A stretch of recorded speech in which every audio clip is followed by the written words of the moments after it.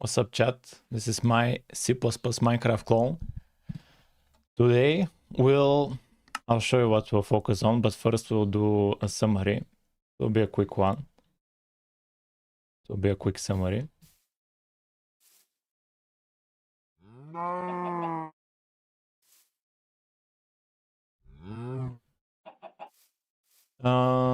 Chat. Okay, chat, this is my Minecraft clone, and well, I'll summarize what happened yesterday. Yesterday, we focused on having natural mob spawning and despawning, and also they have 3D sound. So if you are with headphones and the pig starts making sound, you hear it only from the right. And here, if this pig starts making sound, you'll hear him from the left.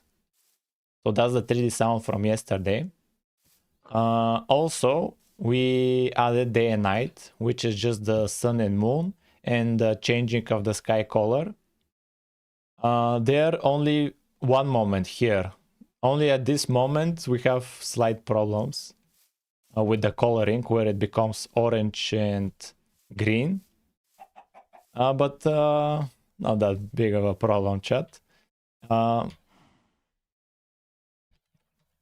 We also have here liquids. We have liquids, we have TNT. Here is the lava liquid. Here is the water liquid. That's cool. And we also have TNT. This is the TNT.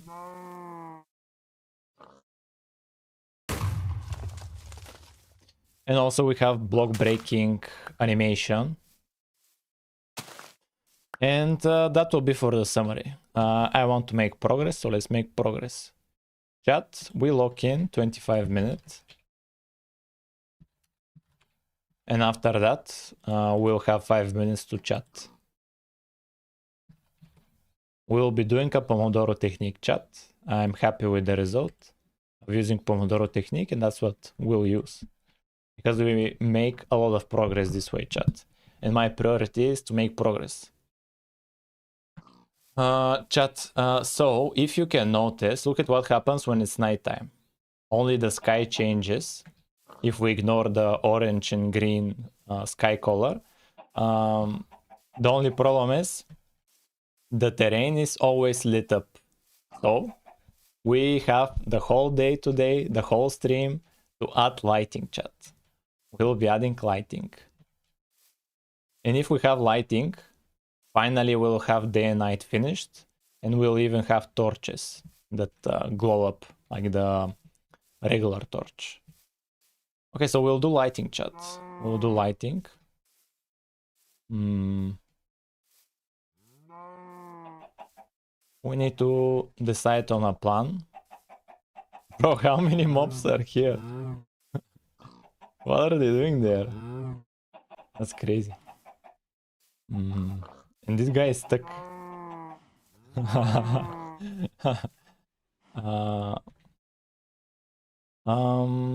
We could right now the world is sped up.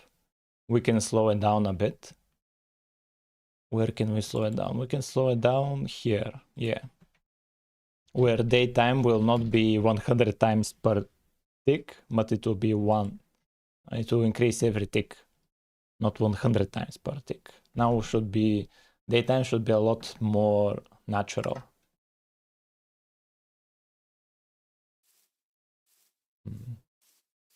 Yeah, here we have sunrise, chat. Okay, how gradually the sun is going up. That's cool. How slowly we're getting a sunrise, the clouds are moving. Yeah, that's from yesterday. They look so funny without animations. We'll do animations. I was actually thinking this stream to do animations, but I think lighting is a bigger priority. We'll attempt lighting, chat. We may even start the day with the sun at the top, to not be there, the sun. Let's start the day with daytime of 6000. Let's start with 6000, so it's daytime. We can even do it 18,000, so it's nighttime. Yeah, this is the brightest it is when the sun is above us. As the brightest is going to be. Chat, we already did once lighting in the Java clone. So I have a rough idea on how to do lighting. The only difference from now is that the world is endless, but in my Java clone, the world was not endless. That's the only difference. And so it was easier to implement lighting when the world is not endless. So that's my only concern. We'll see if we manage to handle it. So we will need to open Minecraft as reference because we need to copy a single texture. For that we need help. We need to get a single texture, chat. Or maybe two textures we'll need. There for the lighting.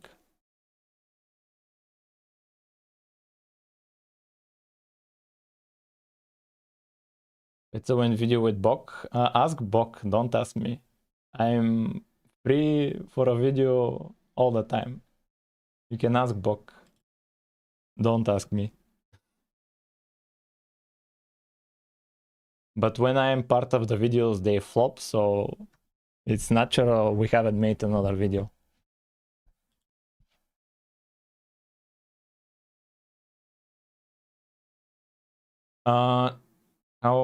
Okay, chat, we're focusing now. We have 25 minutes of focus time. We're doing a Pomodoro technique. After the 25 minutes, you can ask me anything. Sorry, chat, but my priority lies in progressing in the project as fast as I can. That's where my priorities lies. Okay, so chat, right now my goal is to... What's my goal? My goal is to get two textures for the lighting. We'll use those textures to change the color of the terrain. That's what we're going to do. But we need to get them. The reason we need to get them and not generate them on our own is because we'll get the most accurate data this way. So we'll do tick freeze. We'll set time set day. Time set day. I want the sun to be higher up. Time set 6,000. 6,000, yeah, when is the brightest. I want when is the brightest to get the texture. Okay, we got the texture when is the brightest. And now I want now time set 18,000. This is...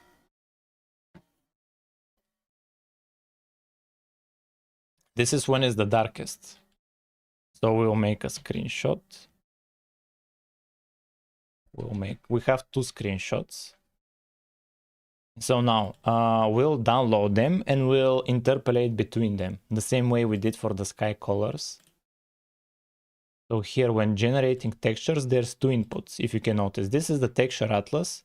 This is one of the inputs, but there is one more texture, is this one. This is for the lighting. And this is what we're going to use. And basically it's two-dimensional.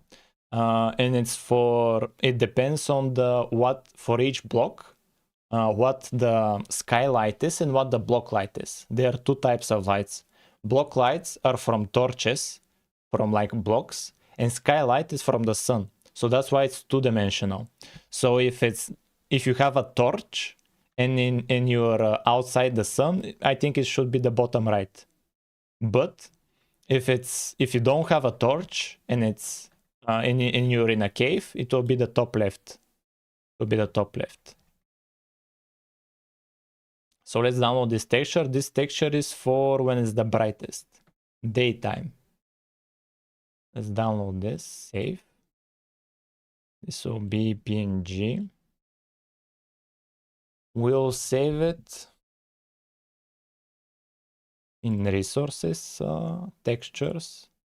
Yeah, we'll save it here. So be daytime lights PNG. Save. This is for the daytime, right? Yeah, this is daytime. And we want for the nighttime, it's the same strategy. So for the nighttime, Look at how much darker the texture is. This is nighttime texture, a lot darker. So we'll download it. Nighttime lights. Download. Save. Okay, we have the textures. And we'll interpolate between them depending on what time of day it is. So we'll go where? We'll go here, textures. Here. I want to look at them. Where are they? Yeah, nighttime. We can open in Aspirate. Like this. Yeah, this is nighttime. And this is daytime. There is a slight difference.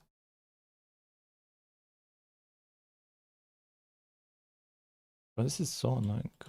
Yeah, look at this, chat.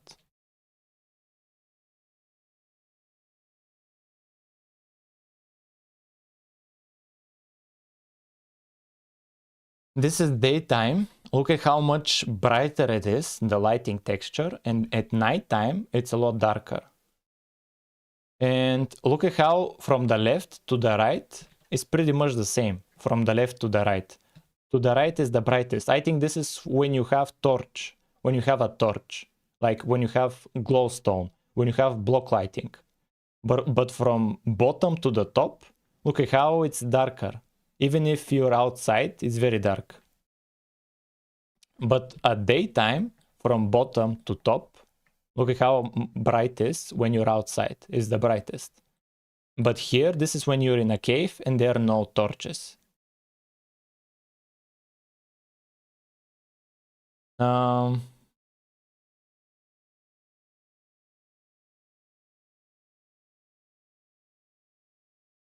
Okay, chat. We have the textures. We need to use them. In order to use lighting textures, we need data. We need data of the terrain.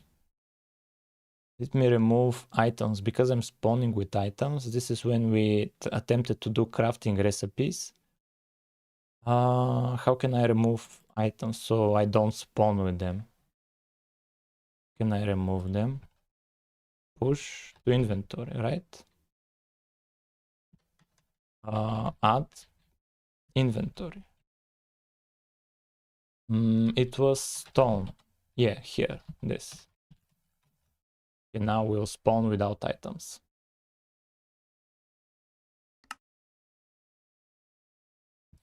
So now, currently, the situation we're in, it's always daytime.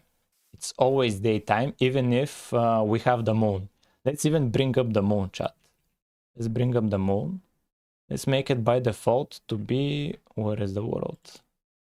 By default, let's have it be 18,000 of the time. When it's 18,000, that means it's nighttime. Yeah, here, chat.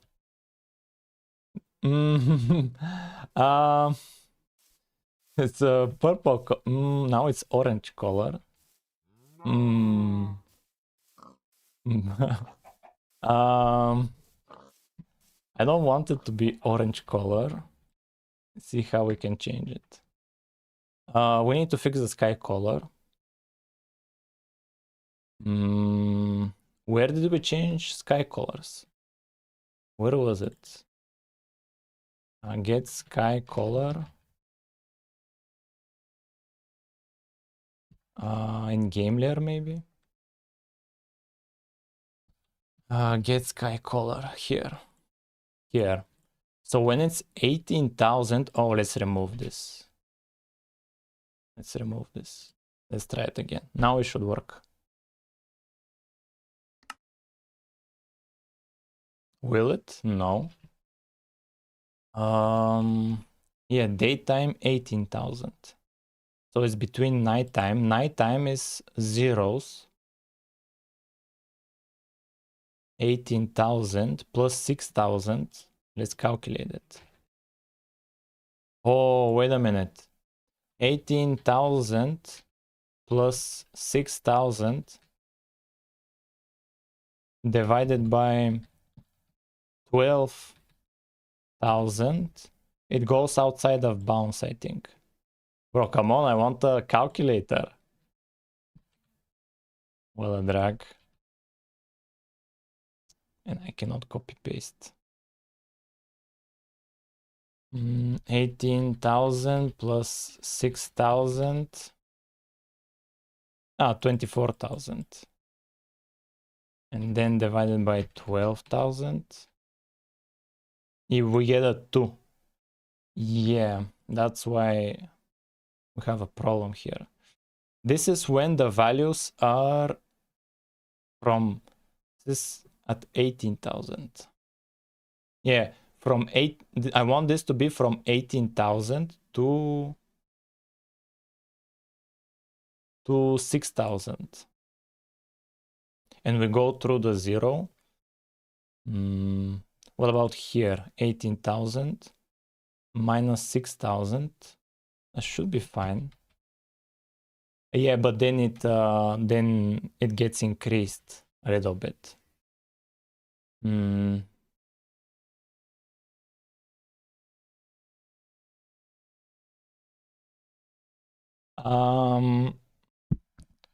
Yeah, we need to fix the sky first. We need to fix the sky chat. Oh, we haven't started the timer. Okay, not that big of a deal. Minecraft sky. Minecraft sky. Where is it? There was a helpful image for the sky. Where was it? Sky. Or daytime. Yeah, here, this image. This is what we need. The problem is that from 18,000, it goes to 24,000 and then it restarts.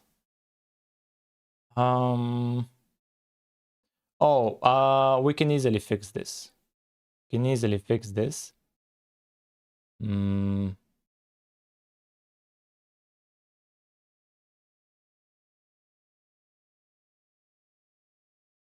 can easily fix this, I think. We'll just have a color here for 24,000. We'll have a color.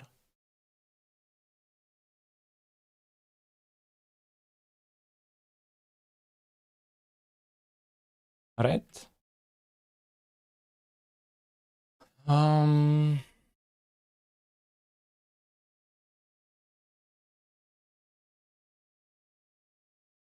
Yeah, let's calculate the value. But it would be annoying because we would have to do it for many other things as well.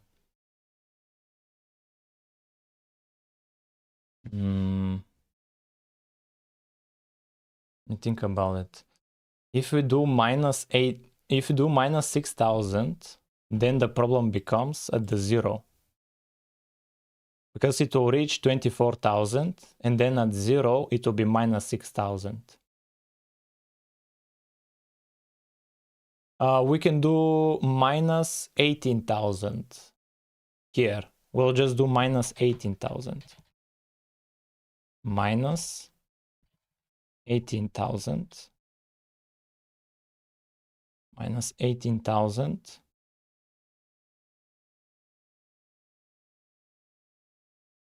Yeah, that's the maximum value. Yeah, let's see what do we get as a result.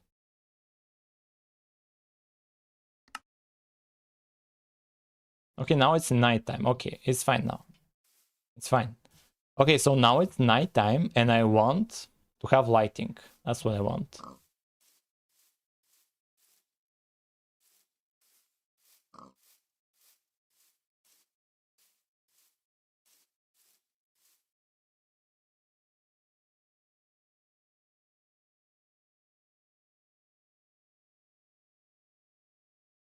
Let me change the thumbnail as well. What's up, Alex? Yo, Alex, how have you been, man?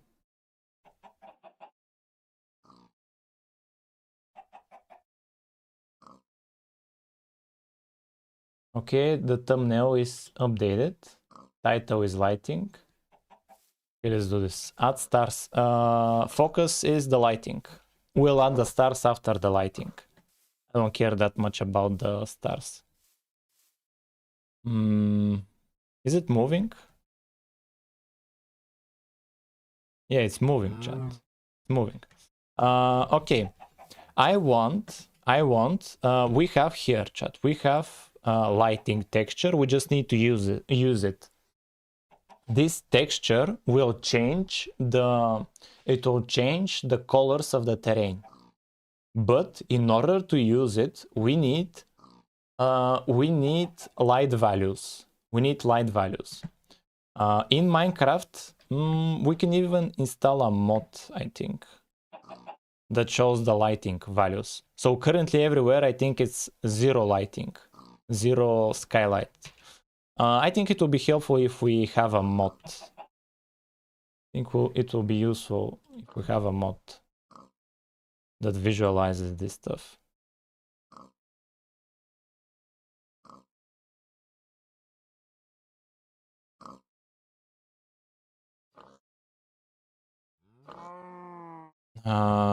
Let's restart.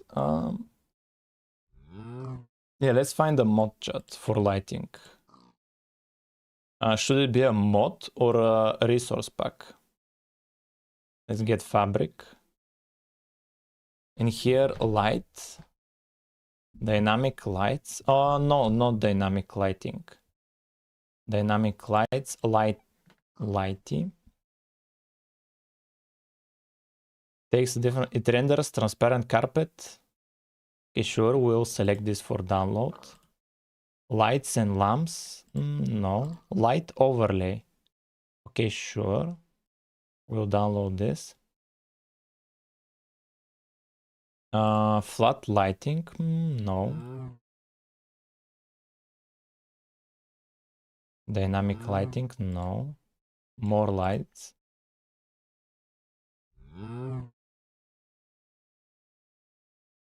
Okay, we found 2 mods that show the light levels. And we download them. Okay, done. And what else? Let's also download the resource pack just in case. Full light. Light levels. Select for download. Better lights, no.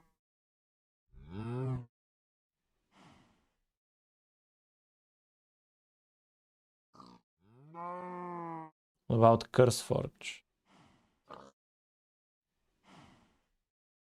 Nothing in CurseForge. Review and confirm, okay. And about the mods, I think we didn't look at CurseForge. Light levels. Yeah, it's fine. Okay. Okay, let's launch it.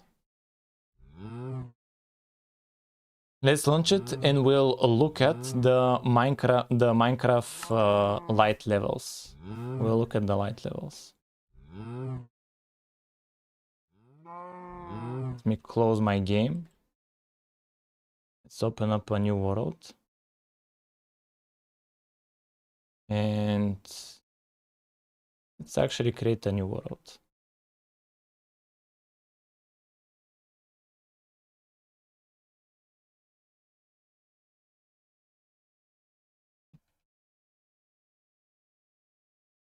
But we need to create it in creative, chat. Creative. Nice. Okay, let's visualize the light levels. How are we going to visualize light levels?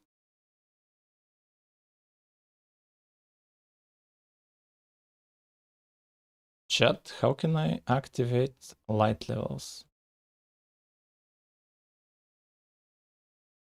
Oh, here, overlay on.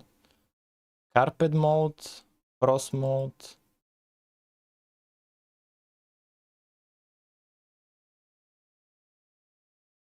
Done. Overlay statistics.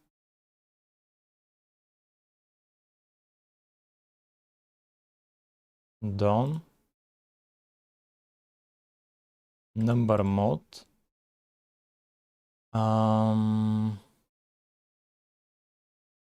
Okay, these are the light levels, chat. These are the light levels. The number at the bottom is the skylight. When it's 15, it's the brightest. The number on top is the block light. So if I get out torch or glowstone, if we get a glowstone, look at what happens, chat. Look at how here the level at the top is a higher number. This is the block light. And so Minecraft uses these two numbers to determine which color to pick from here. And so if both numbers are 15, it will pick the brightest number here. And so everywhere will be very bright. But in a cave, when everything is 0, it will be the bottom left number. So these two numbers are coordinates in the lighting texture. That's how Minecraft does it. And that's how we're going to do it. But we have one thing we need to solve. We need to calculate these levels, chat. We'll focus just on the skylight. We'll ignore the one at the top. We'll ignore the number at the top. We'll focus only on the skylight. And look at how here it's 13. Here it's 13 because we have here something that is between the sky and the ground. That's why it's lower number. And also one thing for the skylight. Look at how the brightest is 15. And do you know what happens when we start digging down? Let's say here, chat. Here, it's 15. Look at what happens if we dig down. It continues to stay 15, no matter how much we dig down. It continues to stay 15. Only when we go to the sides, that's when it lowers. Here is 14. Because here at the top we don't have anything. So when the skylight reaches here, it needs to start spreading in a flood fill algorithm. And it spreads with a lower number here. And it will spread first all of the 14s. And then all of the 13s. And then all of the 12s. And here it becomes darker. Bro, what did we found here? What's this? Interesting. But it's messing up my examples.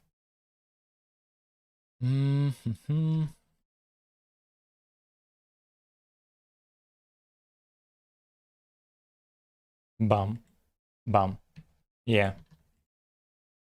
Yeah, look at how here it becomes darker and darker.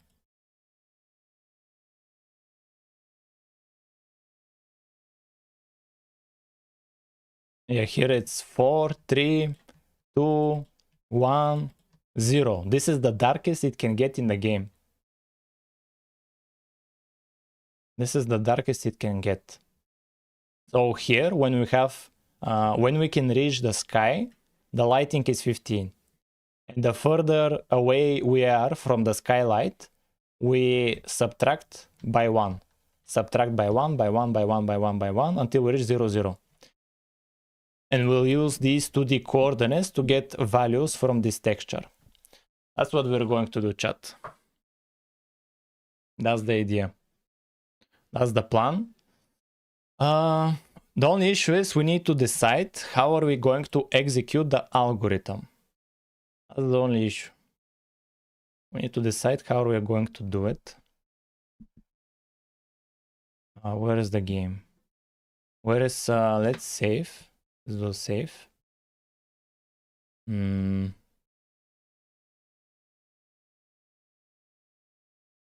Nighttime default spawn and slow normal daytime movement. So what's the strategy? The strategy is simple. Where is Excalibur? Here. Here. Let's say this is the terrain. Let's say this is the terrain. And here we have the sky. And here we have the sky. This will be a green color. And we'll just go from the sky downward. We'll go from the sky downward and we'll set the sky, the lighting to be 15s. And when we reach here, additional terrain like this, if we reach additional terrain, we'll stop it here, chat. We'll stop it here. This will be the algorithm. When a new subchunk gets generated, this will be the algorithm.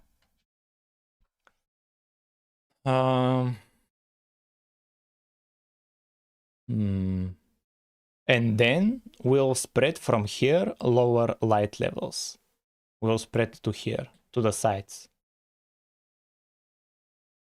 One issue is we're dealing with subchunks, and so it's possible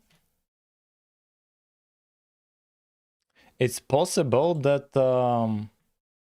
here this subchunk gets generated, and then the one at the top. And we need to start from the sky downward. We need to start from the sky downward.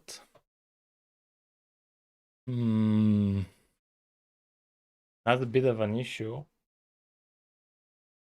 How are we going to handle this, chat? We could. One idea is that I have is to wait an entire chunk to load in. That's one idea I have. To generate lighting, we can wait until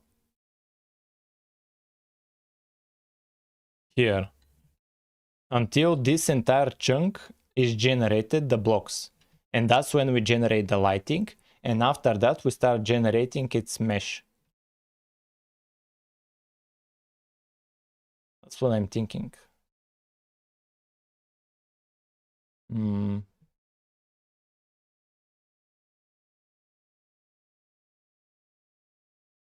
The problem is we would have to synchronize the mesh generation with the lighting, because currently the mesh generation doesn't care about the lighting. It doesn't care. I could have it be part of it. It only recalculates after block updates.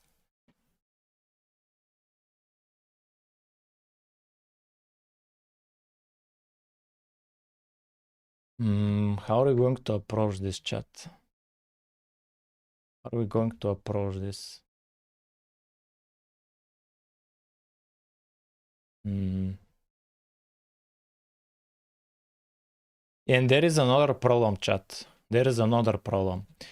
Let's say here, let's say, oh, come on, man. Let's say this entire chunk, we wait for the chunk to generate. Let's say we wait for the chunk to generate. The problem is, this is the problem, chat. Let's say we wait for this chunk to generate and then we generate the lighting for it. The problem is that, let's say the lighting from the top reaches the bottom and it spreads out here everywhere, but we don't have the neighboring chunk, so we do nothing there. And let's say finally this is done and we switch to this chunk.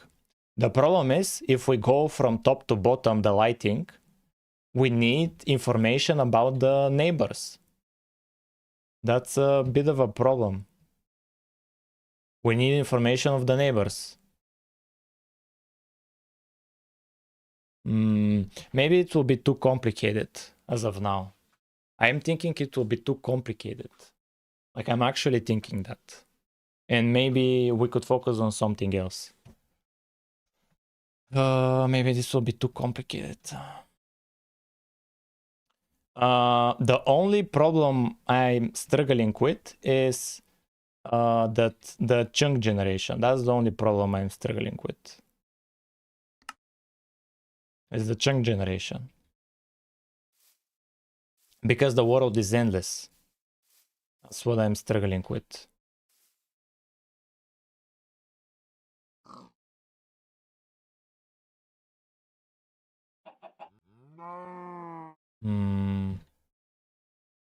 Are we going to do lighting, chat?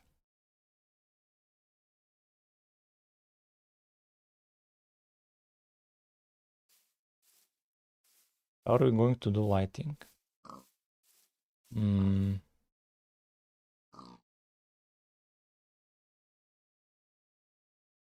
me think about it, chat. We can do it in multiple passes then. Okay, we can do it in multiple passes. So let's say a single pass for all of the chunks, where we go from the top to the bottom. We'll go from top to bottom just for the skylight. That's 15.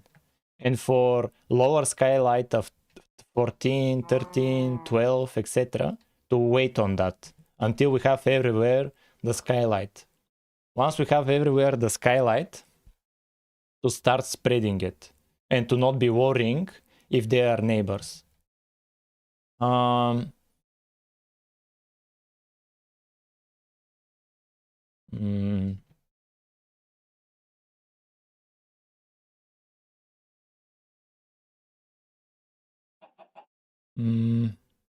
Yeah, we'll have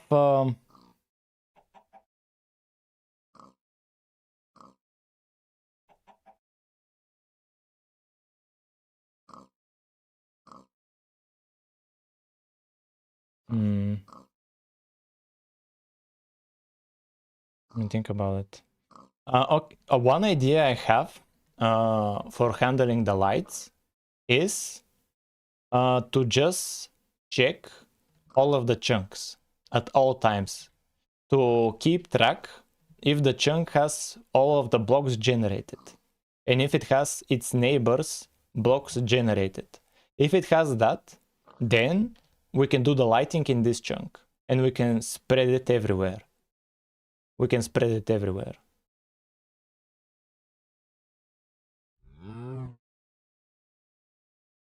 Or two passes. We'll do two passes. Once a chunk is ready, what I mean by ready?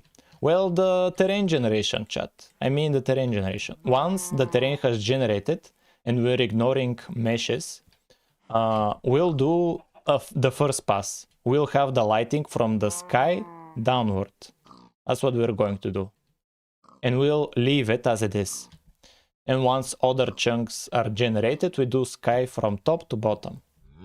And only then we'll do a second pass that goes through the chunks. And if a chunk has the skylight and all of its neighbors have the skylight, even this neighbor, chat, even this neighbor, if all of the neighbors have the skylight, then we will spread it. Only then we are going to spread it. And the reason we're doing that is because, like right here, chat, it's necessary to be impatient and start spreading the skylight immediately. Because here, look, we have, we can reach the sky here. And so if we have gotten here skylight and started spreading it to neighboring chunks, that will be very impatient. Because in the first pass for here, we would have reached this to be 15. Yeah, that's what I'll do, chat. That's what I'm going to do. Okay, so the only thing we need... Let me close the game because the cows are annoying. And I'll open a notepad. This is what we need, the goal.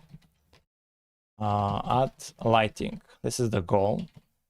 And to do, we want able to check if chunk has generated blocks. We want to also init skylight from sky to terrain. We also need to able to check if chunk has initialized skylight, and then we want to spread skylight. Then we want to spread the skylight. That's what, yeah, that's what. And if we do this, we will have lighting. We'll have skylights if we do all of this. That's what I've decided to do, chat. How much time do we have? Yeah, we have 1 minute. Okay, we managed to brainstorm pretty quickly one approach. It's not the approach, it's not the best approach, but I want to try it out. The only slowdown that we could experience is for generating the chunks. That's the only slowdown we will experience. It will be slower to generate chunks. But that's not that big of a deal. Let me think about it.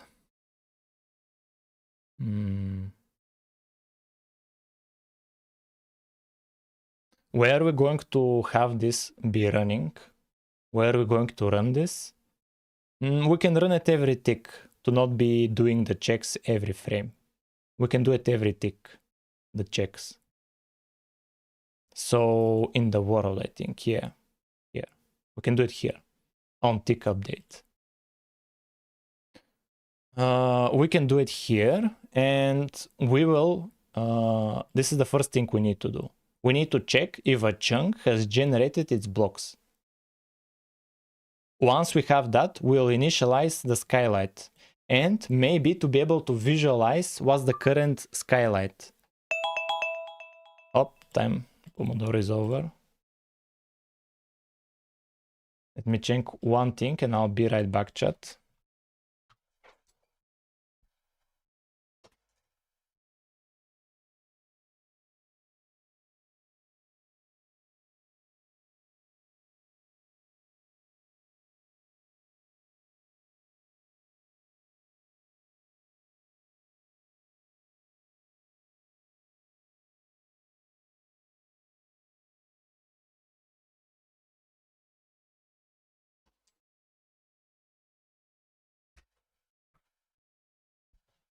Okay, chat, you can ask me anything you want.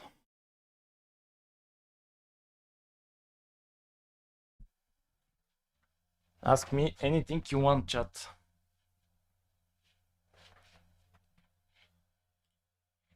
You have 5 minutes.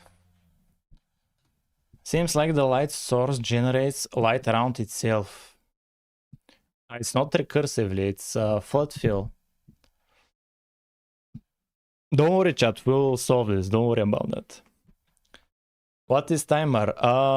Is timer for us to chat, and after 5 minutes I log in again.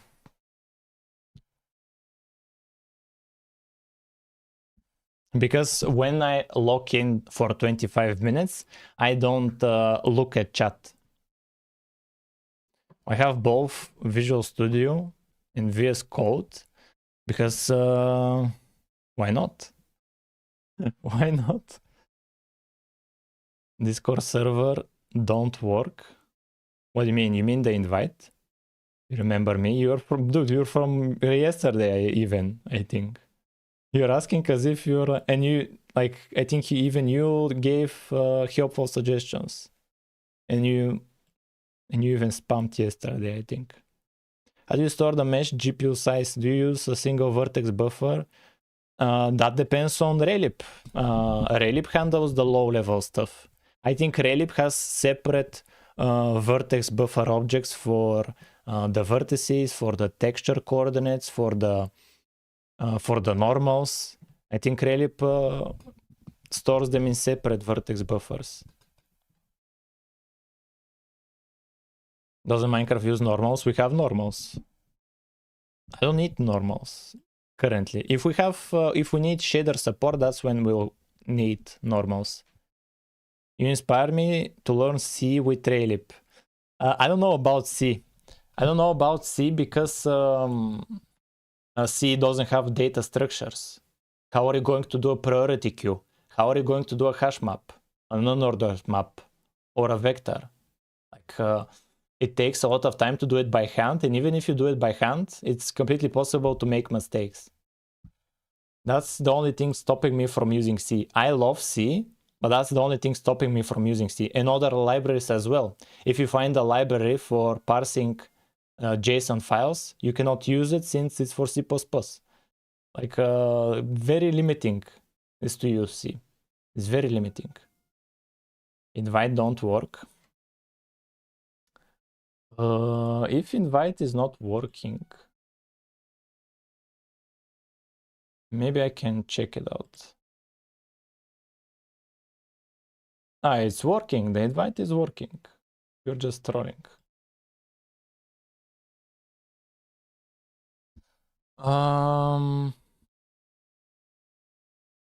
Colored lighting. I don't care about color lighting. What's the best feature change you made in your clone?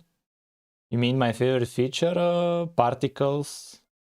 Particles is one of my favorites. If not C, then what? C++? You can do C++? And you can ignore the complicated, all of the unnecessary features, you can ignore them, which is difficult to do. It's difficult to do. Where can I see full version of the code? I don't need my computer, you need access to my computer. You build hash map in C++, hash map build, that doesn't make sense. What's the best feature or change you ever made? I already mentioned that. We're gonna get an optimization stream. We'll have not just one stream, we'll have multiple optimization streams, but that's not the goal now. The goal is to implement as many features as possible, because if we start optimizing early on and we try to add new features, the optimization will set us back a lot. We'll just do as many features as possible. How's the clone going? It's going good enough. Waiting for integration with Java server. You'll be waiting for a while. You'll be waiting maybe for 2 years. For lighting, base it of the sun's no. How do we get that access? You mean to my computer? Okay, we need to log in. We need to log in, chat.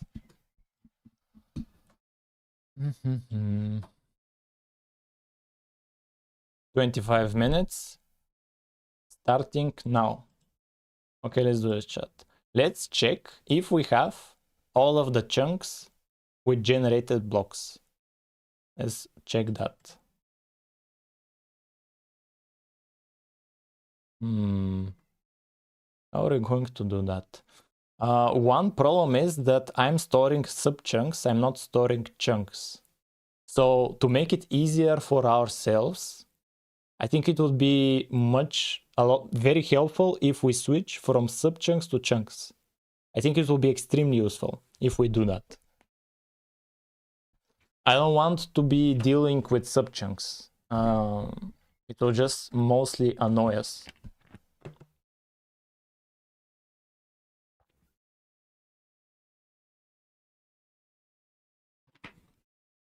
Chat, let's create a chunk. Why not?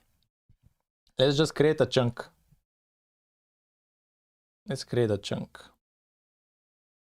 Here we have a subchunk class. We'll just create a chunk class. Why not? Why not? What's the worst thing that can happen? Let's create a chunk, chat. A chunk header. And we'll do a chunk CPP.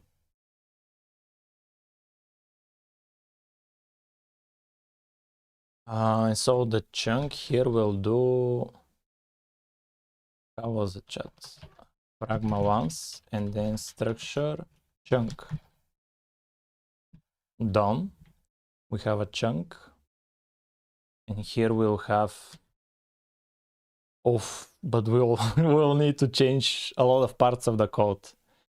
Can we avoid doing this? Why do we need a chunk? Why do we need it? Because it will be easy to check if a chunk has generated, because it has access to all of its subchunks. Because right now we have just a pile of subchunks. They're unordered. We will need to go through all of them.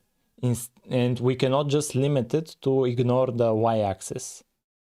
We cannot limit the y-axis.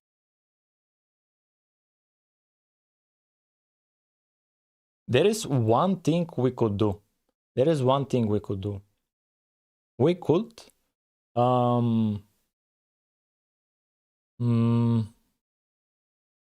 we could keep it like this, because we would have to change a lot of code, if we introduce a chunk right now. We could do it a bit different.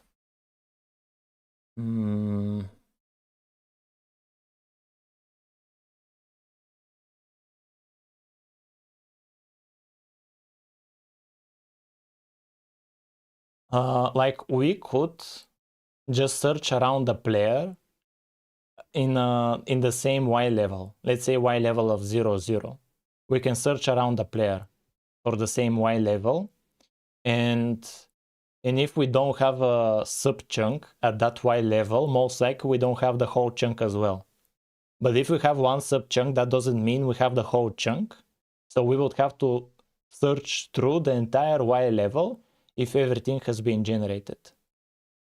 If instead we're doing chunks, the logic would be pretty much the same as well.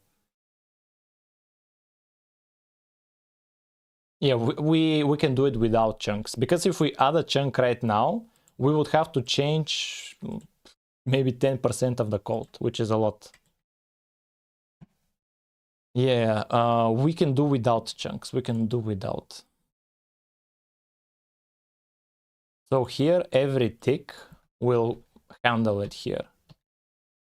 We'll handle here lighting. Should we do it here? We can do even the generation of subchunks as well. Think about it. Where is the game layer? Layers, game layer. Do we at any point iterate over the subchunks? On update, do we iterate over them, chat?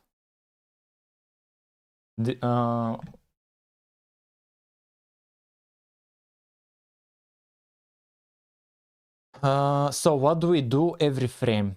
We check if we're pressing the R key, the F4 key. Yeah, this is key presses. I don't care about this. Here, this is for the rain. This is for animating the atlas, the texture atlas. This is for particles. This is for particles. This is for the fog. This is key presses. This is moving the player. This is F5.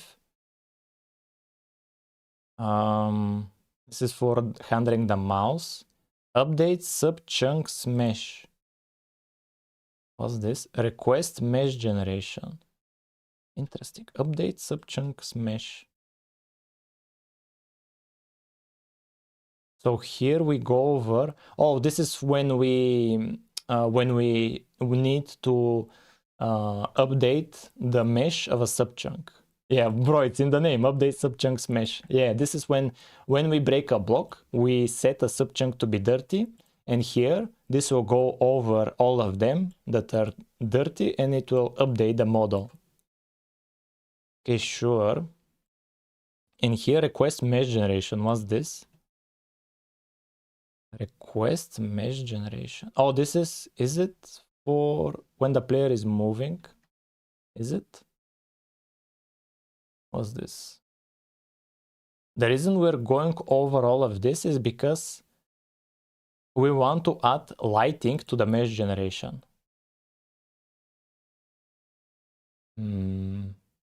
Okay, we will need these ones here. Need this. We need this. We'll move it to the world. We'll move it to the world. And what's this? This is for, what's this? This is for spawning blocks. Yeah, this is for when we create the trees, when we create structures. We don't care about this. And this handles generation of mesh request. This is when we generate a mesh. Yeah, generate model. Yeah, because we don't do it in a single frame, we do it in multiple frames. This is when we move outside of the current world. And what's this? This is for unloading, right? Yeah, this is for unloading them.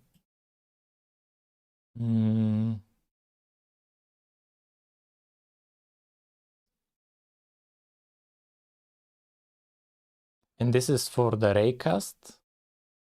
This is, what's this? This is for left and right click. This is for, what's this?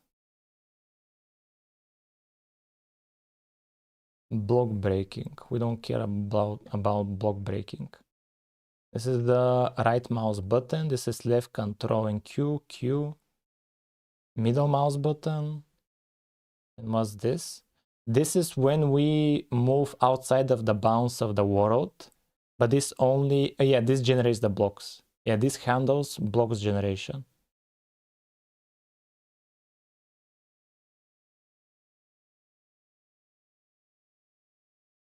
And this creates a request to remove a block. And where is it? We should have a request for generating a block. Yes, should remove false, schedule for remove. Generate blocks.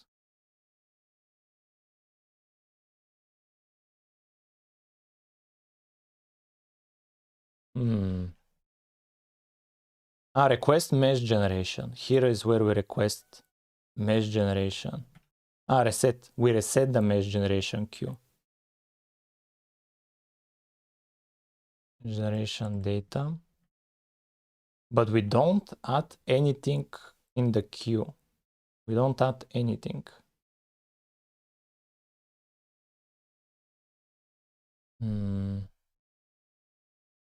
Yeah, we go over all of the subchunks.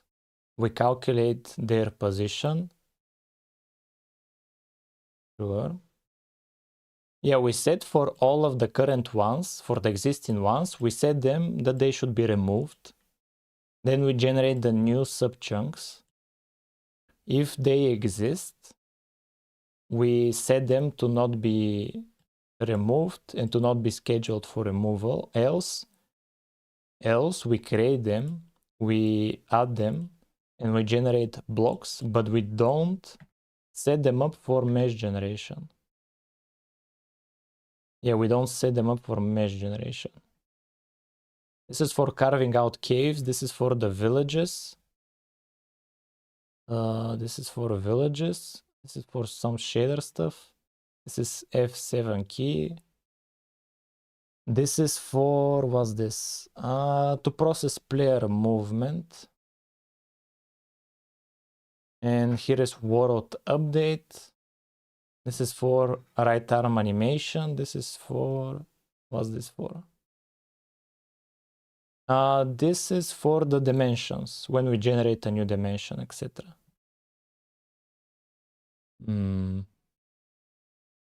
Okay, so we found only two functions that deal with the mesh generation.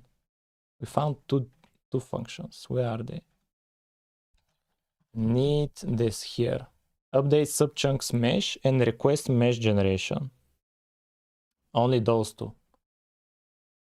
Update subchunks mesh. Oh, this is for the dirty ones. We don't care about this, right? Yeah. Okay, so only one is what we care about. We care about this request mesh generation, and this is depending on the player position and the mesh generation data. What's this? Mesh generation data. Oh, this is for just having a timer so that we don't instantly generate something new if the player is moving very fast when flying.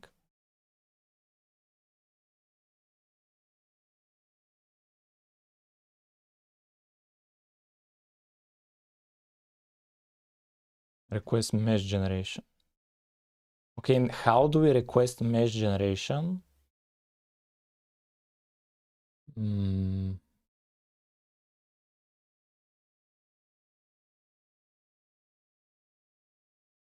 Yeah, here, generate mesh on y-axis. Mesh generation data. Yeah.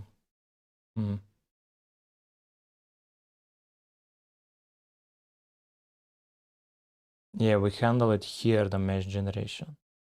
Yeah, we go over the y-axis from, we start from top to bottom, from the world height downward. We calculate the subchunk position. We search for it. If we can find it, we request subchunk mesh generation. Oh, this is where we request mesh generation. We do it here. How much time do we have? 11 minutes.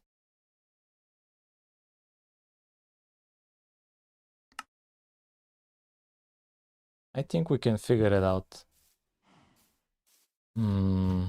Yeah, that code that we saw is this, where it prioritizes around the player.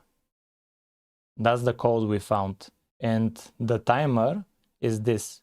This is the timer, where it waits for the player to stop moving.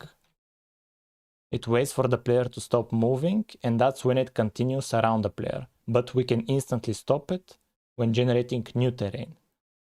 And we need to figure out how to handle the lighting in this scenario. We need to figure out how to handle the lighting.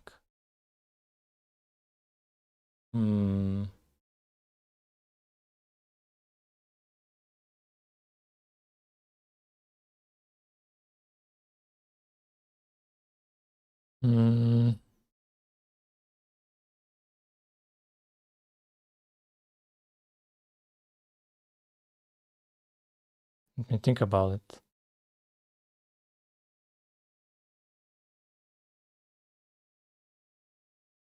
How are we going to handle the lighting? Because we need to store data for chunks. It will be extremely useful if I have chunks, extremely useful. The problem is, if I add chunks now, it's too late. Because we will need to change a lot of places in the code. And it's possible we can think of an alternative without chunks for generating the light. Think, Mark, think.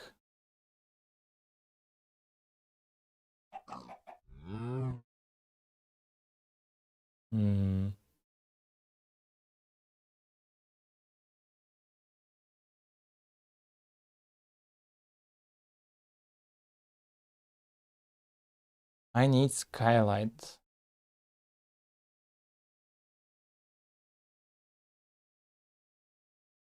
I need skylight, think mark. There is one thing we can do. We can shorten the world size. Just to make it simpler and to remove this functionality. This will make it possible to do it. If we remove this. It's cool, but it makes it too difficult to also have this in lighting.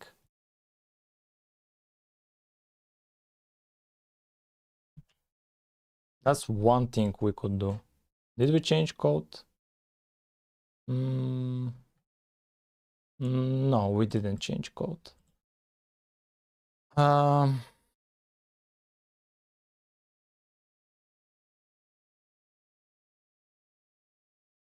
Let's lower the... maybe to lower the size of the world. Just so it's easier. Handle. Where is the... in globals, I think.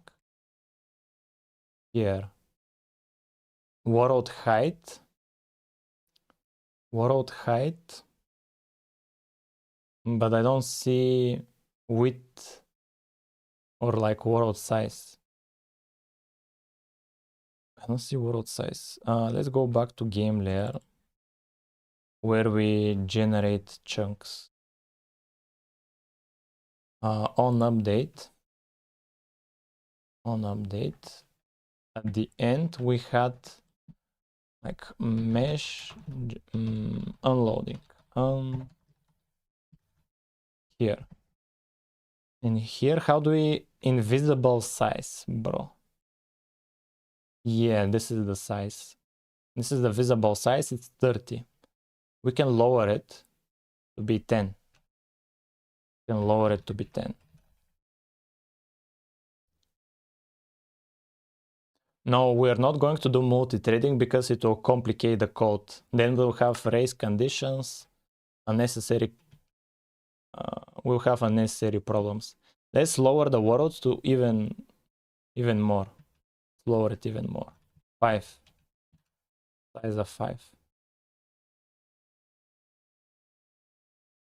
We're not searching for efficiency. We're searching for adding a feature. Bro, it's so much faster when it's... Bro, look at how smooth it is now. Bro, how much smoother it is when I lower the... Yo! It's so much cooler like this, chat.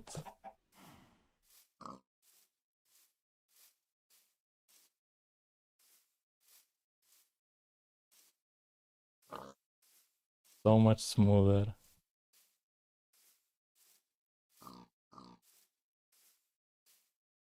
Yeah, that's cool, chat. That's cool.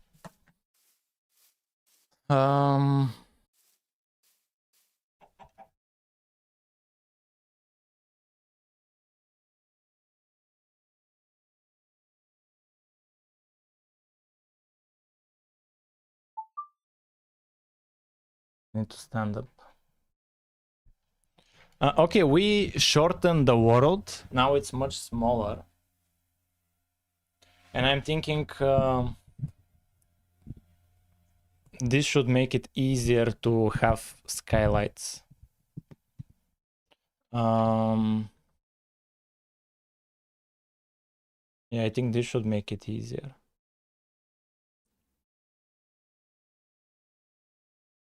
Oh, the pig fell down.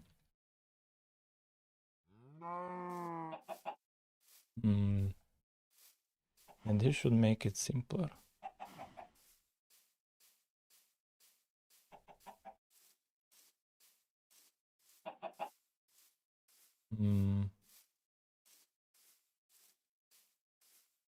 Yeah, and we'll remove the complicated function.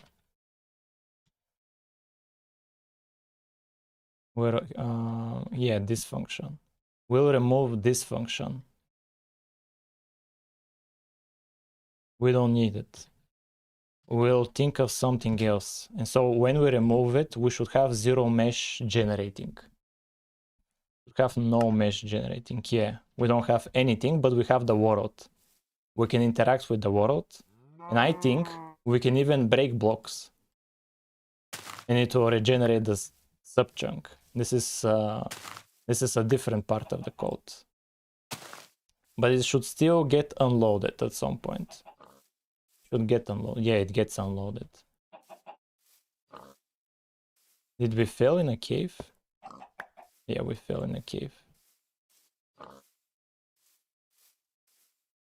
Okay, we removed the part of the code that requests mesh generation. We removed that part of the code. We want, before we request a mesh generation, to calculate the skylight. That's what we want. And we'll do it in the every tick. Every tick will be checking around the player.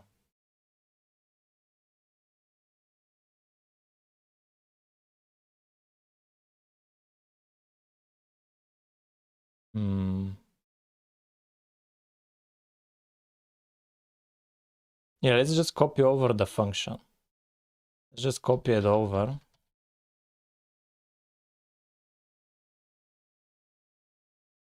We'll have it be in the world here. Where is the on tick? Yeah, this runs every tick. Let's have the function be here. This will be the world.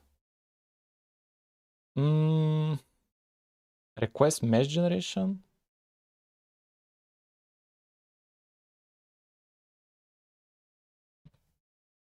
Yeah, let's call it this. It's fine.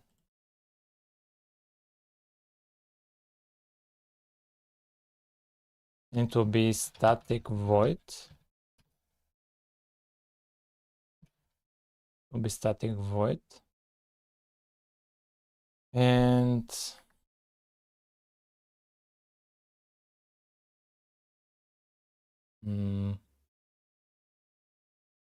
origin.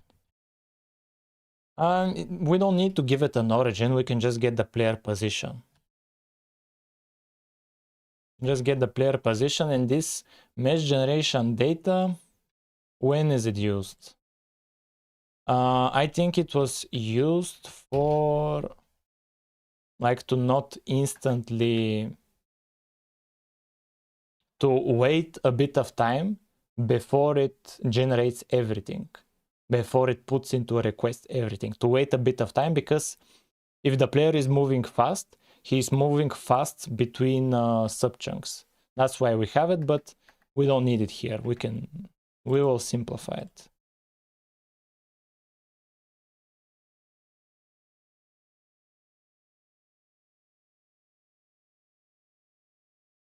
And let's remove it here. And we don't need, let me think about it. Yeah, we'll call this function here. We'll call it here. Request mesh generation. So now,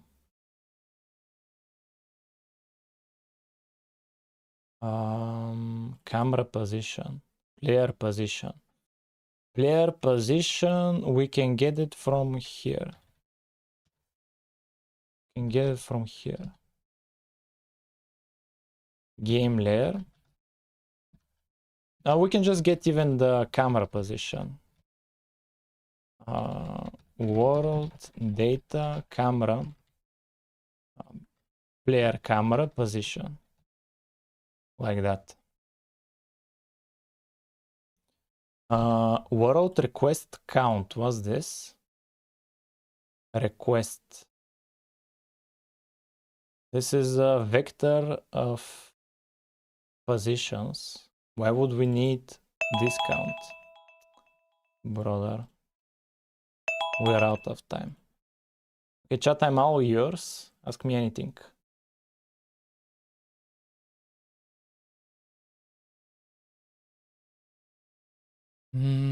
What are you working on right now? We're doing lighting.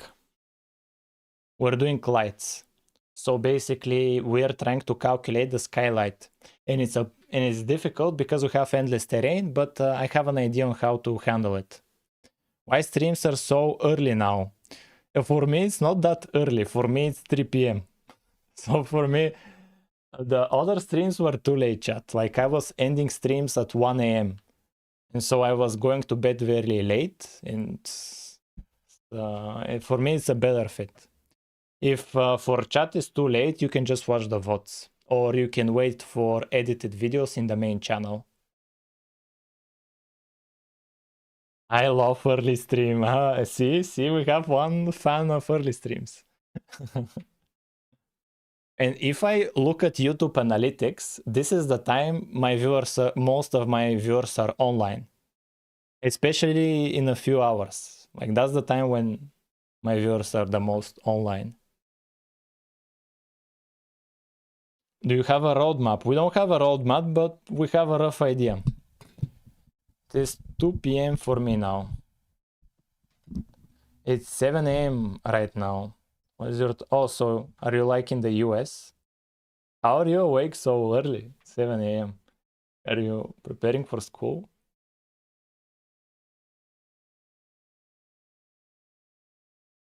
I don't care about GTA 6. Why would I care for GTA 6? Like my favorite GTA is San Andreas. That's my favorite one. I haven't played the new ones. Early streams are better, I'm just surprised. Why stream so early? Streams are not early. This is 3 p.m. This is not early. Bro, I would have done them even earlier. I would have done them even an hour earlier, but it's fine.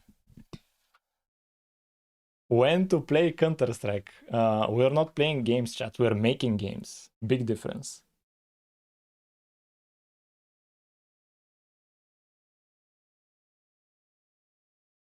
Chat, we have 2 minutes. Ask me anything. Use this time because soon enough we start the Pomodoro to focus again.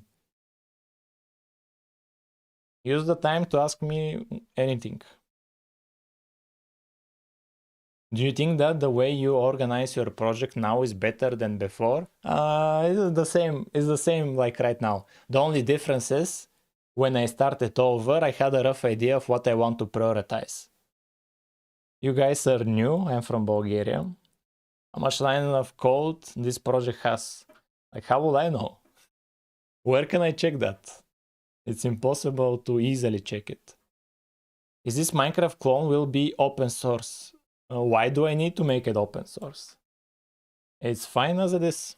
Making Counter-Strike C++ clone. We'll see, chat, we'll see.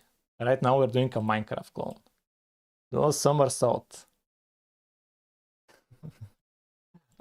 Bro, we're not doing GTA 6 clone. I don't have the assets. If you can find me the assets with all of the animations, we can do it. I cannot clone a game without assets. Like, I'm not an artist, I'm not a graphics designer, I am just a programmer. If I don't have assets, I cannot do it.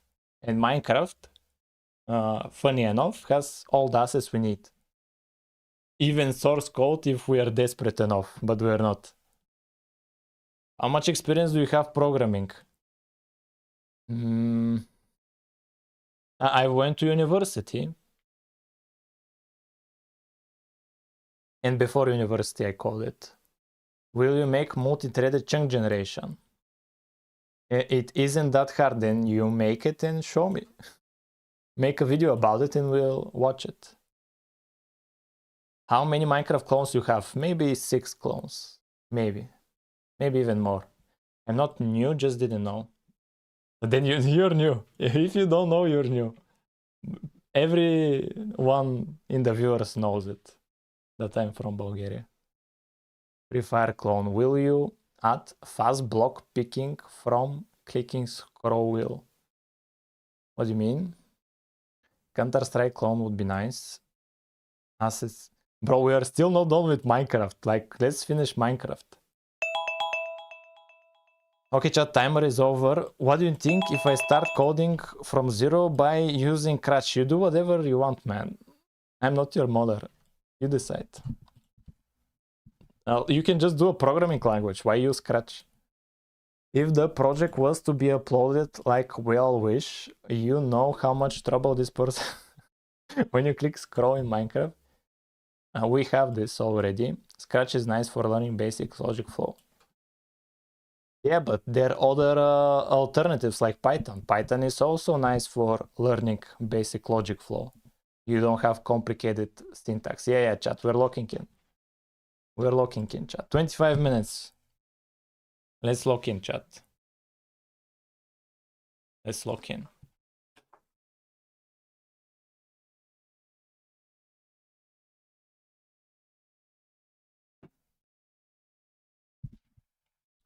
We're changing the way we are generating the mesh because we want, before we generate mesh, we want to calculate the lights.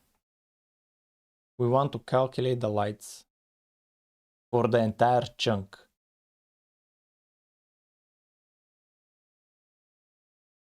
Actually, we can leave out the code as it is.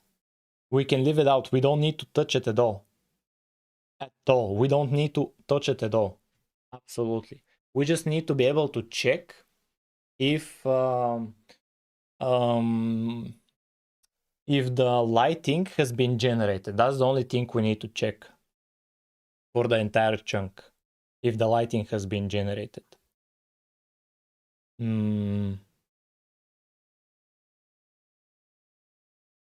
Where are we going to store data for a chunk that lighting has been generated?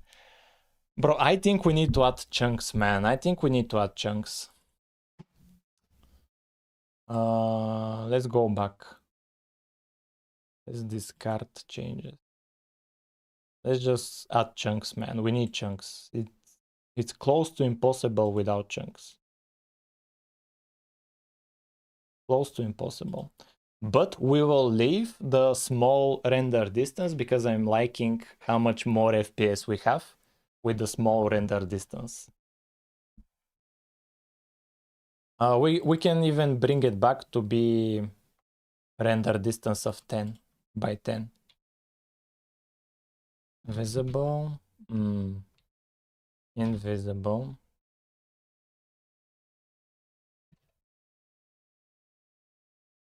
Where was it? Where is this? Yeah, here it will be 10 by 10. The world size. Before it was 30 by 30. It's fine like now. Okay, let's create chunks, chat. Let's create chunks. Let's create chunk header. Let's create chunk CPP. This will be pragma once chunk.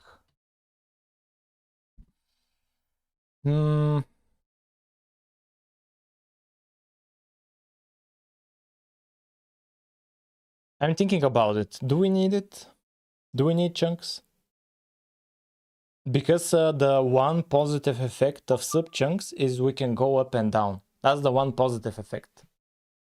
And my only problem was that we do not store anywhere the data. We don't store the data anywhere. We don't know. But I'm still thinking it's possible without chunks. Because the only thing stopping me was that we cannot store anywhere the data. If we have a chunk, we can have here a boolean. Like if we have generated lighting. If we have generated skylighting. And only then to generate the mesh. Only then. But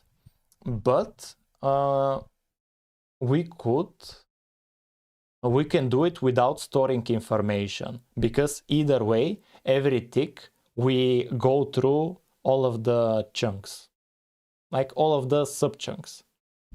We go through them, and for each one we can check individually if they have generated skylight, and only then to generate for the entire chunk the meshes without storing anything. We'll just be checking it constantly.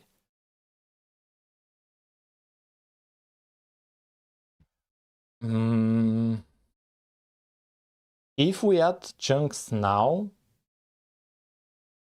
everywhere where we have interacted with subchunks, we will, okay, how much have we interacted with subchunks? How much have we interacted with subchunks? Bro, look at how much code we have for subchunks. Almost 300 places we have interaction with subchunks. 300 places. We will have to change 300 places if we decide to have chunks. That's a bit of a problem. Yeah, for example, here, we iterate over all of the subchunks.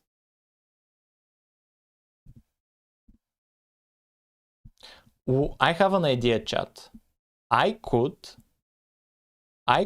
have this be as a to-do list for when off-stream. Off-stream to switch to chunks and then to continue with this.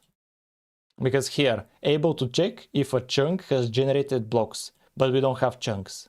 I could off-stream switch from subchunks to chunks and to use the time we have to implement something else. That's one idea I have.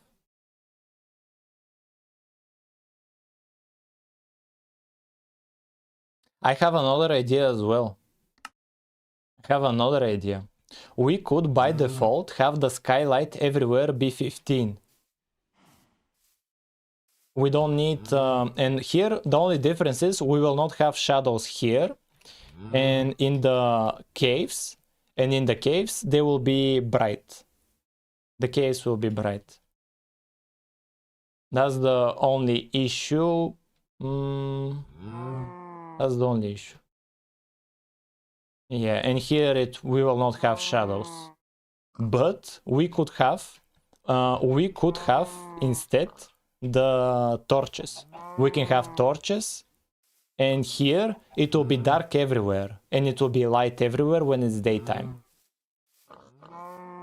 Yeah, I like this approach. I like this approach. Yeah, we'll set everywhere to be block light of 0 and skylight of 15 everywhere. That's what we're going to do. Everywhere it will be these values, so that we can start focusing on using the lighting texture. Yeah, I have decided, chat. I've decided.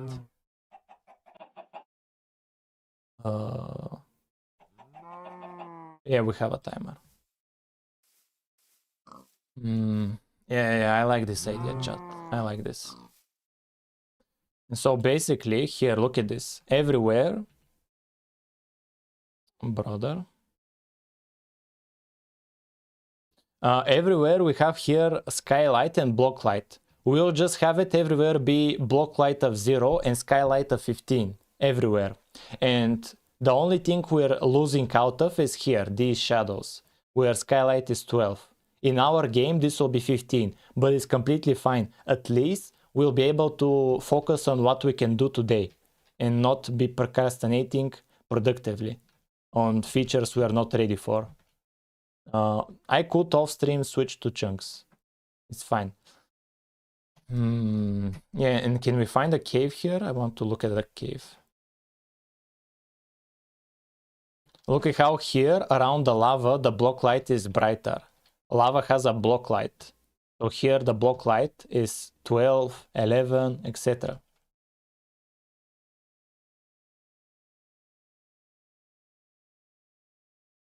Do we see a cave? Yeah, and we will not have this, chat. Look at this. This is the end goal, but we are not ready for this. This is the end goal. Where in my game, everywhere will be a value of 15, but here it's 2, 0, 5, 6, 8, 13, etc. Everywhere will be value of 15. And in a future stream, maybe we'll have dark caves, but not right now. We're not ready for that. Let me think about it. And where are we going to store the values? Where will we store them? The block light and the skylight. Is it in the air blocks? So the air blocks have block state, maybe?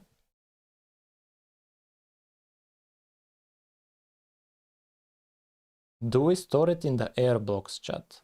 Okay, let's see how much RAM we use in this version once everything generates. Okay, how much RAM are we using? 300 megabytes, and this is for when the world is a bit smaller. Around 300 megabytes. Let's add block state to every air block. Let's add block state.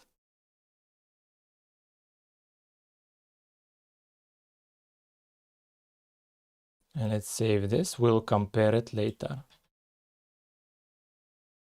We'll compare later. Like this. Without air block state. You cannot use air for light, because what if you have a hole with slabs and light can pass through it? Okay, let's see if it passes through in Minecraft, chat. Let's see if it passes through from... no, we can do it easily. We'll just have the slabs be see-through, and it will just pass through it. The air block, it will just pass through it, it's fine. But then we are not saving it there. Then we're not saving it there. No, it's fine. We can easily solve it. We can easily solve it. But let's just temporarily do a test. Here it's dark. It's dark here. And let's have a slab. Let's have like this. And let's see if light passes through. Yeah, light is passing through. Yeah, so for this, it will just continue from here to here. So there it will be, how much is it there?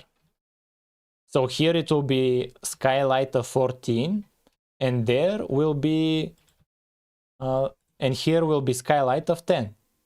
We're just skipping past this block because it's see-through. The same way for glass. Slabs and glass will be the same.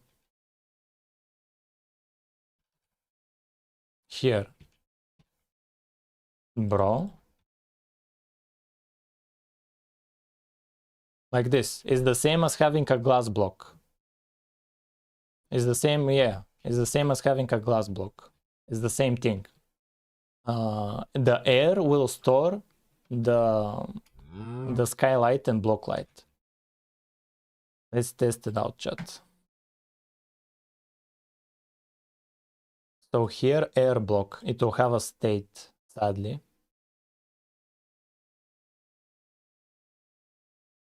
State.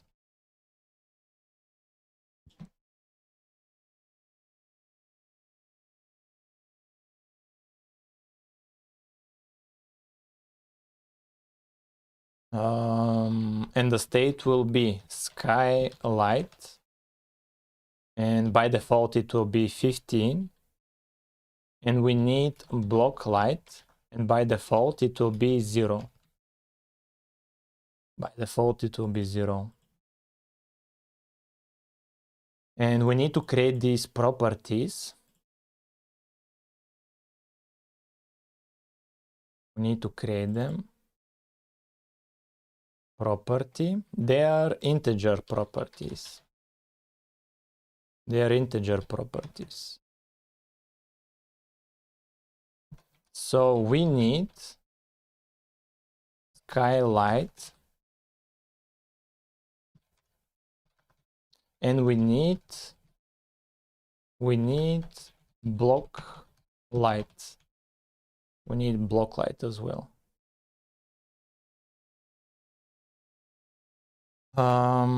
Let's actually parse them through from the JSON files.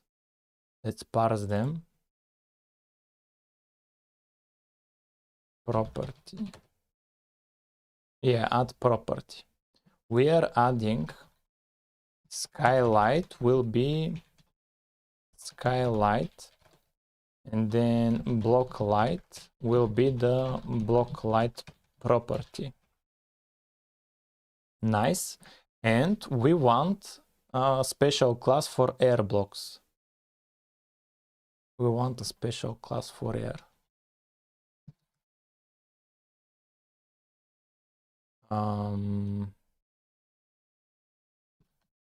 Air. We don't want generate mesh. We don't want onTick update. We don't want update collision boxes. We do not want that. We just want to have the class. And we need the block factory to update it here.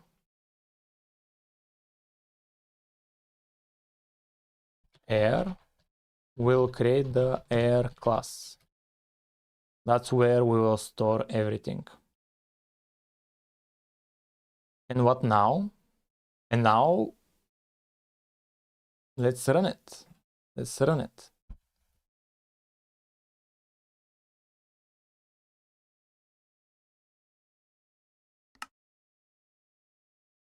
Okay, and how much are we using in terms of RAM? Oh, it's the same. Bro, no difference almost. When every air block has a block state. Hopefully they have a block state. It's the same. 300 megabytes. That's interesting. Let's actually do an experiment. Let's make them targetable air blocks.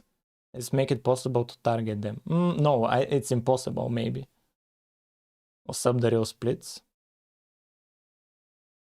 Okay, so now let's use the data. we need to use the data based on these textures. We need to use the data. And how are we going to calculate it?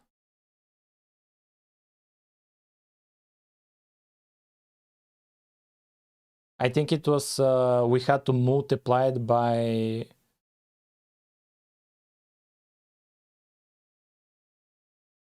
Let me look in my Java clone chat. What did we use? Lights? Or like quad, when we generate quad.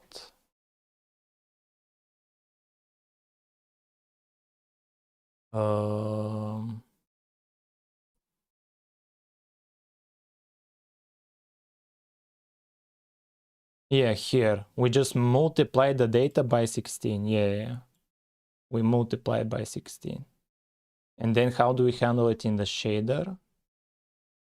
In the shader, terrain, fragment shader. Or maybe it was the vertex shader. Yeah, it's UV2. No, yeah, UV2, it's a vector 2. Yeah, and we divide by 256 to get the coordinates.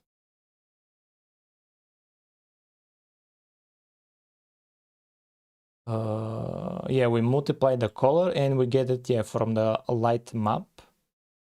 We clamp here.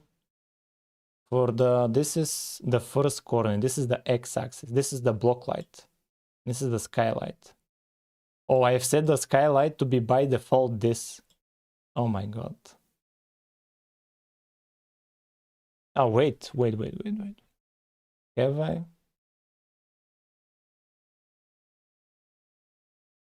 Clamp. Oh no, this is the entire vector.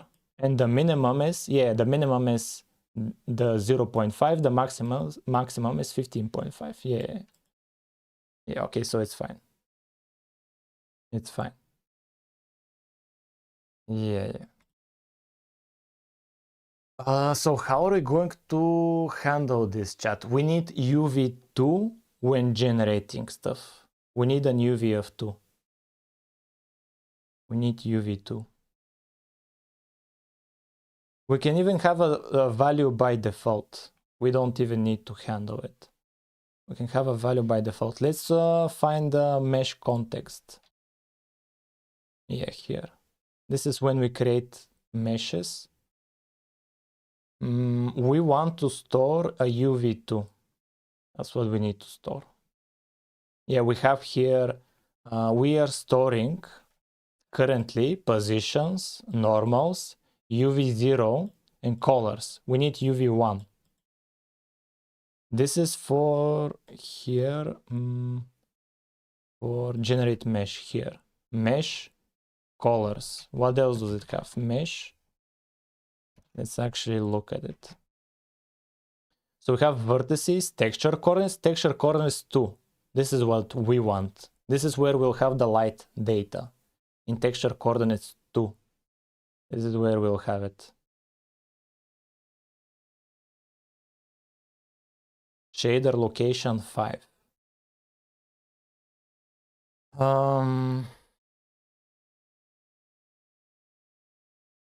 And where, how do we generate stuff? How do we generate? Where is it? Where do we generate? We generate, where was it? Generate model. And here we have, yeah, mesh context. Sure. Mesh context. And we generate mesh. Okay, so here is where we need to handle it. Interesting. I'm so thankful I created a wrapper around mesh generation, because now we can easily change it. We just need to add here UV1, and here we need to do UV1,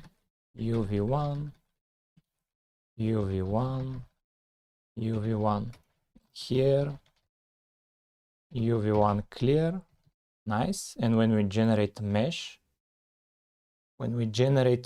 we'll do text coordinates. We'll do text coordinates 2.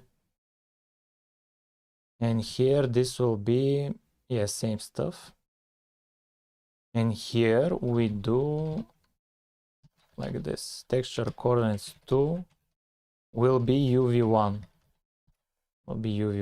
And that's it. Okay, we have space for this. We have space, and what now? Now we need to fill up the X and Y. The X will be block light, the Y will be skylight. We'll set them by default here. By default, they will have predefined values. They'll have predefined values to be, this is the x-axis. This will be always 0. So be always 0 times 16. And this will be 15 times 16. 15 times 16. 240. 240, 256. Yeah, let's leave it at 15. Let's leave it at 15. And now what do we want now? We need to change the terrain shader to use the texture. And here let's load it up.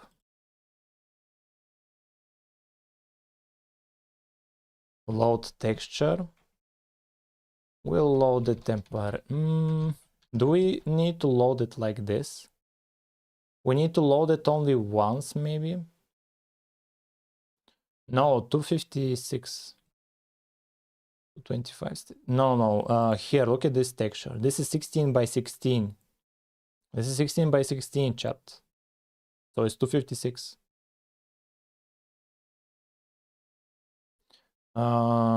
We need to load up this texture. This is the nighttime lights. This is the nighttime. We'll be constantly updating it based on the current time. We will be constantly updating them. To update them, how are go? And it's going, and it's how do we usually in OpenGL you just bind a texture. You just bind it.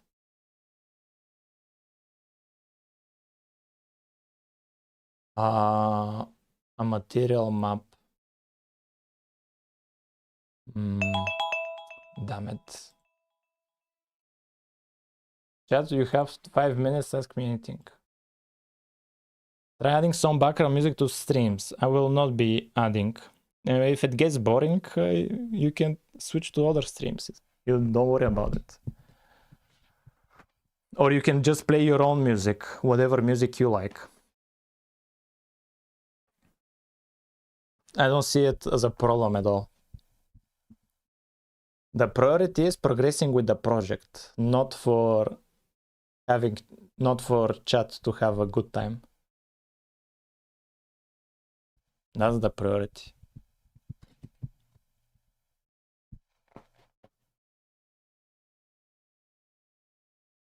Chat, you have 4 minutes. Ask me anything.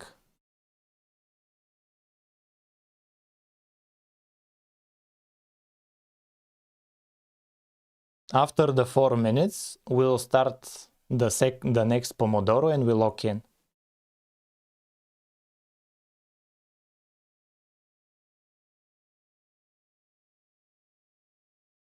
Any questions, chat? Just lock in. No, we need to wait the timer. If we are constantly locking in, you're not locked in. If you're constantly locked in, you're not locked in. There needs to be contrast. Just when? When we have more survival features. when we have when we have crafting recipes. That's when we can craft a chest. That's when we have some killing, but not fully working. We need to finish it.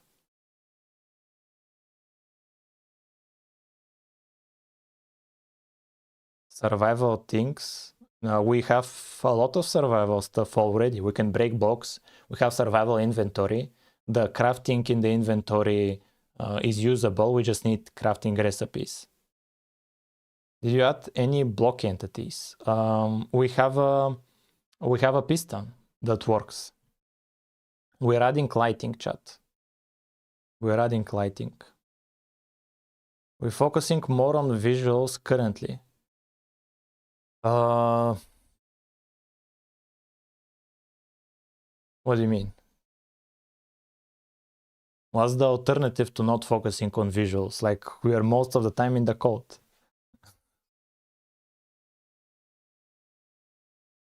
Chat, you have 2 minutes to ask whatever you want. Still waiting for Nether 3D noise. When the player can craft the flint and steel, that's when we'll do Nether 3D noise. That's when we're going to do it. And when we can mine obsidian with a diamond pickaxe.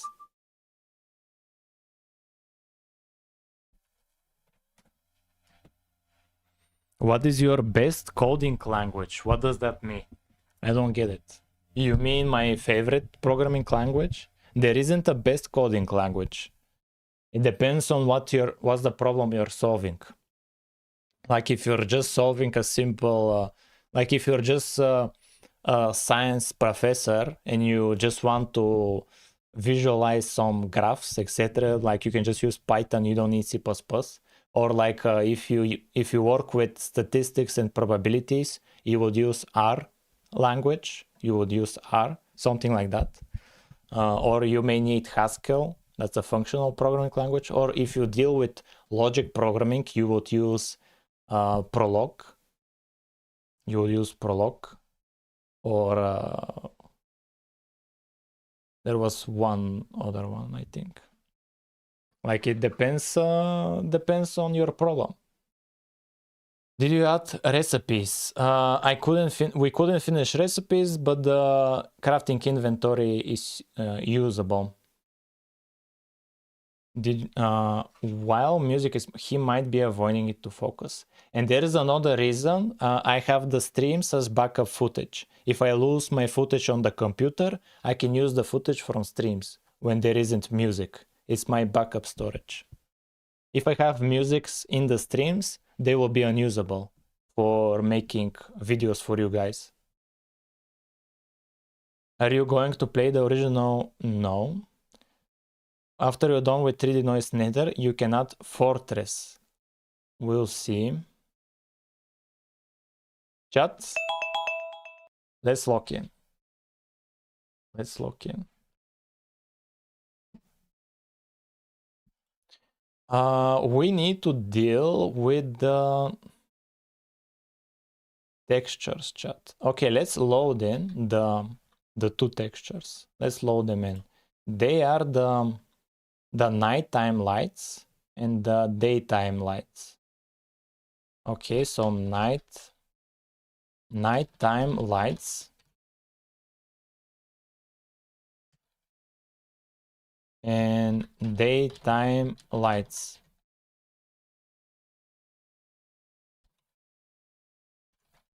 Done. We'll focus just on the nighttime. And what now? What now? When we generate the terrain, we will add an additional texture when we generate the terrain. So here, here. This is the diffuse map. We'll add another one. Here, material map. And what will we use? We have albedo, diffuse, emission, height, metalness, normal, occlusion, specular, roughness. And how are they used? Maybe in draw model they're used. Maybe they're used here.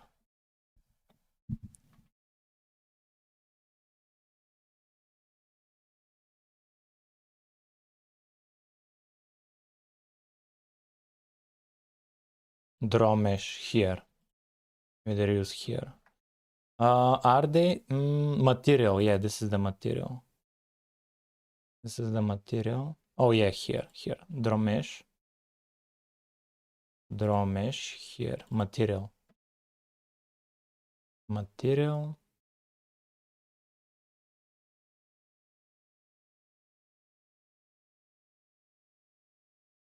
Set uniform. Yeah, set uniform. Yeah, this is where they set them up, chat. This is where they set up the materials, the textures. We want the second textures. This is color diffuse. This is the color diffuse.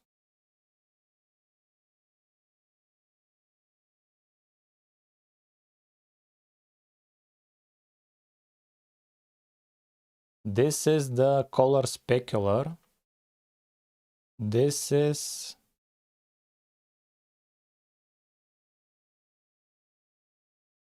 Do we have anywhere else?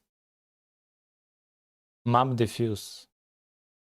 What's this? Activate texture slot. Oh, we can have multiple texture slots.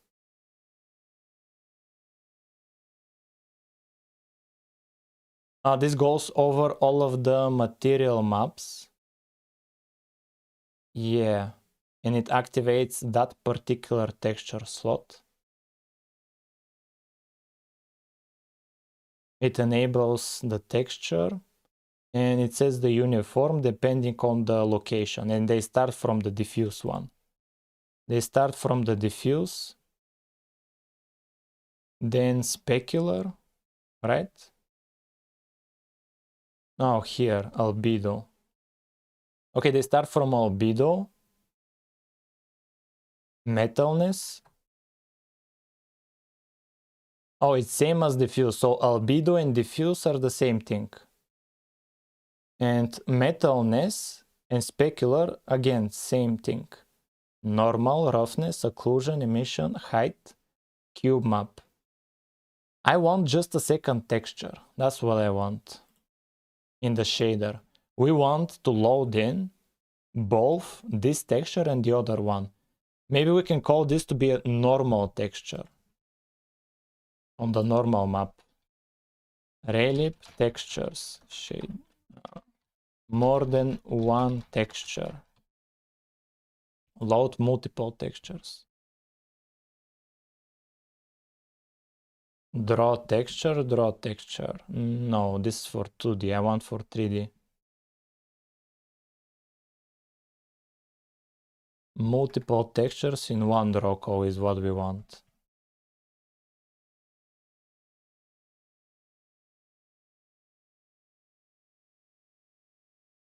Oh, here they, yeah, we can just have it as a uniform, and we can just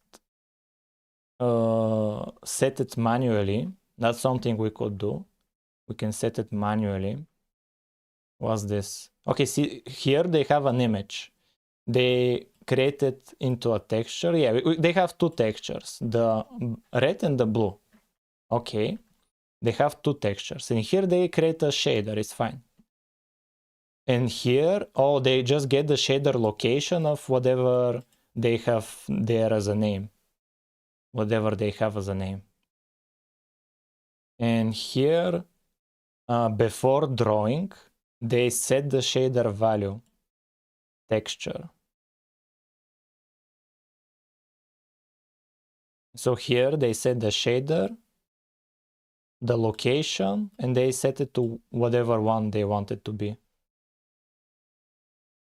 And I think, what's the default? Where is their model? Or like whatever they're using. Texture red, what's this? Texture red. Where do they? They just draw it. Draw texture here. They just draw it here. And here they have, okay, where's the source code? I want to see their shader.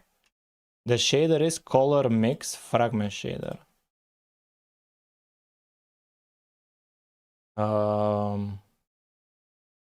Color shaders. Color mix fragment shader here. And yeah, this is their, oh, this is the second texture. Texture 1. And they targeted here the location. They targeted here texture 1 with the shader itself. Interesting. Okay, this is what we need to do. Okay. This makes it very easy and simple.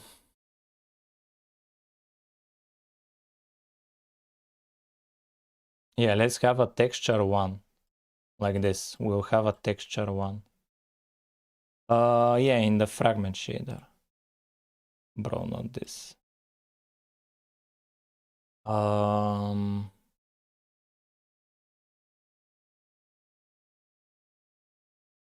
Where is the terrain shader? Shaders, terrain. Here we have texture 0. We add texture 1. Done. This will be the light map texture. It will be the light map, just like in our Java clone. In our Java clone, I called it uniform light map. That's what I called it. We could rename it light map. Yeah, we can rename it. This U, and then the name comes from the Cherno. When I was following his tutorials, that's how he named them.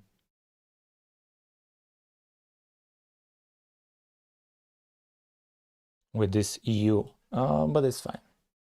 Not that big of a deal. So what now?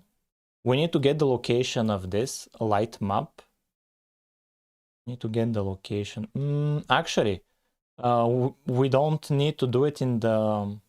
Do we need to do it in the fragment shader? No. We'll do it in the vertex shader. Yeah. It's per vertex, the lighting. It's per vertex. Yeah. It's per vertex. And we just will have a different out variable. That's just the color. Okay, we'll just change the color we are outputting. Okay. So it should be... So it should be in the vertex shader. Yeah, here. It will be here, light map. It will be here. This is the fragment color. This is the fragment color. This fragment color, and we'll do the same calculation like in our Java clone.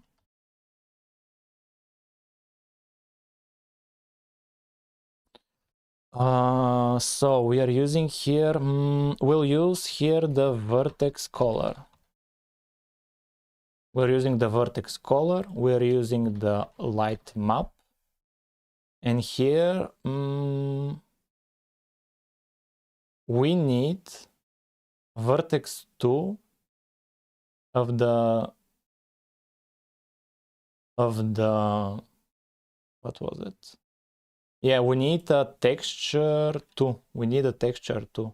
Vertex texture coordinate 2. How are we going to access it from here? The problem is I'm not handling it. Raylib handles it. So how can I receive it? Position, text, normal, color. Yeah, what's the ordering usually? What's the ordering? Draw model EX and draw mesh. What's the ordering? And here, vertex position. Vertex position is not here. Normal. Vertex array, normal array.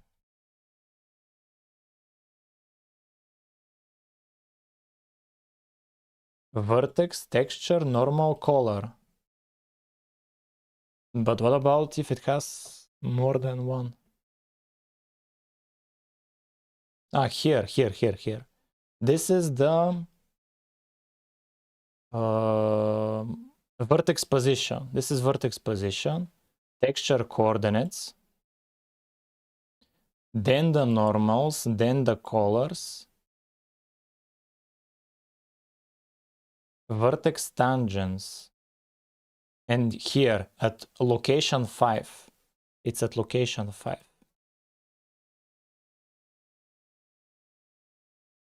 It's at location 5.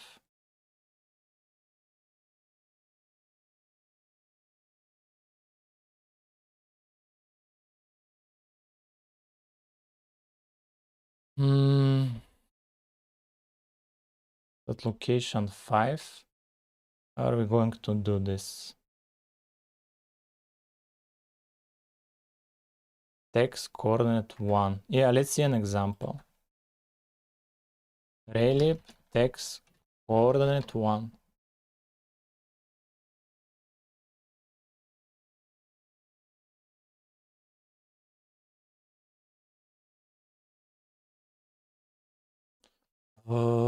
Chat.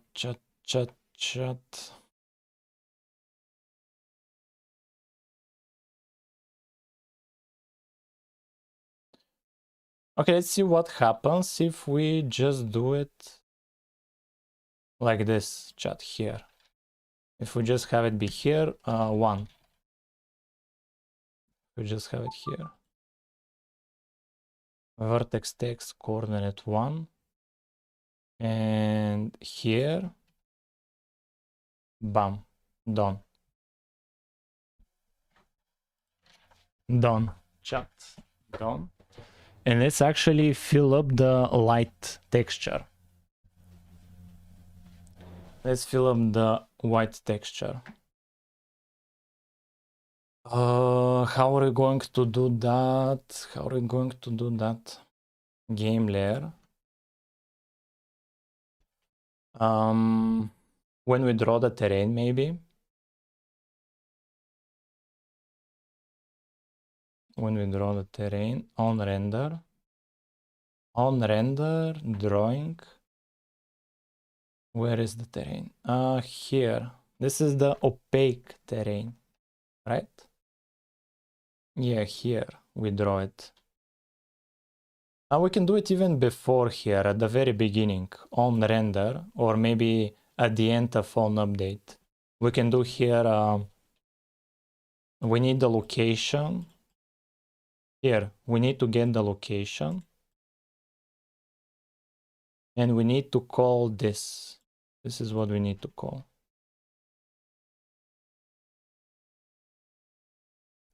This is what we need to call. The location will be get shader location. And this will be world get shader terrain. And this is a light map from the vertex shader. This light map. And we'll be using world get texture. We'll be using the nighttime lights. Yeah, nighttime lights. Is it lights or light? Yeah, lights. Who came up with that? Okay. So let's test. Do we test now? We have to see if the shader compiles first.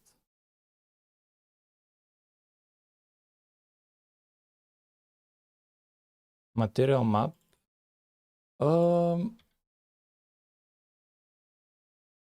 Yeah, this is code from before.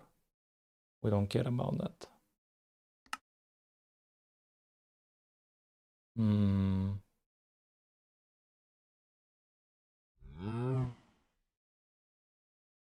Yeah, let's test it out in render doc to see if we're using the new texture.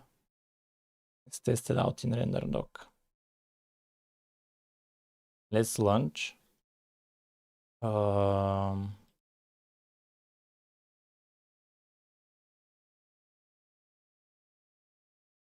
Let's launch where dev out build release game launch. Let's screenshot.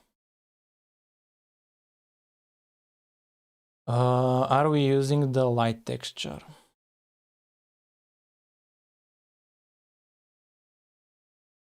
Highlight Rocco.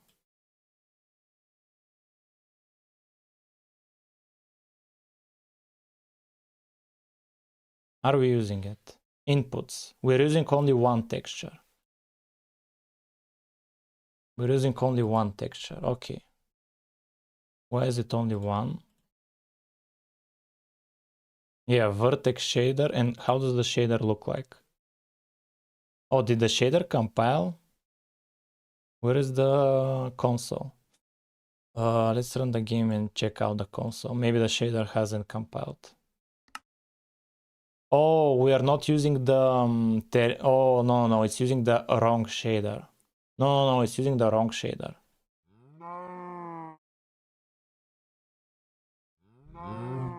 It's using the wrong shader. Yeah, my bad, chat. My bad. Yeah, terrain. The terrain is the lighting vertex shader. It's not the terrain vertex shader. It's this one. So it's updated. It's updated. We need the terrain vertex. We need the light map. We need the light map. And we need the additional texture coordinates. And we need fragment color to be this. The vertex color multiplied by the light map. Let's see what do we get. I don't see anything. Yeah, the terrain just yeah, it's just not using the texture probably. Probably not using the texture.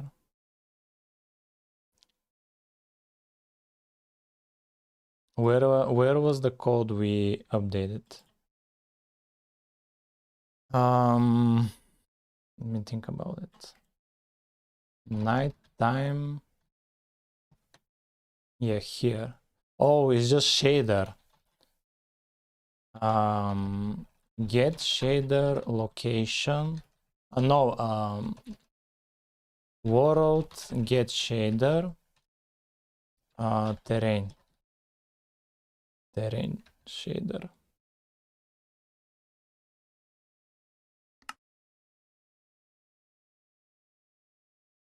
Okay, let's see it through.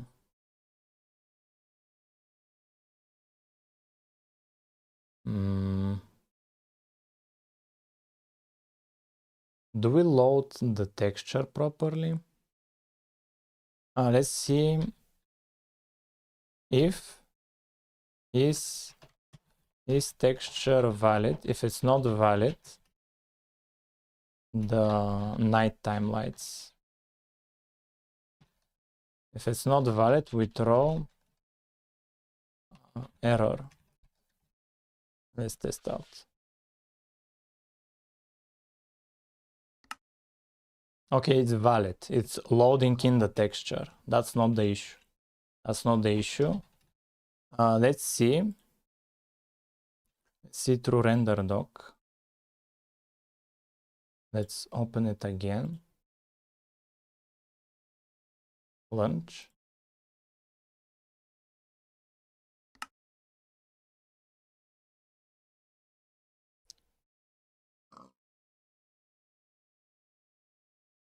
Okay, and what now?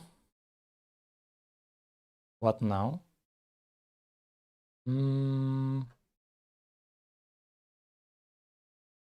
Highlight Rocco. Yeah, we have all of the meshes and vertex light map, nothing. And even in the fragment, fragment shader has a texture, but here the vertex shader doesn't have a light map. Yeah, we're not setting the texture, that's the problem. And here, yeah, we have, yeah, this is the light map. What about the coordinates? Do we fill up the other coordinates. Vertex position, texture coordinates, normal, vertex color, texture coordinates 1. So it's 1 and 0, 1 and 0. Is that correct? Fragment color, fragment normal, fragment position. As for the output. Here the value should be different. These values should be different. It shouldn't be 1 and 0. And we need to load the texture. Texture is not loading.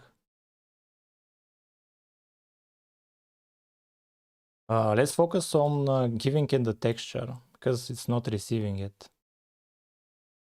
Yeah, light map. Should target the light map. Set shader uniform value and bind the texture. And bind the texture. Oh, okay, so let's do it just before we draw the terrain. Yeah, let's do it just before the terrain. Where is the terrain? Where is it? Here. Here is the terrain.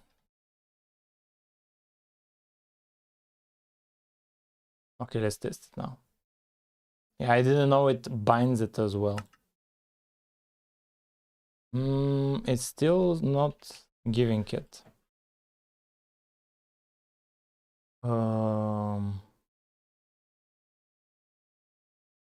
They had a warning here. What's the warning? Additional textures are enabled for all draw calls in the batch, but end shader mode forces batch drawing and resets active texture. Other textures can be activated.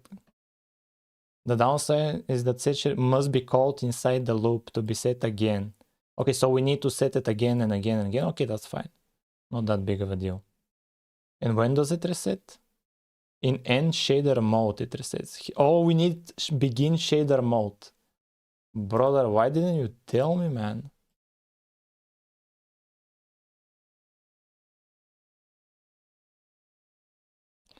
Begin shader mode and end shader mode.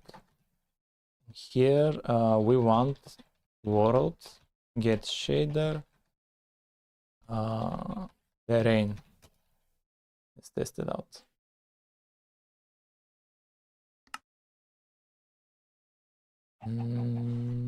Is it using the texture? Is it using it? How can we test render doc? Render doc launch.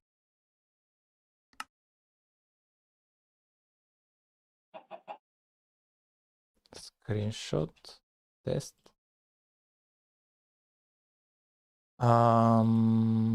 Highlight draw call. Yeah, this should be the terrain. Input.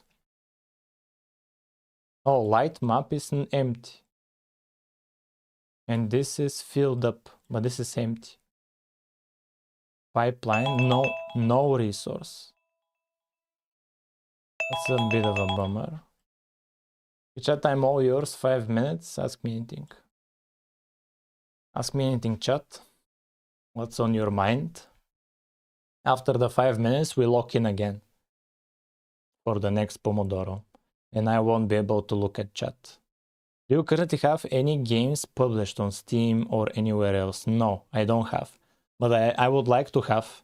And the plan is to finish adding features, to focus on optimizing the game, and then to remove the Minecraft stuff and make an original game. Where the problem is, it's difficult to think of an original game that's also fun. But we'll figure it out in the future. Right now we are focusing on implementing as many features as possible. Can really do baked in lighting. What do you mean? Think you should change the clock from 25 to 30. 25, it's fine. It's fine. It's not that big of a deal. Not that big of a deal.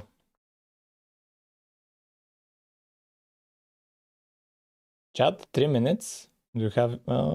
okay, 4 minutes. Do you have any more questions? After the timer, we lock in. Are you going to do smooth lighting, or are you just doing blocky light? At first we need to do the blocky lighting, the block lighting, and then sometime in the future we'll attempt smooth lighting, but not right now. We're not ready for that. Any more questions, chat? I would love for you to try to add cushions to your clone. That's interesting. After you're done with the project, it will be saved on your PC like other clones. Currently, it saves on my PC. When do you add TNT? We already have TNT. Any other questions, chat? You have questions for me? 2.5 minutes almost. And we lock in again. Questions, chat? I'm currently teaching myself how to use headers by separating the player. For example, game. Good job. Hello, Petsa. What's up? What's up? Dictator or null has come to chat. All hail or null. When damage and death mechanic. When do we do damage? Well, we have hearts and we can change the value of the hearts, and fall damage will be easy to add. We just need to check the velocity on collision with the ground. It will be very simple, but we have ignored it for some time.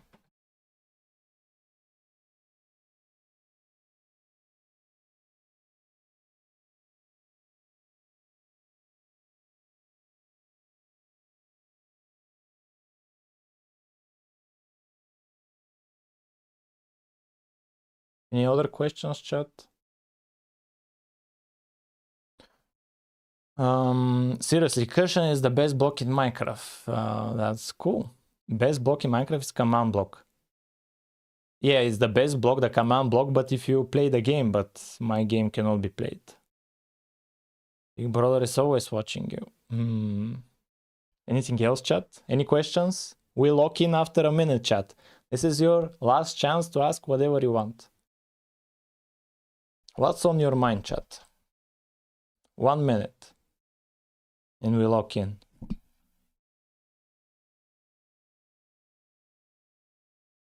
How many cats do you have? I don't have any cats. There are just some cats in the wild that have a liking to me. But I don't personally have cats.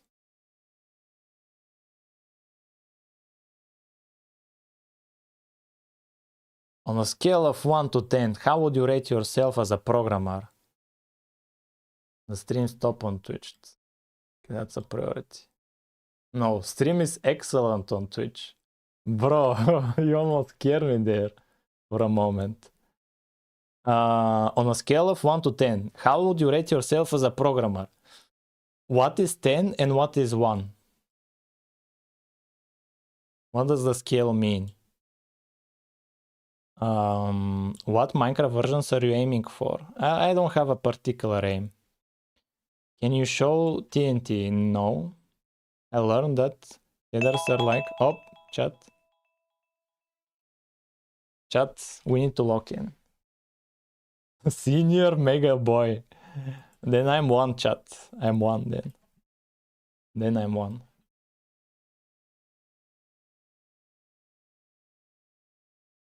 Okay, let's lock in, chat. Let's lock in 25 minutes.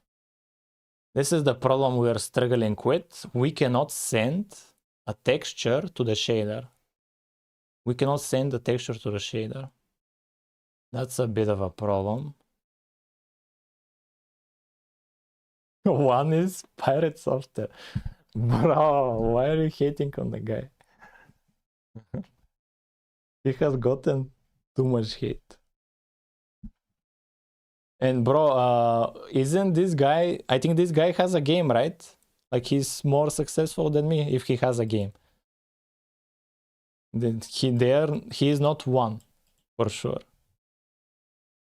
And I don't know about Pirate Software. I watched some videos online of his programming in Game Maker, and he had some question about code, but if you pinpoint in my code, you can find question about code, so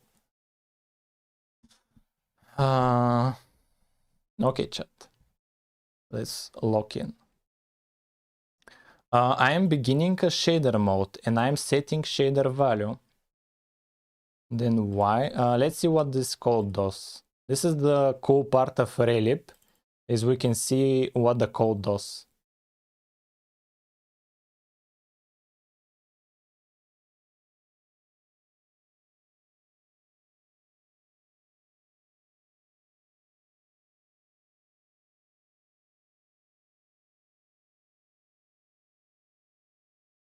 Where is it? Here it is. So it just enables a shader and it sets the uniform sampler. That's it. At the location and the texture ID. Okay, we need to check the location and the texture ID. Yeah, let's see if they are correct. The location and texture ID. Let's see if they are correct. Here. Int location equals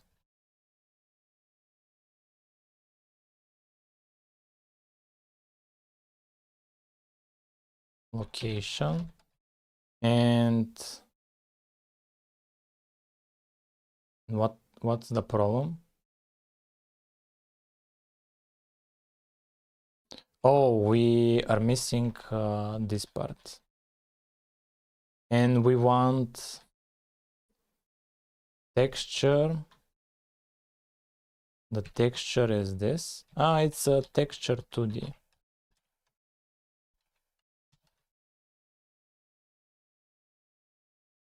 It's a texture 2D. And here int ID equals texture ID. So I want debug trace lock. What was the lock warning? And I want text format. We want hello, hi, location. This is the location and ID. And ID, location and ID. Let's see what do we get.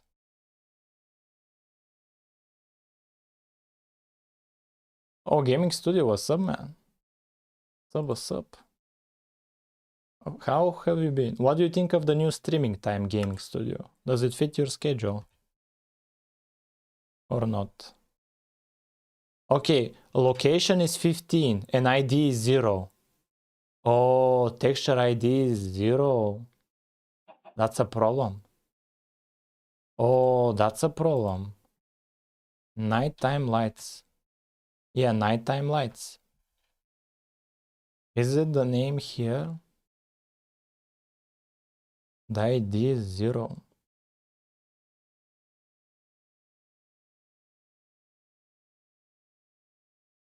Nighttime lights.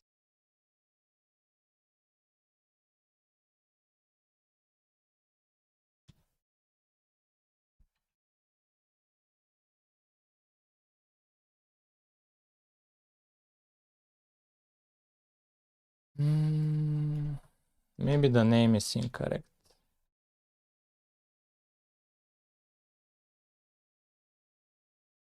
Yeah, night time lights. Yeah, should be correct name. Load texture. Then why is the ID 0? Let's test for a different texture. Let's test for the sun texture. Let's test for the sun. Let's test for the sun. I sleep late, so I might miss the stream at this time. I only woke up because it was hot. I see. ID is again 0. Okay, so texture should be fine. I don't know why the ID is 0. Texture. Yeah, it has an ID, width, height, map maps, format. Do we need to do anything with the texture beforehand? Do we need to do anything? It uses the blue texture. Uses the blue texture. No, it just gives it out. It just gives it and that's it. So where is the problem? Yeah, where is the problem, chat? Why is the texture not setting? Or maybe the location is at 15. It's finding a location. Let's do an experiment here. Let's add another one. Call it 2, and let's see if the location becomes 16. Let's see if it becomes 16.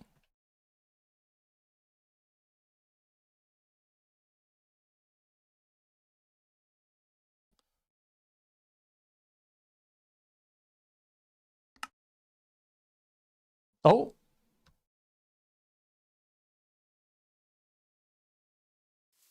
What?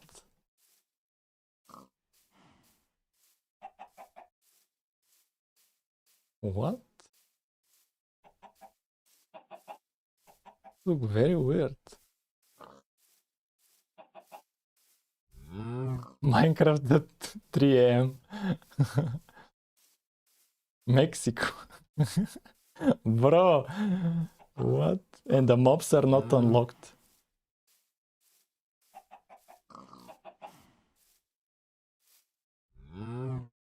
Ah, texture location is the same, again 15. That's weird.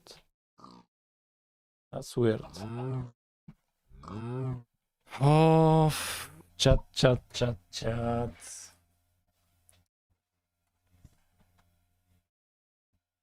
Okay, what if we set it again to be just the light map?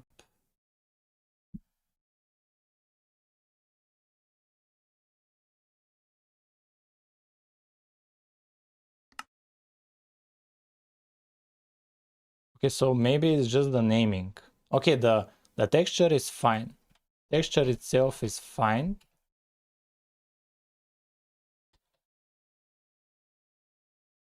The only issue we have is the location of it. Here, when light map, when we target this one, it works.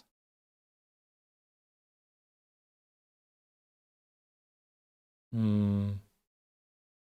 me think about it. What's the issue here? Yeah, when we set it to be light map 2. Okay, let's do something else. Let's delete this one and let's do here. Yeah, just leave it like this. Leave it like this. Let's see what do we get. What? What? Oh my god. Yeah, get shader location.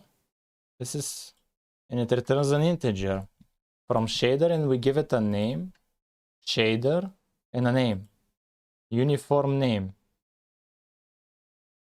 Uniform name, and here we have the uniform name, light map 2.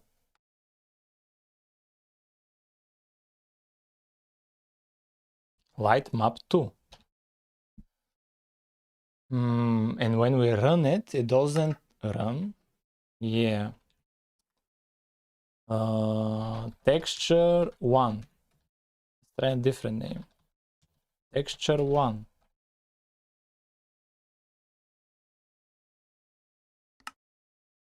Yeah, same problem, but if we have here another uniform, hello, if we have another uniform, it will magically work. No. Oh, it's just not running properly. It doesn't compile. It just doesn't compile. Yeah, it just doesn't compile. Undefined variable light map. Oh, okay. Yeah, that was the problem.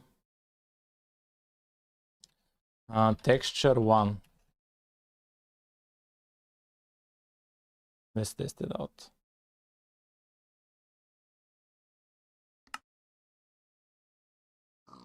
Yes, and if we And if we add another one, test, that's when it works out. No. Oh, what if we remove here this? And here vector 2 of how much?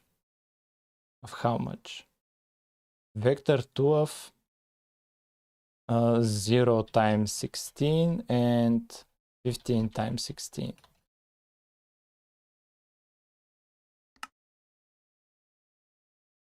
What's the crash? The shader doesn't compile. Why? Undefined vec.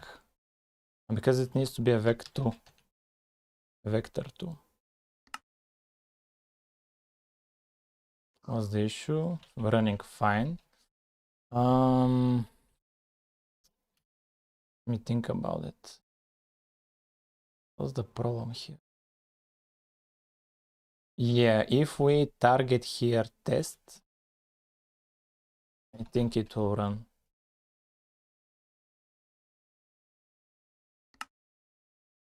Oh, yeah.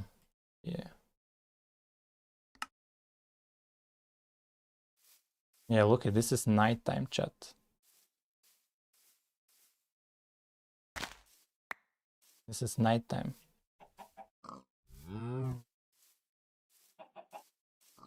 Okay, we just struggle with the locations. We're just struggling with the locations of the shaders. I don't know what's the big deal. We can do, here is one trick we can do. We can, what shader location is this? What shader location is this?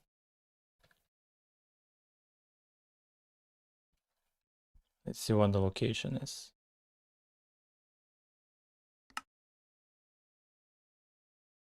This is location 15. This is location 15. What if we do texture 1? Texture 1.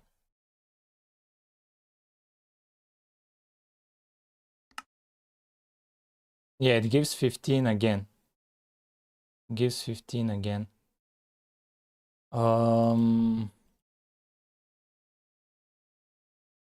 Yeah, it cannot find the location for my uniforms. It's struggling for some reason. It's struggling. We can do here texture 0, texture 1. We're using texture 1. And if we do texture 1, see what happens.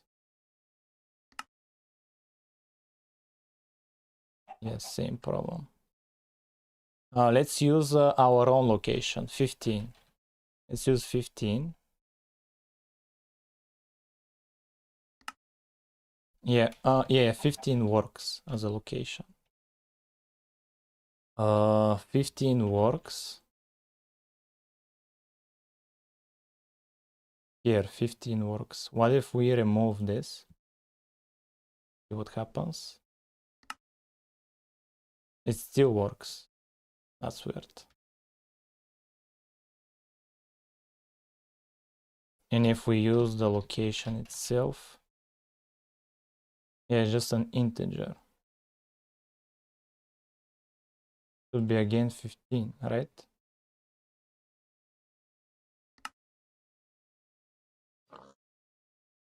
Yeah, we have 15 the same time.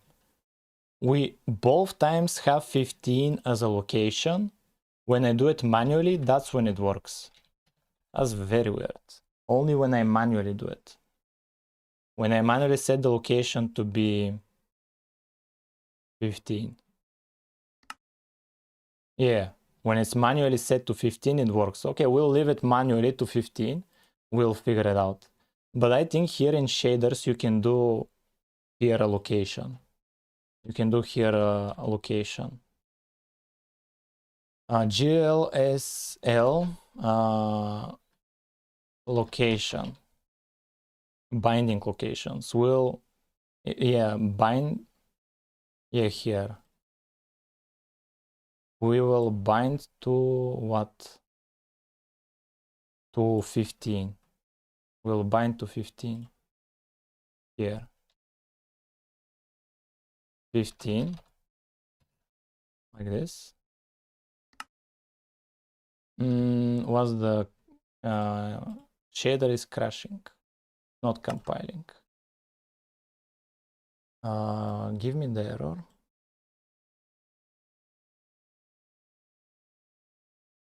Layout location requires extension. Requires an extension. It's fine. We'll remove it. Not that big of a deal. We'll leave it like this, chat. We'll leave it like this, and let's update the texture. We're using this texture for the lighting. This is the nighttime, this is the daytime. We just need to go through them. We just need to go through them. Here we'll save this current code. We need to have it for the mobs as well. We need to set it for the mobs. Where do we draw the mobs?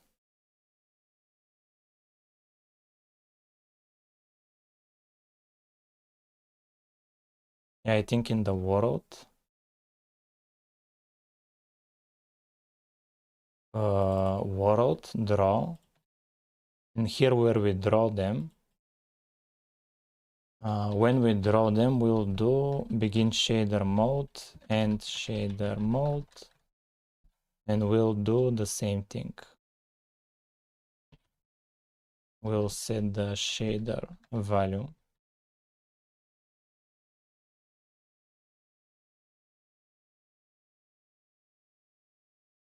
Because the mobs didn't have a texture. Now they should have a texture. Where are the mobs? Where are they? I don't think they have a texture.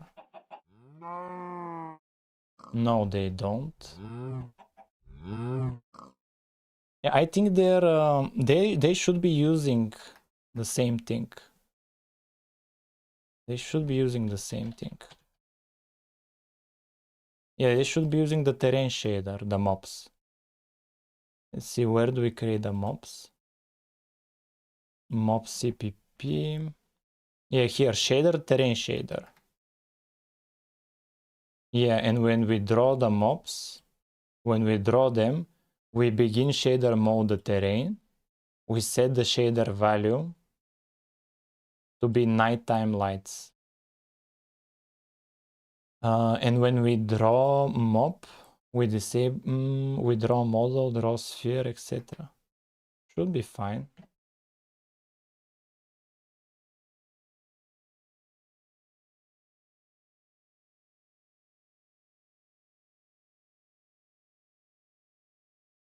Okay, doesn't matter. Let's save the progress using nighttime lights. Let's reset it. And now we'll create. We need to generate the image ourselves. We need to generate the image ourselves because let's speed up the daytime. Let's speed it up. Should be in the world. And on tick.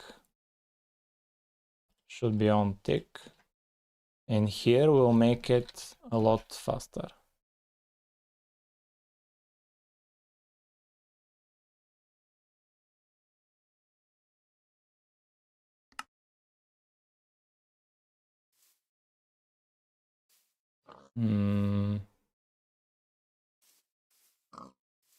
Yeah, and now let's have the terrain update its texture, the light time texture. Let's have the terrain update as well.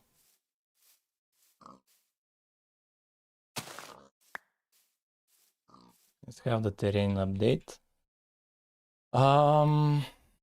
Where are we going to store that? Let's go it will be in the same place where we have get sky color here. So it will be the same calculation as this. But this will be get light map as an image. It should be a single, no, it should be a single image that we're constantly updating, or maybe a single texture that we're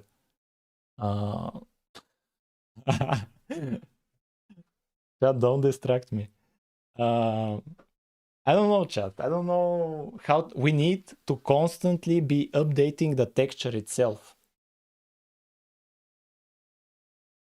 So we'll need to be generating a new image, maybe. Yeah, let's have a single light map. A single light map as just an image. As just an image, right?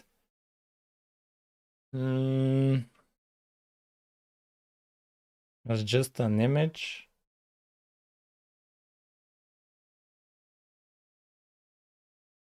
And we're generating it as interpolation between the brightest and the darkest. Here, we need to generate dynamically this texture, and we're using as reference the darkest one at nighttime and the lightest one at daytime. And we'll just interpolate between them. And so let's say we're between them. We need a value, an image that's between them. And so we will need to do it, or maybe the alternative is to have predefined textures at every hour, game hour, at every game hour. Or maybe it's smoother in Minecraft. Maybe in Minecraft it's smoother. Let's do tick rate 10,000.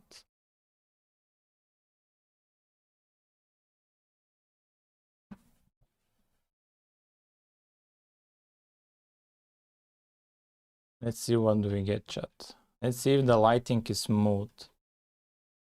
Let's see how smooth it is. If we can notice instant changes.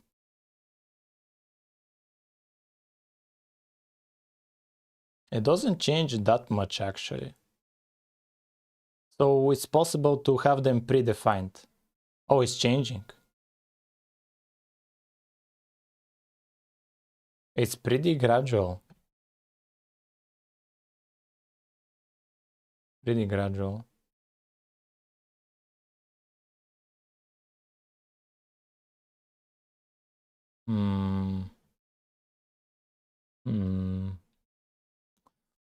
Where is the image? Where is this image? My idea was to predefine the light map textures for each one of these values to do it through code. It will not be smooth transition. It will not be a smooth transition with this approach. But it's still good enough. It's still good enough so that we can move forward. And we'll need to have 24 values, I think. Yeah, 0, 1, yeah, from 1, 23, 24. 24 separate textures we could have. And we already have 2 of them. Chat, 5 minutes, I'm all yours. Ask me anything. Suggestion for Discord server. Add notification for streams on YouTube, not just Twitch. The YouTube notification is for videos. I cannot do both streams and videos as well. And you're getting obliterated. I now forgot what I was saying. My bad. Older Minecraft also didn't have transitions. Yeah, it's fine. We can just pre-generate for 24 textures and just use them. Your Minecraft clone have multiplayer? No. Will it be like the beta sunset? What do you mean? How long have you been coding? I'm not sure. A few years. Like before university. So more than 7 years. More than 7 years. Are you gonna add torch or glowstone? Yeah, we can even do it in this stream. Chat, I need to get some water.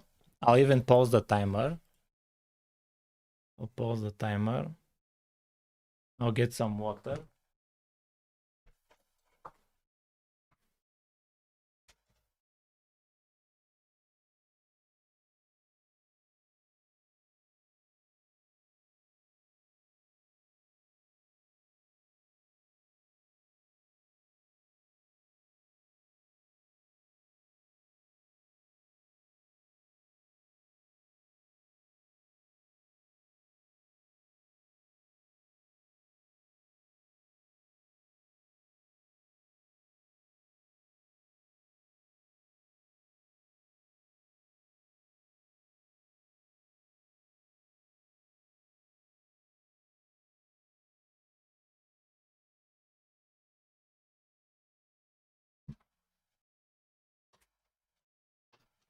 What's up, chat?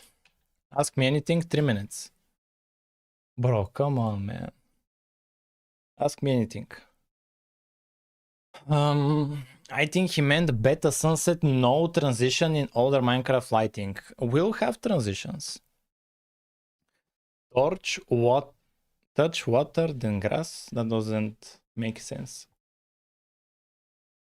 That's a dictator disappeared. Ah, you're more of a dictator than me. I still remember the person you banned. Oh, okay. Technically, you suggested to ban. I just executed. Water and packets, talking, him, coding, chatting, talk. Will you be adding other languages in the future? What do you mean adding a language? I cannot add a language. We will just use C++. We're not adding multiplayer. Too many people. That's over. If you just want a good enough solution for the time being, you can just... Oh, wait a minute. I have an idea, chat. Yeah. How didn't I think of it before?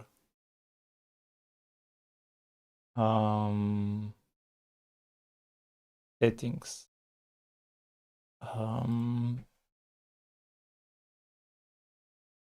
Yeah. Save. Done. Okay, we made a slight change. If you want a good enough solution for the time being, you can just color the faces using vertex colors. No, we're just using the texture, it's fine. What ID you're using? Visual Studio? Language? Oh, no, we'll just do English. Now we fight over who is more dictator.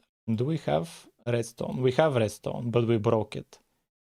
We're using Raylib, which uses OpenGL. Any more questions, chat? 1 minute and 30 seconds to ask me anything, and then we lock in.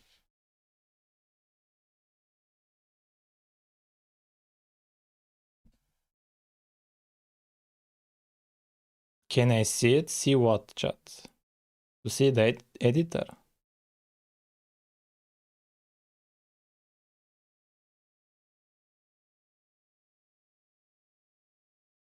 Will you add potions? And if yes, what effects? I prefer to have enchantments before potions.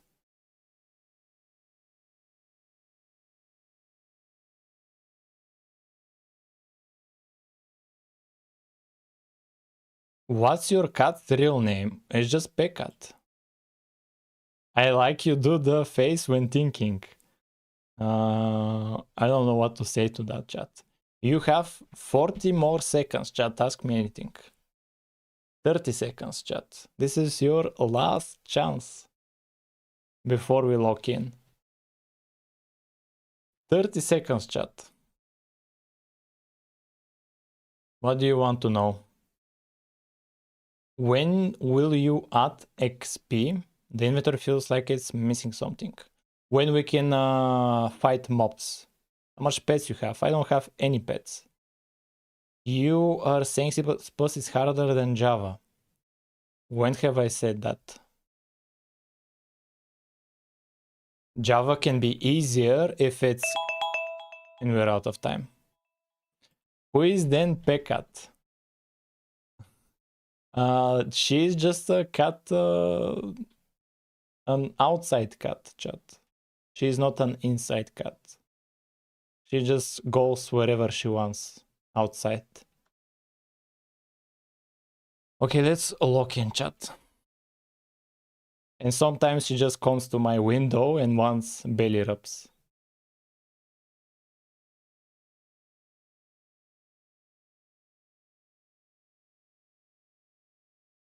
We've decided we'll generate textures in the beginning, 24 textures we'll generate.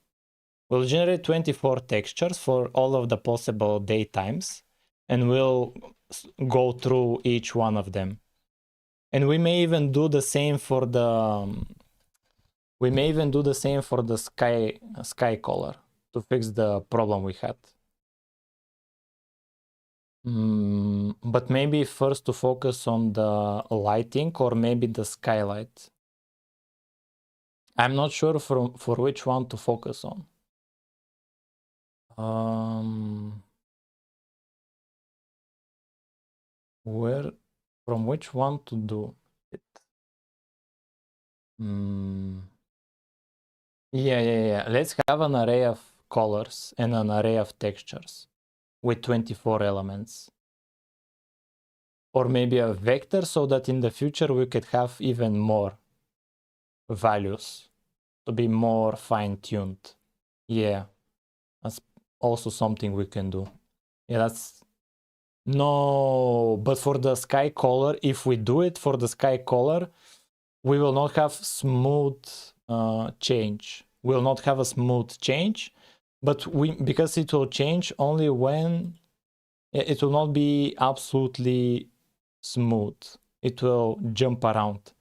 Maybe we could make it even more fine-tuned. Instead of 24 values, to have 240 values, which will not be that big of a deal, and it will be a lot smoother, and we'll not have to do constant calculations. Probably it will be smooth enough. No, maybe 20 by 24.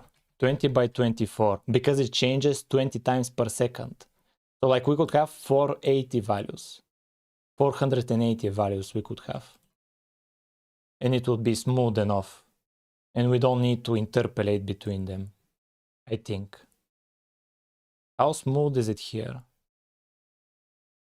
How smooth is the sky color here?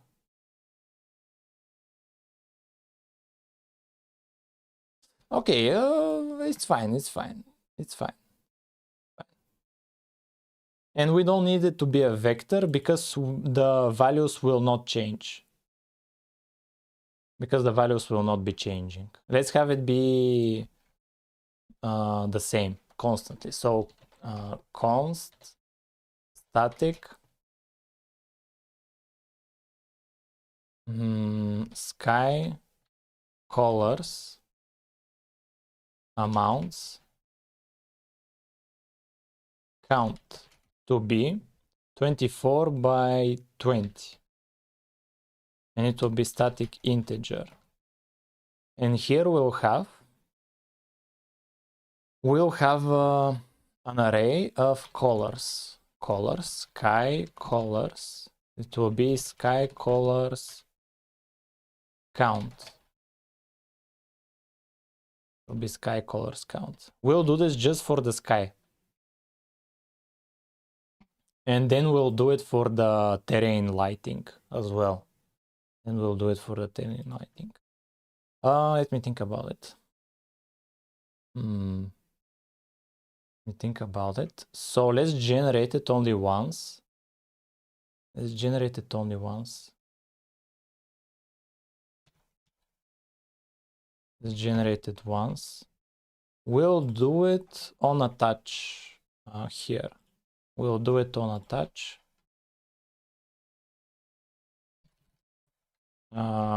Generate sky colors. We'll do it here. We'll do it here, and we want... We'll first go We have at least 24 possible values. We have at least 24 possible values. So depending on the daytime, I want to get one of those values. So we can do for int I equals 0, no, I want to start from 600 until 18,000. Then I want to do from 18,000 up to 24,000. And then I want to do from 0 to 6,000. We can do it even now as well. We can do it even now. And what we are trying to do was this C literal. What's this? It's just the type. Oh, depending on which way we do it. Oh, if it's C or C++. In C, you need brackets. In C++, you don't need brackets. Oh, I get it. Okay. Oh, so we can just have it even like this. So it's fine. Yeah, a color has RGB and alpha. That's it. Let me think about the chat. So let's do from 0 to 6,000. Let's do 4. How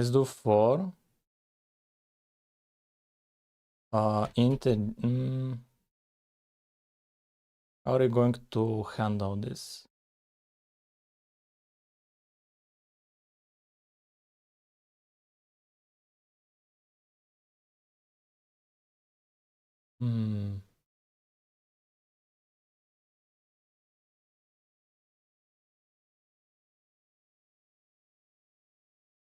How are you going to handle this, chat? Let's do 4 int I equals how much?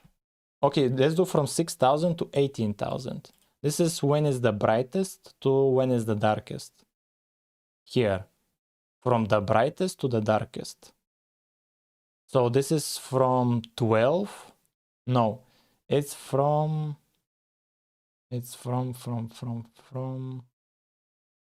plus 1. Here this is 12, 13. It's from 13 to, will this be 0? Wait, why would we want this to be 0 actually? Oh, because it's nighttime. Because it's nighttime. I could have here to be 0. Yeah, I could have here to be 0. Yeah, possible. So from 0 to 6. Yeah, from 0 to 6.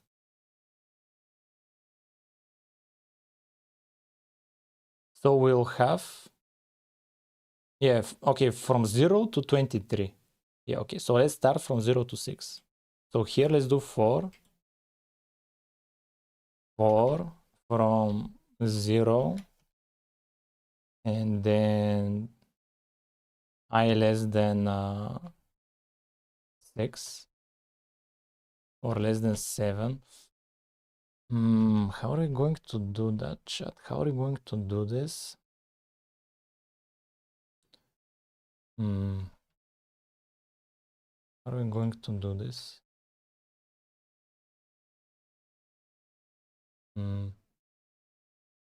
Maybe as a function. As a function where we give it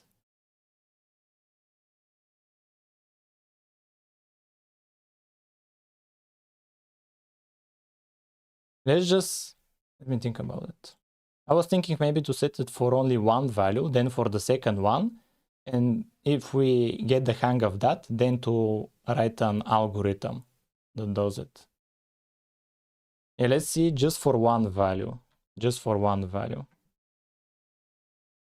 And let's see how many values per per hour. Let's see how int value colors per value. This will be sky colors count divided by 24 because we have 24 hours.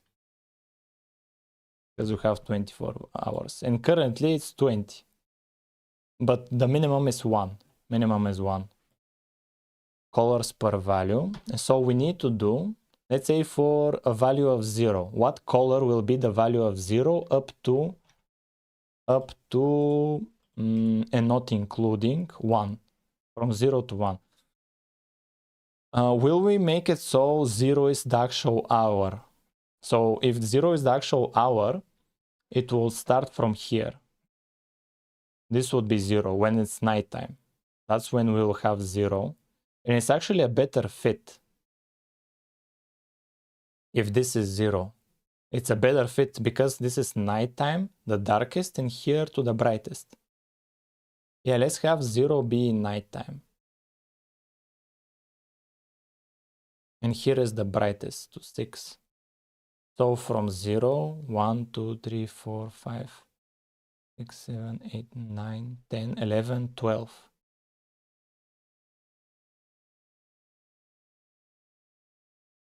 So from 0 to 12. Okay, let's do from 0 to 12. For int I equals 0, I less than 13, I plus plus. And here we'll do another for loop. For int k equals 0, k less than colors per value, maybe, k plus plus. This is for fine-tuning. This is for fine-tuning, to have even more data. Because currently the simplest thing to do is to have each hour to have a separate color value, sky color. That's the simplest version. But the idea was to improve it where we'll have even more values. But okay, let's keep it simple. Let's remove this. Let's remove this. And here we'll have, this will be just 24 values. So it'll be just 24 values. So it's fine. It's fine like this. We absolutely do not need to do it in the first approach. To have the first approach be perfect, the first attempt. First attempt should not be perfect. It should be naive, simple approach. Then we can make it a little bit more complicated. We'll comment this out. We'll comment this out. Okay, we go from 12 o'clock to 1 p.m. We go from 12 to 1 p.m. And for each one of these, we want color values. We want color values. Sun and moon cannot be reached. Yeah, sure. Let me think about it. So here we do sky colors I. Perfect. And this will be, we need color values. We need color values. So here we need, we'll lerp. We'll do a lerp. We'll do a lerp. So we want, so here the value is from 0 to 13.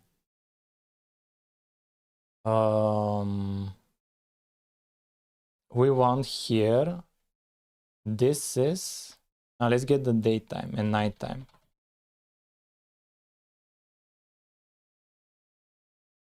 This is the daytime, this is the nighttime. We want, like this. What's the issue here? It gives an integer or a float. Invalid narrowing conversion from float to unsigned character.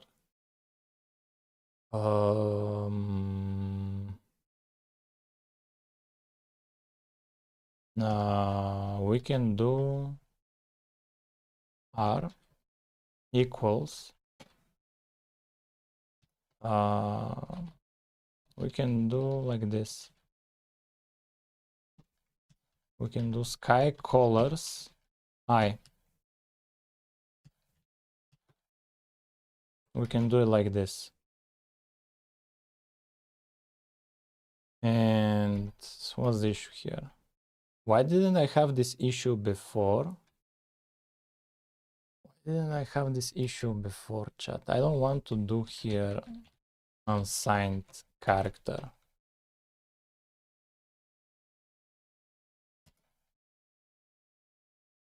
No, here, R.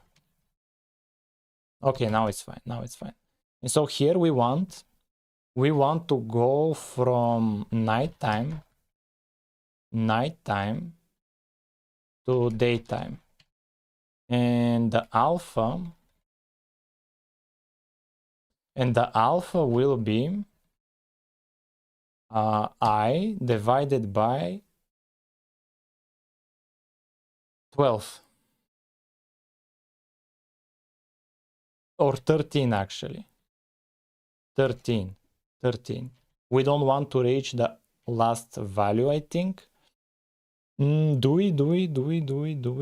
I think yes. We need to reach the last value. Okay, and we do the same. We do the same for, this is red. We do the same for green and do the same for blue. Like this. Done. This is 1/2 from 0 to 13 to 12.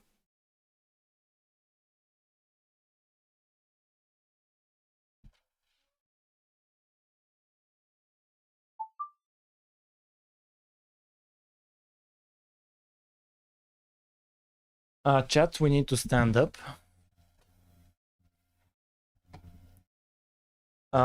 This was from 0 to 12. We need to do from 13. Now we can repeat the same from 12 to 23. 1 second, chat.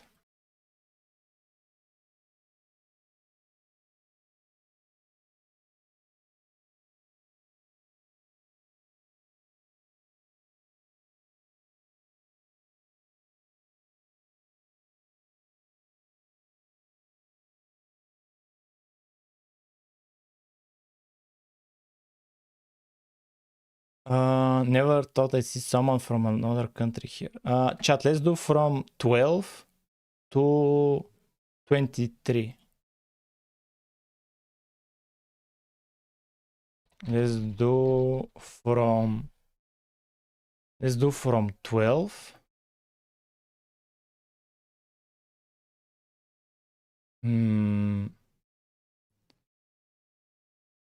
Yeah, from 12.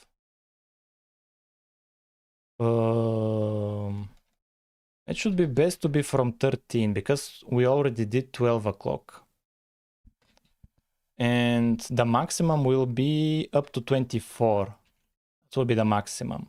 But this time we go from daytime to nighttime.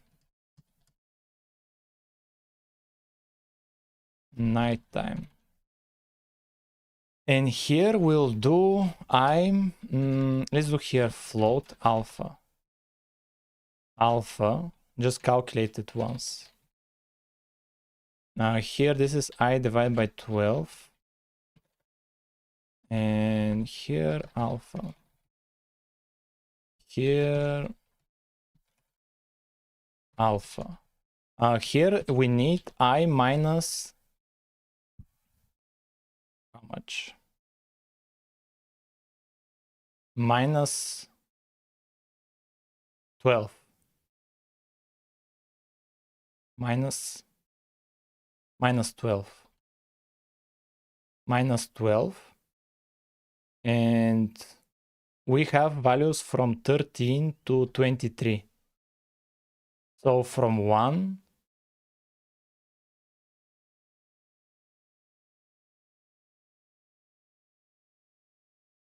to 11.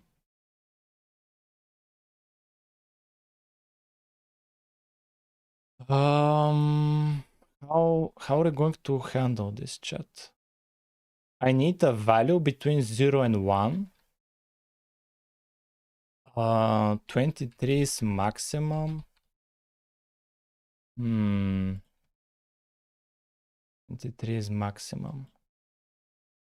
Let me think about it. 23 is maximum.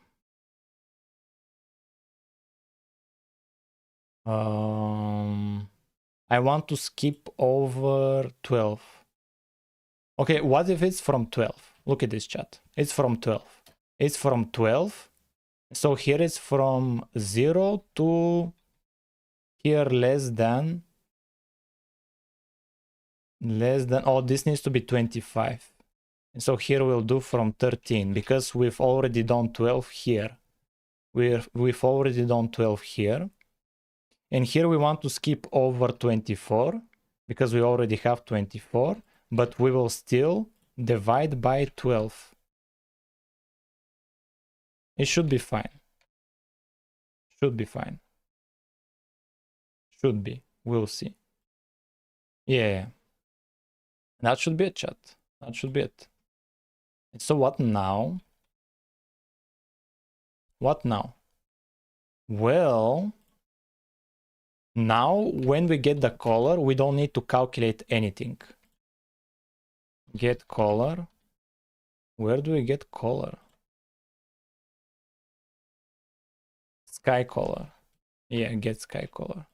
Here, we just need, what do we need? We need to ignore all of this. All of this, I think. Let's do here, let's return sky colors. And we want an index based on the daytime. World daytime. World daytime. Int index. Index will be world daytime minus or like divided by how much? By 1000. Yeah, we'll just divide by 1000.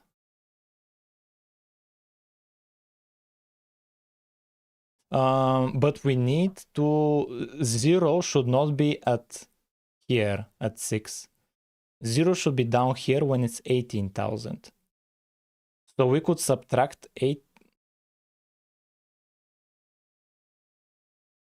How are we going to do this? We want, okay, so when it's 0, currently, it will start from here. So we need to add to it. We need to add 1, 2, 3, 4, 5, 6. We need to add 6,000. We need to add 6 here. So if we do divide by 1000, and we need to add to it 6 plus 6. So that when it's 0 daytime, when we spawn in, we don't spawn in at with having nighttime sky color. We'll spawn in with this sky color. So because we have plus 6 of an index. Okay, sure, that's fine. And yeah, it's plus 6 everywhere, even here. Here it's 18. Oh, wait a minute. 18 plus... Oh, this is how we're going to do it. If the index, if index is higher or equal than 24, we'll do index minus equals 24. And this will solve all of our problems. Probably, we'll see. This, I think, will solve the sky color. If this solves the sky color, we'll do the same for the terrain. Oh, bro. Bro, what's this disco, man? What's this disco? Oh, chat.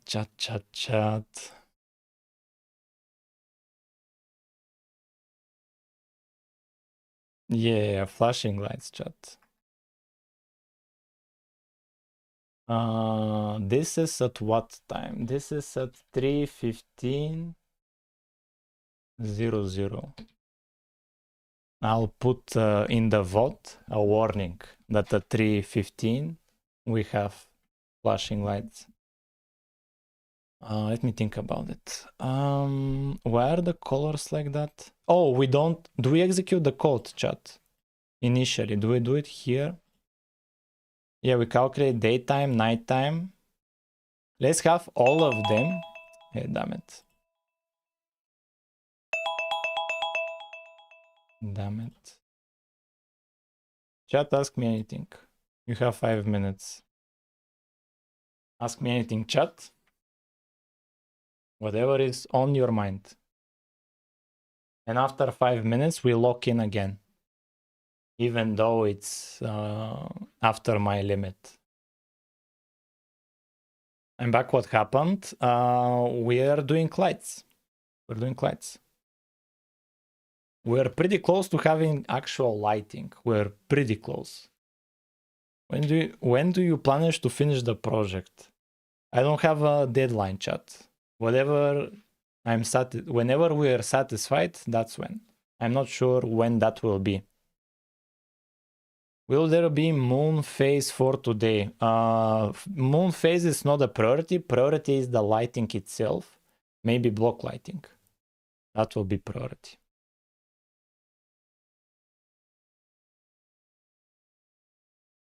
Chat, any questions? Questions? Ask anything.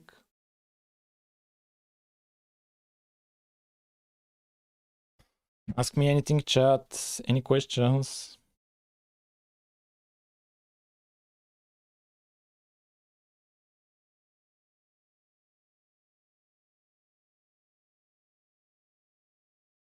Have I tried C#? I tried Java, but if I could go back in time, I would have picked C#. C# looks to be a better experience than Java. And even Vintage Story, I don't know if you know about Vintage Story, but even Vintage Story is using C#. They prefer C#.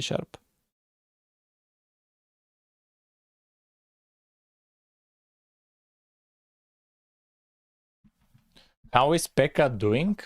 I don't know where she is, chat. She's an outside door cat. She roams around wherever she wants. I don't know what she's doing right now. If project is finished, will you make it open source or closed source? Why? What would what's the interest of it being open source, other than like people looking at the code? C++ when? What do you mean when? Like right now? I'll watch after I'm free. Don't worry about it. You can watch votes as well. Why do you take outside Pekka inside? Why do I take it? Because I take her inside because she comes to my window and she screams, she whines, she cries until I give her attention. If I don't bring her inside, she'll not stop crying. That's why I bring her inside. Like, it's a hostage situation. I don't have an option. It's part of our contract.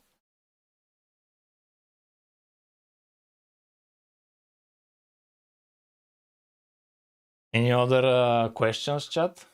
You have 1 minute and 40 seconds. Any other questions? Because once the time is over, we'll lock in. Do you enjoy coding? Or you force yourself to learn it? I enjoy the result from coding. That's what I enjoy. I enjoy the result. I enjoy when I implement a feature I didn't believe I could implement. That's what I enjoy. And when doing the coding is worth it. Pekka, let me in. What do you mean? Any other questions? 57 seconds, chat. Any other questions? Reward you get. Yeah, it's the reward I get. What idea inspiration started this Minecraft clone project? Well, the lore is quite long, but to keep it short, I made a programming language where you can code in plain English, and I wanted to test it by making a game from scratch, using it. And behind the scenes, it used OpenGL and C++, I think. And I did it for a month as a challenge. And turns out I like making Minecraft clone, and I just switched to making a Minecraft clone. Purpose is learning. Native language Bulgarian. Did you add the C? I don't have recipes. Chat, we need to log in. But Wix asks something. That sky, imagine a paint factory exploding. Cream spin me. Do you know OpenGL Vulkan? OpenGL.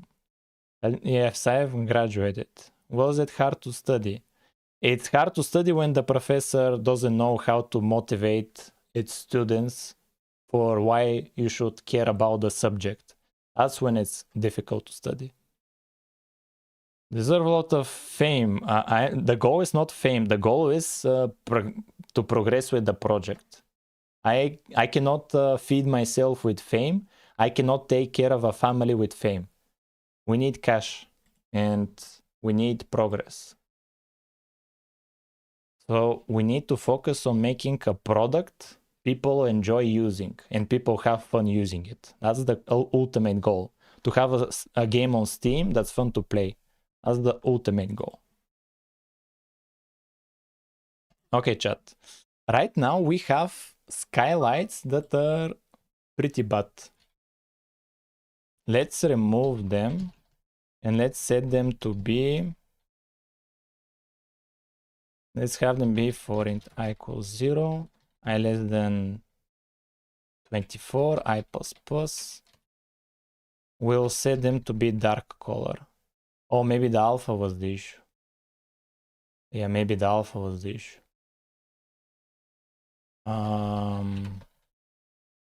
This will be, it will be 0, 0, 255. See if it's dark color at all times.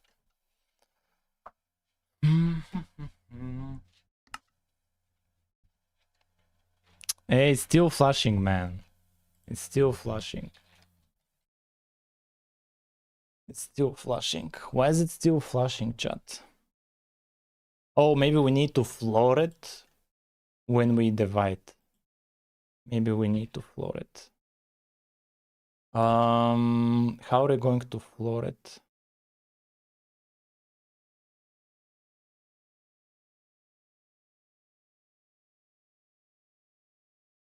How are we going to floor it?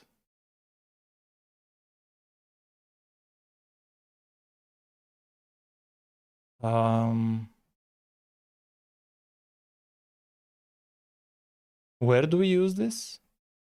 Where do we use the sky colors? Yeah, get sky color. Get sky color. Here. Not here. No, the actual function here. Here when we divide, we'll do std floor. Std floor.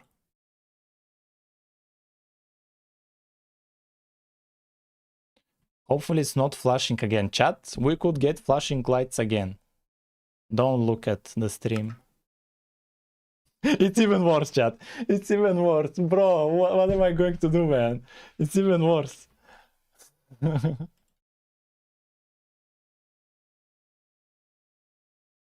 Why is it flashing? Bro, what am I doing wrong? Okay, I have an alternative idea. We'll always return like blue. We'll always return blue, no matter what.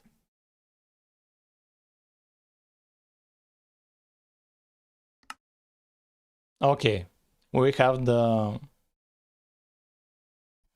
Yeah, we have a single color, chat. Single color. Okay, sure. And what now? What are we going to do now?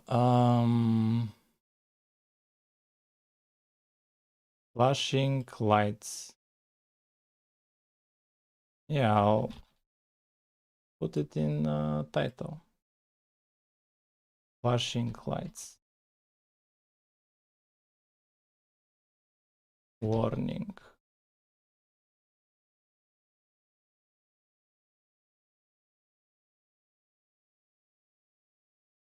Done.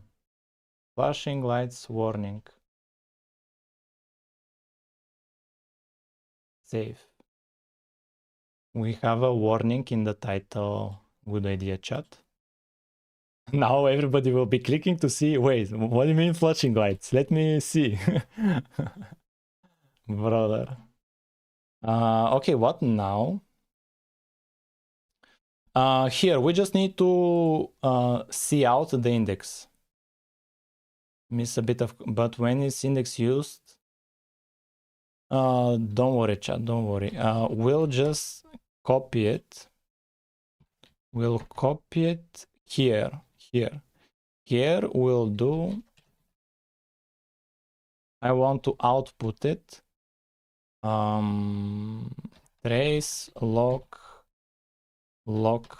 warning. Text format. We'll do index. Index. Let's see what the problem is. This time we only look at the index. We are not making changes to the color. This time we only look at the console. Okay, index is 8 now. Oh, index is perfect. No issues with the index. Absolutely no issues. 21, 23, 0. 1, 2. It's perfect. The index is perfect. Okay. Okay, so then problem is with the color itself. Problem is with the color itself. And here let's see what the colors are. Are a float maybe? No. This is the red. This is the red. This is the red, the green, the blue, and the alpha. And this will be sky colors index red. And then alpha, blue, green. Let's test it out. You aren't using index, not right now. Right now we are not using it. Oh, look at it. The colors are the same. Colors are the same. Absolutely no difference in the colors. That's exactly what I wanted. So now you warning to viewers. Let's test it out. Sky colors index. We could be getting flashing lights. Hopefully not, but we could be getting them. Perfect. So what was the issue? That's perfect. Then maybe the function is the problem. Oh, okay. Let's do get sky color. Here we'll bring it back. I'm not using the who said it? You are right. Gaming Studio said it. You're right, man. What a W, man.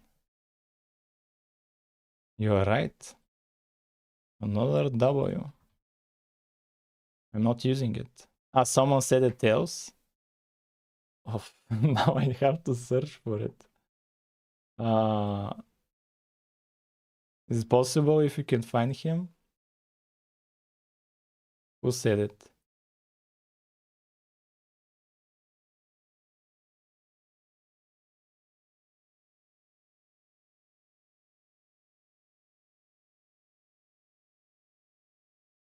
It's just you, Gaming Studio. Do you use color interpolation for the skybox color change? No, it's just you, man. It's just you. It's just you, man. It's just you. No. It's just you. Index. Here we'll return the index.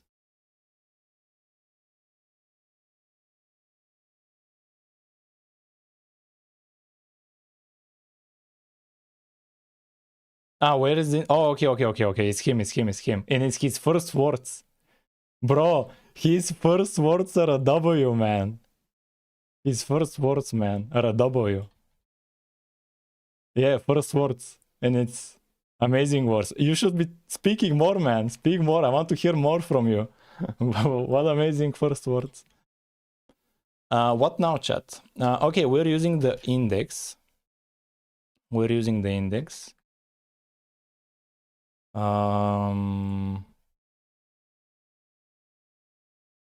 Yeah, get sky color. Okay, and now on a touch here, let's actually execute the code. Let's see what do we get, chat.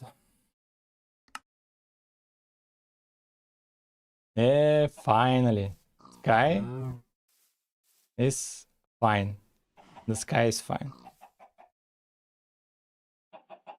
Finally, no more problems with the sky. Okay, we'll do the same for the ground. Let's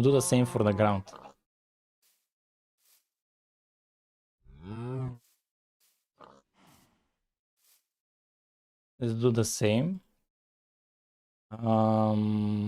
Yeah. Let's commit this. Cache sky colors. Nice. And what now? Now we want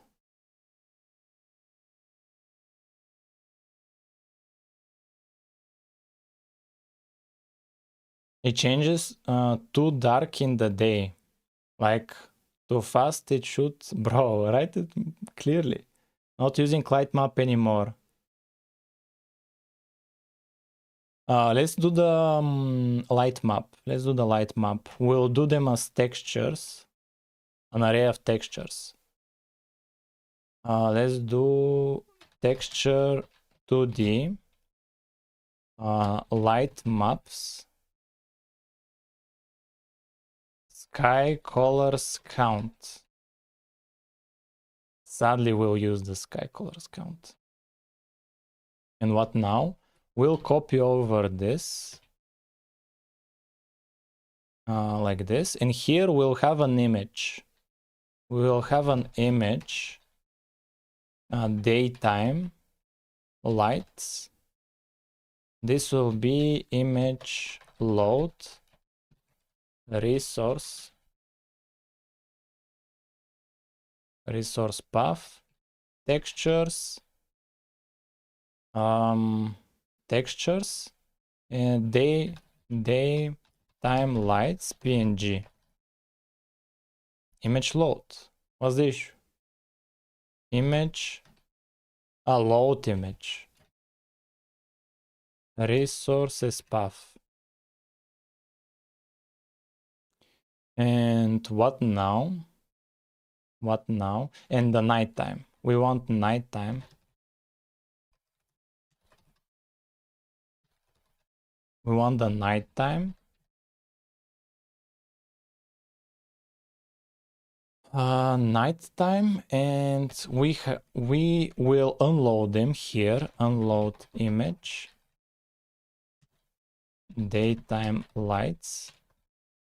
I told you people would click the stream, wondering why I have a warning. I told you, man.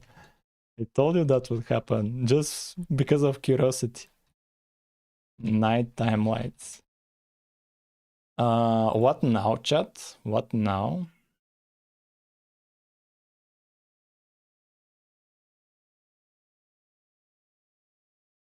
we want to generate an image. We want to interpolate between these two images, nighttime and daytime.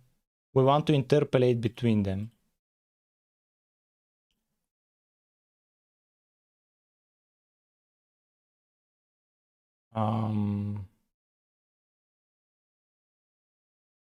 We want to interpolate between them.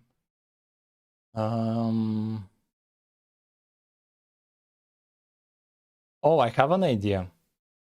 We'll do the same thing as when we went through the pixel art. It will be the same logic, and for each pixel colors, we'll do this interpolation. Same one. Yeah, and it will be for every pixel. Okay. Let me think about it. Where was the code for handling the pixel art iteration? Where was the code? Cube mesh pool.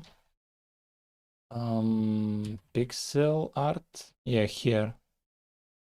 Yes, if it's valid and if the format is this. Here.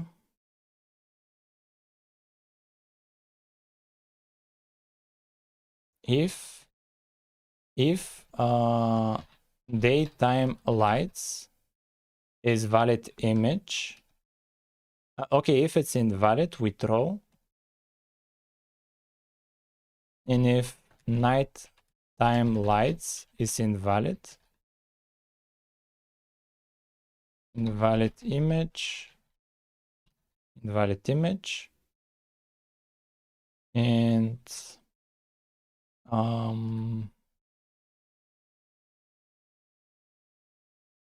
or if image format is not this format.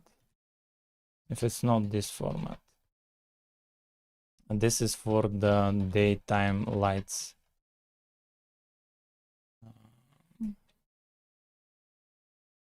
And this is for the nighttime lights. Okay, that's good. That's good. So now let's go over the pixels. Let's go over the pixels.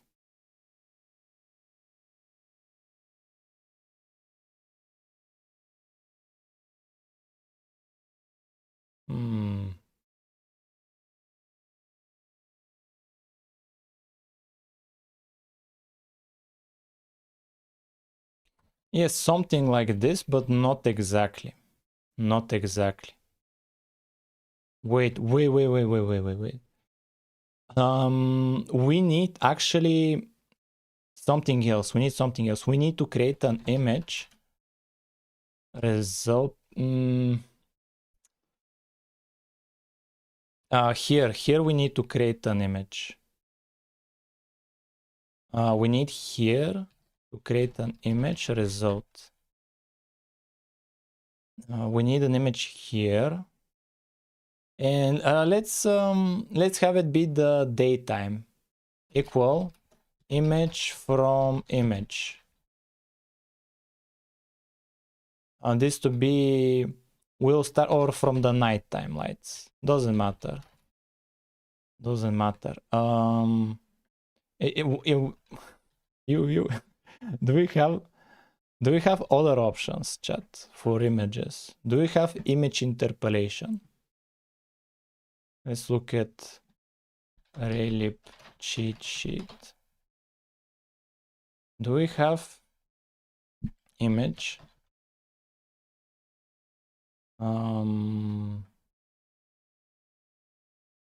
we have, where is images? Images, load image, generate image.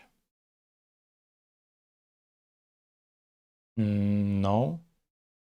Image from image, image from channel, image copy. Image format.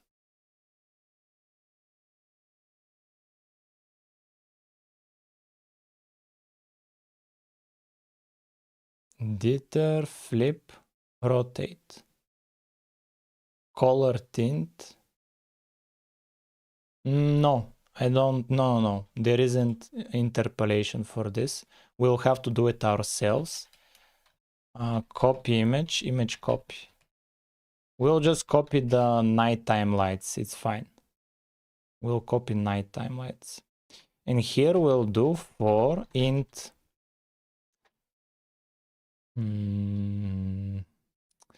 I cannot use I again. Iter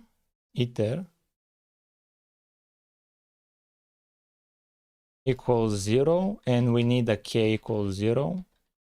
Iterator less than result width times result height. Wait, does the image have alpha? I don't think the image has alpha. That's a bit of a problem. And then we do iterator plus. And here we'll do result data and k plus 0 equals, yeah, something like this. Oh, we need to do unsigned character. Unsigned character. What was it? Like this, like this, like this. This needs to be linear interpolation. This is between nighttime and daytime. So this will be nighttime lights, data.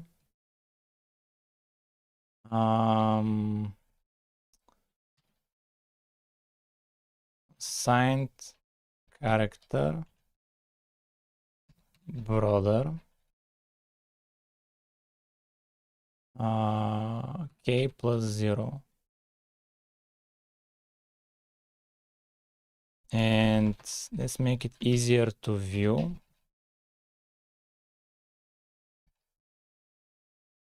Make it easier to view. What's this?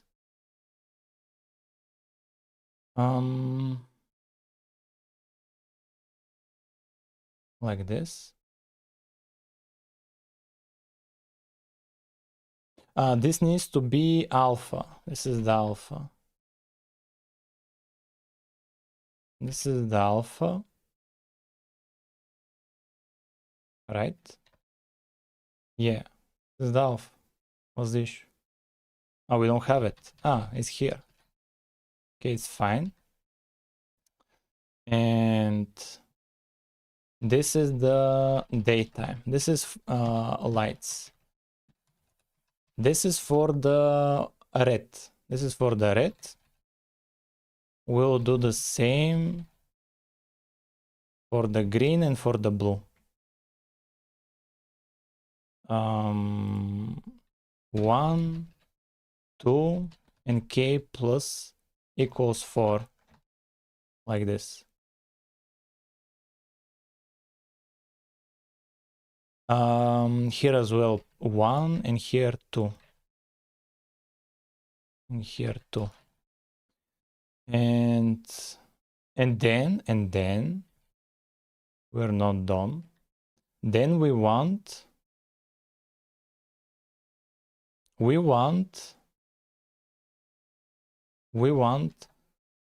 what was it, chat? Where was it? Light maps. Light maps. I equals load texture from image, the result, and we unload result. Unload image. We unload the result. And we do the same for the other case. We do the same here. We do the same here. Alpha is fine. Alpha is fine. Let me think about it. Let me think about it. Let me think. Think, Mark, think. You got YouTube featured. I don't know what that is. I have no idea. But yesterday we had it as well. I don't know what that is. Let me think about it. That was distracting. Yeah, here this nighttime needs to be daytime lights. This needs to be nighttime lights. And this needs to be like this. We have the new alpha. Like that. Sure. Okay. And now we'll have, let's make a function.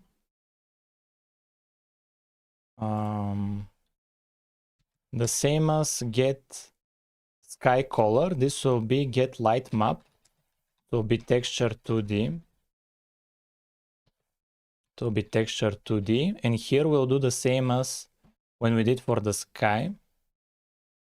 Absolutely the same thing, just a different array. Light maps. And we'll do it on draw when we draw the terrain. I was locked in, chat. Okay, you have 5 minutes. Ask me anything, chat. I was very close.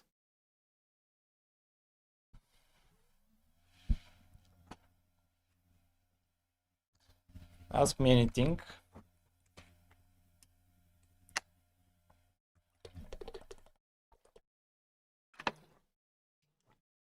Why can't you index with module 24? Because it still works, it's fine. It still works, not that big of a deal. How many lines of code are there? Tell me, how can I check, and I'll tell you. I don't know how to check. So can we ask, because I have lots of files. Do you like broccoli? Depends on how you cook it. If you cook it well, I like broccoli. If you don't cook it well, I don't like broccoli. Are you surprised with your work of coding? I'm surprised, pleasantly surprised. Chat, you have 4 minutes to ask me whatever you want. And then we lock in and I don't look at chat. What is the air speed velocity of... I don't know what that means. Okay, you can ask me anything about the project. About the project, chat. Don't ask me random questions. I still love your live streams. Thank you, that's very kind of you. Anything else, chat? Please write it quickly. Why is your code so much C-like? Because I like C. I want to write in C, but C doesn't have data structures, and C doesn't have support for cool libraries. And so I'm forced to use C++. But while I can, I'll still limit myself to kind of C. And also another reason is Raylib uses C. Raylib is written in C. They just use structures. So they don't have like a mesh dot something. All of the functions are separated from the objects. There aren't any objects. There isn't OP in C. With your age and vast knowledge of programming and stuff, you could make an absolute fortune doing that. If not in your country, then in others, in case you are not doing that already. I'm not doing that. I am not aiming for a fortune, chat. I'm aiming for a Minecraft clone. Very modest goal. We have a very modest goal. I'll have your C++ Minecraft clone. Thank you. I'll be mine in Rust. I would like to code in Rust, but I'm not smart enough for Rust. The syntax is too difficult for me to handle. How long have you been programming? More than 7 years. I'm not sure exactly how much.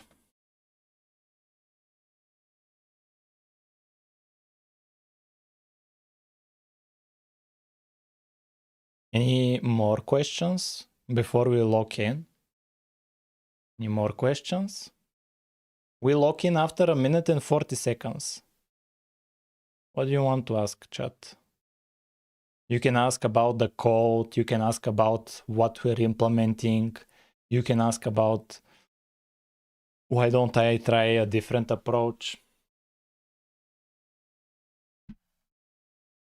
We can do whatever we want, chat, with some limits.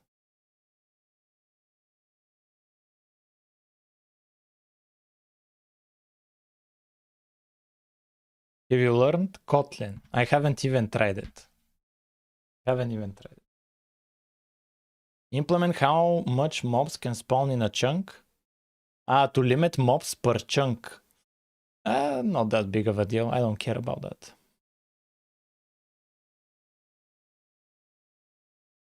Anything else? 40 seconds, chat. Anything else? Last chance before we lock in. And I ignore chat for 25 minutes.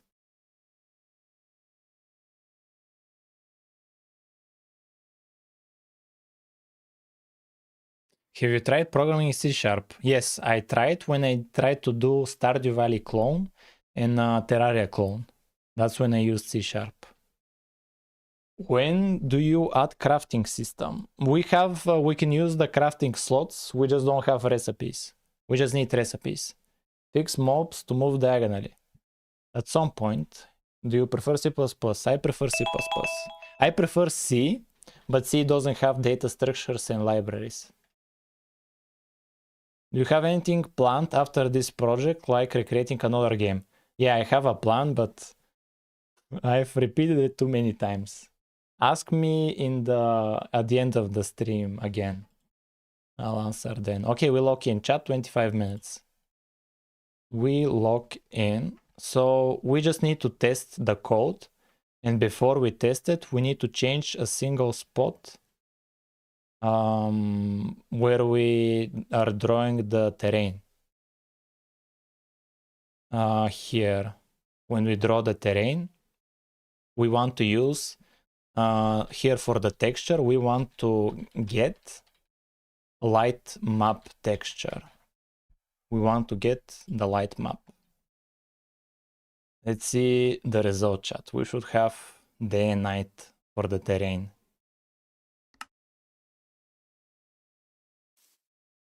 Do we have day and night? No. Doesn't look like it. Doesn't look like it. Get light map. Yeah, we should be getting it. Game layer on a touch.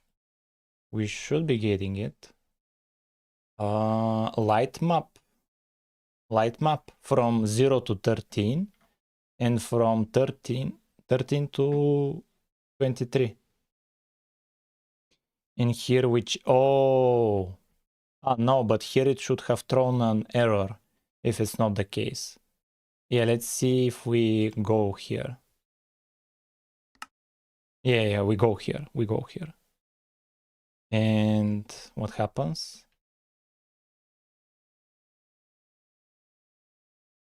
So here, result data.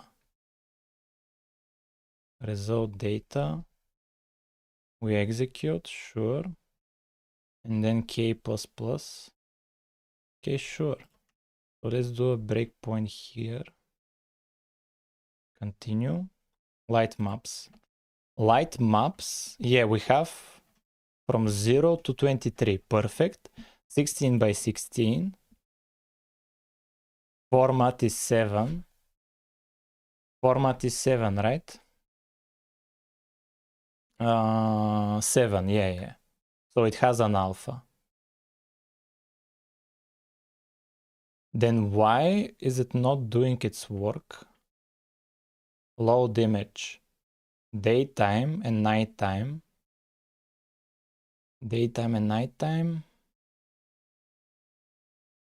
What's the problem? Yeah, what's the problem actually? I don't see anywhere a problem.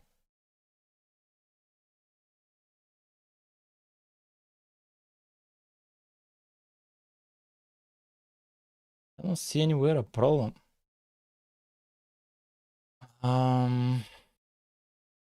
Maybe we need to execute render doc.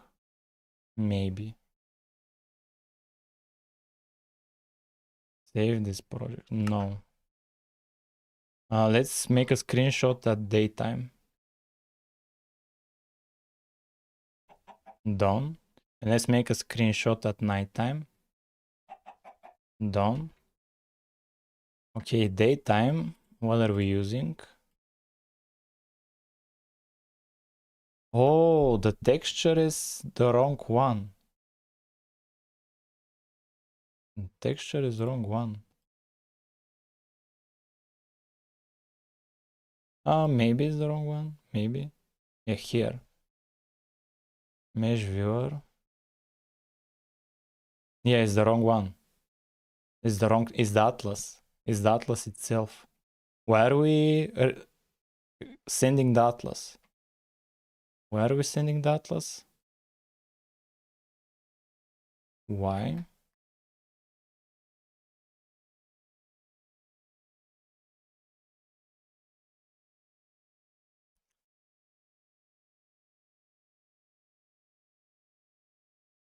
Get light map. Yeah, get light map. Yeah, here. Are we calling this function? Yeah, we're calling it here, get light map. Yeah, and we're setting the texture to be this one, the light map. What if we set it to be light maps 0? No, let's have it be bright one. Let's have it be 12. 12. Let's have it be 12. This should be bright colors. Yeah, it's not bright colors. It's not bright colors. Okay. I have an idea. We'll draw the texture on screen after end 3D mode and after this camera here. We'll draw here, draw texture. We'll draw it on screen. 0, 0, white. Maybe with a scale.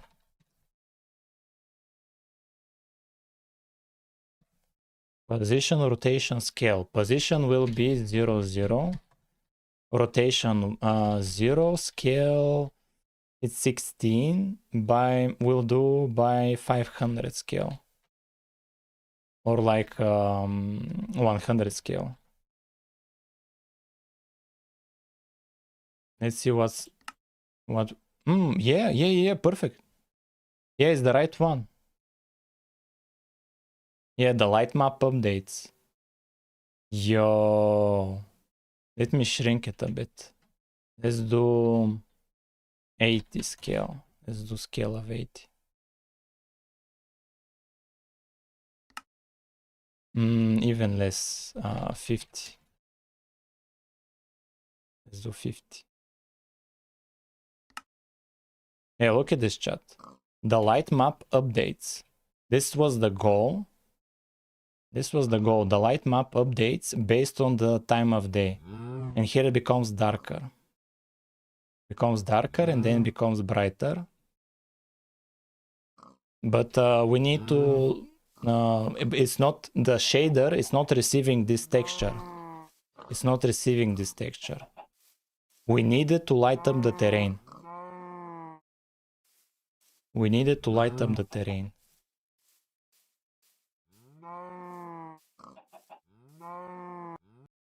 Okay, so the texture is proper.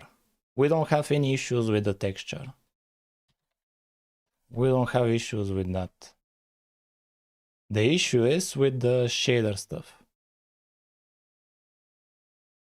Where was the get light map? Yeah, here is where we used it. Yeah, well, let's change the location, chat. Location, texture 1. location. Let's test it out.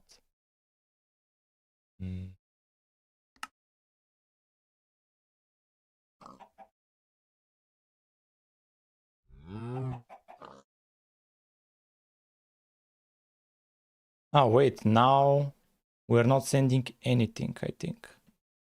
Let's have this texture one location. Render has texture viewer tab. If binding slots are empty. Yeah, okay, we can check out in render doc.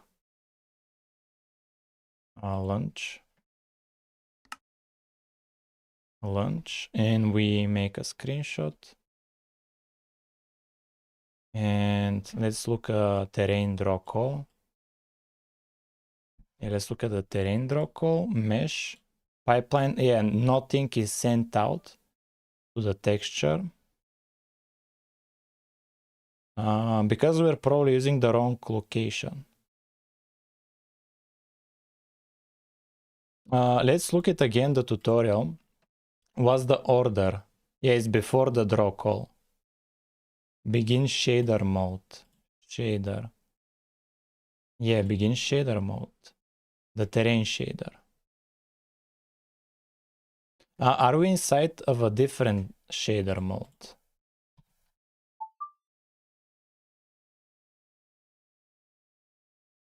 Where is this?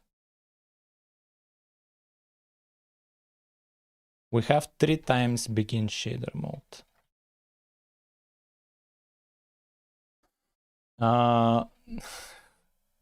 Yeah, we'll see inputs. Oh, inputs. Input.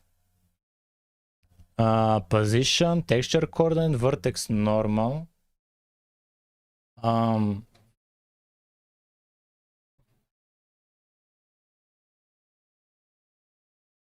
Oh, maybe we need to set it a default value so that it's not removed when it's not used. Yeah, maybe we need some kind of a default value initially, maybe. Chat, where? Yeah, here is the buffers, chat. Where the uniform? Here is the uniforms. Here is the uniforms. It's just the. What about the fragment shader? Uniforms. Fog color, fog range, lights, view position. Yeah, what about? And here is the texture. This is for the terrain. Texture 0. This is for the terrain and slot 0. This is slot 0. What's the other slot for the vertex shader? What's the slot in the vertex? It's slot 1. Okay, so let's just hard code it here to be slot 1. And let's see what happens.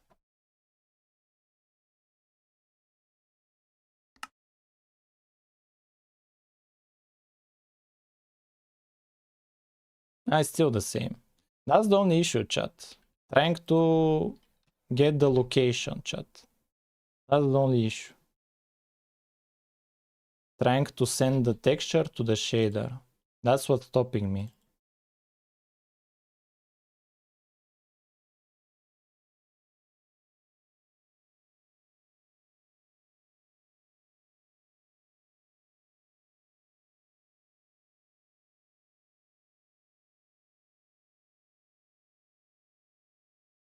Yeah, here they do it as well. This is the depth shader, location, and they get the location once when they create the shader.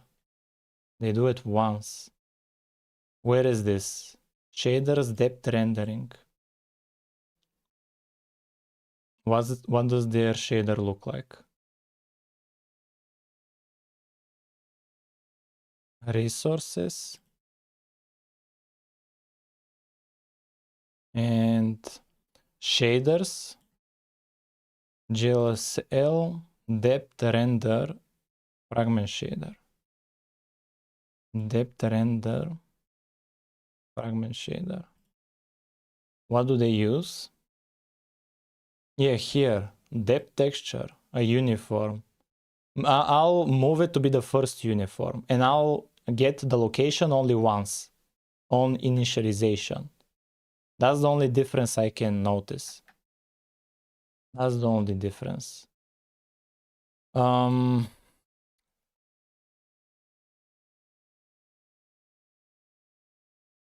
I cannot use binding locations. It needs some kind of an extension enabled. We're not going to do binding locations. We'll just get this location once.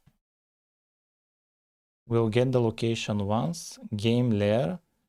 This will be int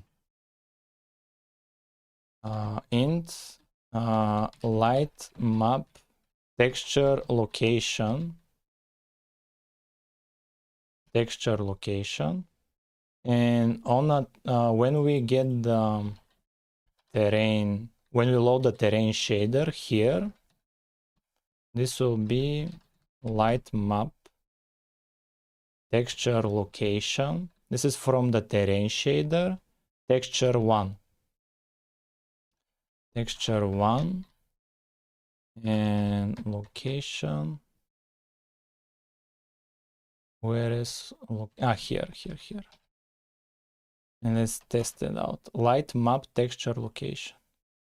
No, I cannot do layout and binding. I cannot do that. It doesn't allow me, it doesn't compile it.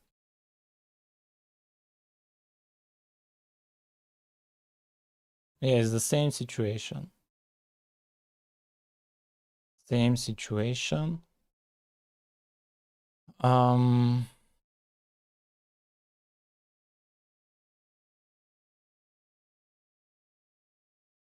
Yeah, here, how do they do it? Depth location.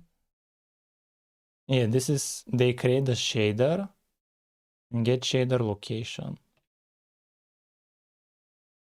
Set shader value. This is something else.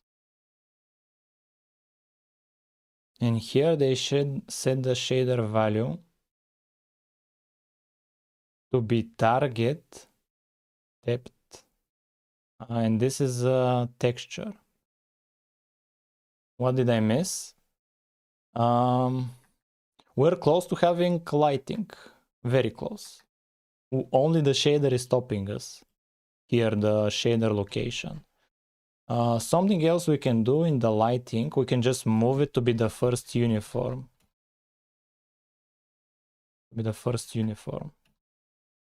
That's something else we can do.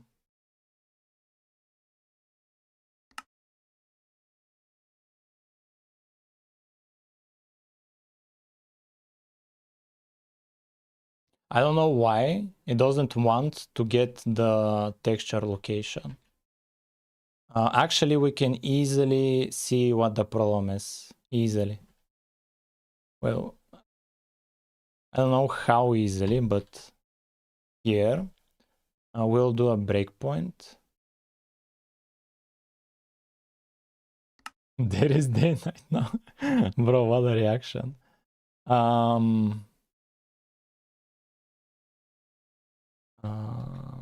Get shader.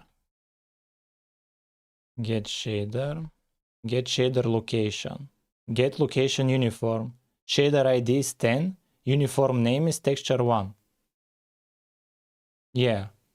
Get location uniform. Let's see what the requirement is. Get location uniform OpenGL. This is why I like using Crealip, because it uses OpenGL. We can look at the source code and we can see what OpenGL does. So it needs a program, that's the ID and the name. Specifies the program object. If programs not value. Do we need to bind the shader? Example. Oh, does it return a value? Oh, it returns a value. Interesting, it returns a value. Oh, we can check it. We can check the value it returns. Oh, perfect. Yeah, let's do that. Let's see what does it... it's just this value, it's the location itself. Not that big of a deal. I got excited for nothing. Let's go. Hey, start.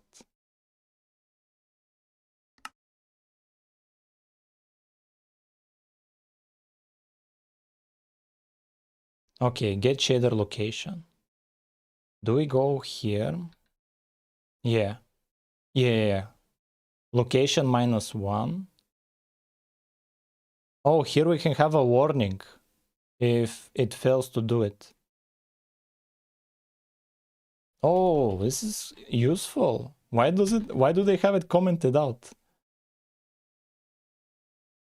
Yeah, why do they have it commented out? Let's enable it. That would be very useful. Field. Can we do, what's this warning? A level and text. Shader ID is undefined. Okay, it just needs to be the ID. Just needs to be the ID. Why do they have a error there? And F10. Do we have something in console? Oh, lots of warnings. Failed to find shader uniform. Texture 2.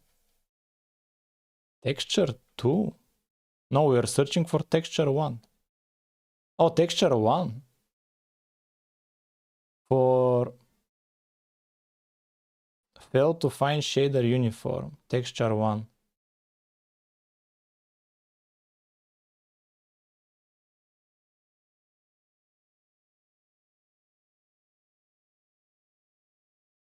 Probably forgot semicolon. Yeah, it cannot find the uniform. Probably. Yeah, let's run it again.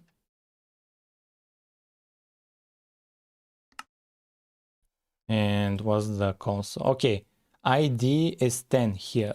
Okay. ID 10 here. And let's do F10. And here location is 26. Location is 26. No, there isn't problem. This is not from us. This is from other shaders. This is not from us. We have a location of 26. We have a location. The only issue is we are not sending the texture there. That's the only issue. Let's run it in render doc again.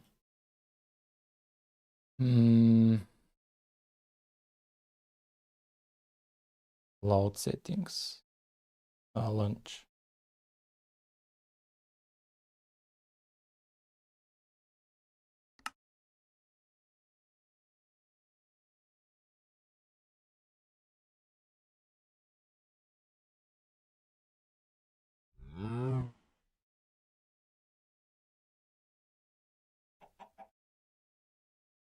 Now let's make a screenshot. Make a screenshot. Yeah. It's not found. Not found. View. Oh, here. Was this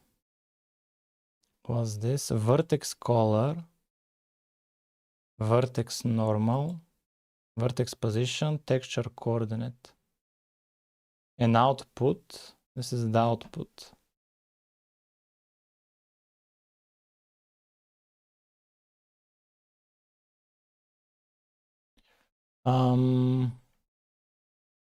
Sampled image, texture 1, binding 0, location 0.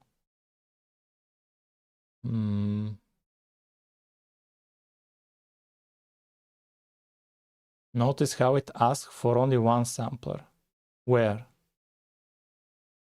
What do you mean? Yeah, here I have only one sampler. Yeah, this is only one texture here. The other texture is in the fragment shader. But our focus is the vertex shader.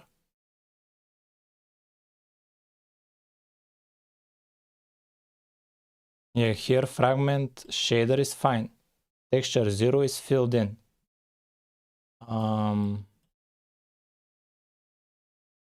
Wait, is this for cows? Why is this the cows? I'm confused. Highlight draw call. Oh yeah, this is for the cow. If it's for the cow. What about the chunk? Yeah, chunk. Chunk. Pipeline. Okay. Chunk. Okay, yeah, same thing. View. Yeah,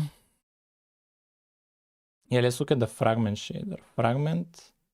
Yeah, look at fragment shader. Texture 0 is completely normal. Texture 0 is normal. And there isn't an other uniform like that. What will be... Do you use RLGL immediate mode anywhere? No.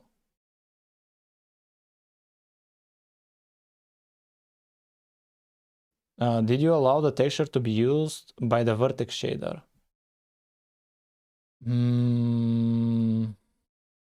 Do I need to do something like that? Because in OpenGL is simplified. It's not like Vulkan. In Vulkan, you have to even compile the shader on manually. In OpenGL is much easier here. Okay, let's see the example once more. Yeah, this is the example. They have a second texture.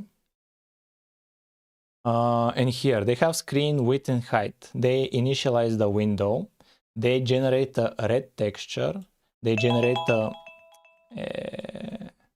Chat, ask me anything. You have 5 minutes. Where is the chat? Here is the chat. Ask me anything, chat. You have 5 minutes, chat. Ask me anything.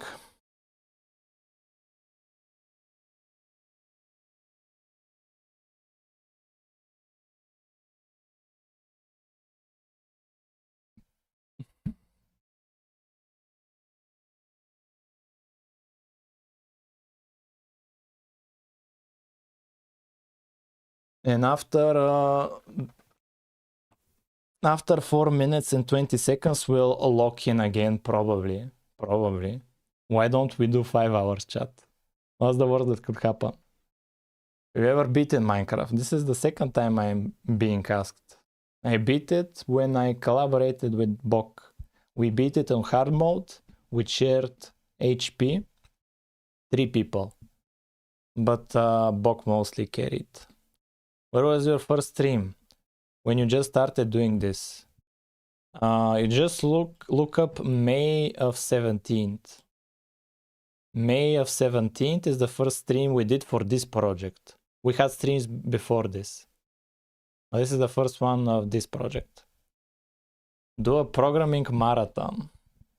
Bro, my brain will explode if I do programming marathon.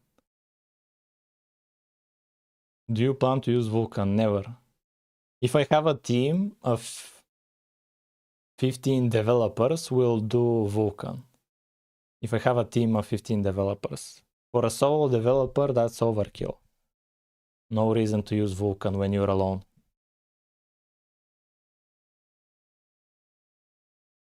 Anything else, chat? We have 3 minutes to chit chat. We have 3 minutes.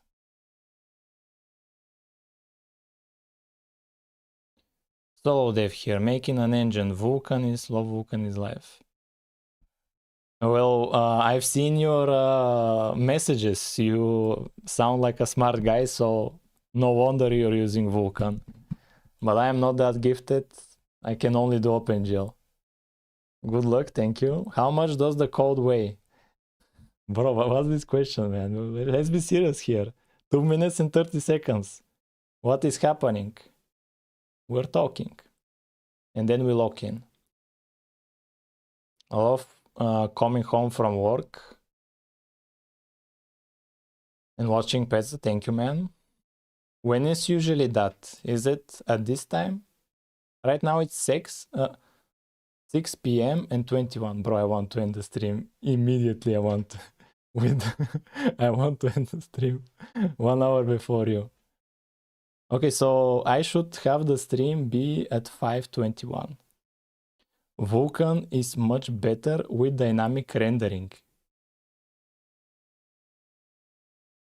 I want to use Vulkan because of multi-threading. That's why I want to use Vulkan. Because of multi-threading support. Because in OpenGL you are limited to only use the main thread for using the for communicating with the GPU. That's the only limit with OpenGL. Because I wanted to use multi-threading, and I had to like I had in a separate thread to generate the models for the terrain. But then I was like, the limitation of OpenGL is you have to generate the model in the main thread, because OpenGL doesn't have multi-threading. But it's not worth it, man. Like, to invest so much in Vulkan. That was not the wind. Yeah, multi-ins OpenGL is junky. Which engine is the best, in your opinion, out of these? It depends on the problem you're solving. If you're a AAA studio and you're doing the next Witcher game, you can use Unreal. If you're an indie developer and you are focusing on the short term, you can do Unity, but long term, you don't know what the management of Unity will decide in the future. They may decide to have you pay for every download of the game. So like, long term, Godot is the best approach if for a solo developer. Unity is very uncertain. I'm not sure about Unity. I love using Unity. It's very intuitive, but I don't like the management. That we need to lock in. Is there Fluid? Yeah, there's Fluid. Will this ever be public? I have no idea. Counting from before, there's this tool which allows you to count lines of code separately for each. Bro, I'm not going to do all of this work just to calculate lines of code. How much RAM does the game use when running? Too much. Let's just say that. Chat, probably this will be the last 25 minutes. I don't know. I'm not sure how much I can do, but hopefully we can finish it in the next 25 minutes, chat. Oh, hopefully we can finish it.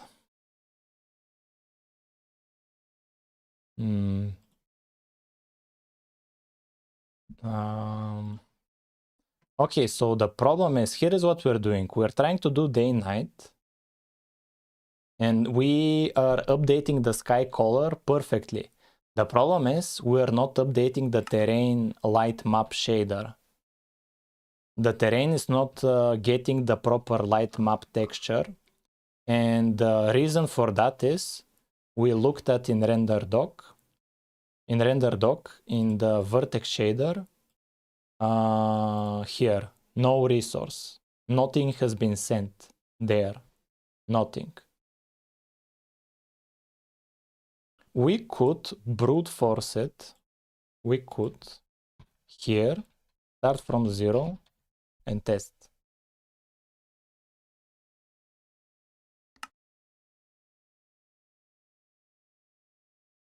Bro, did this work? No, it didn't work.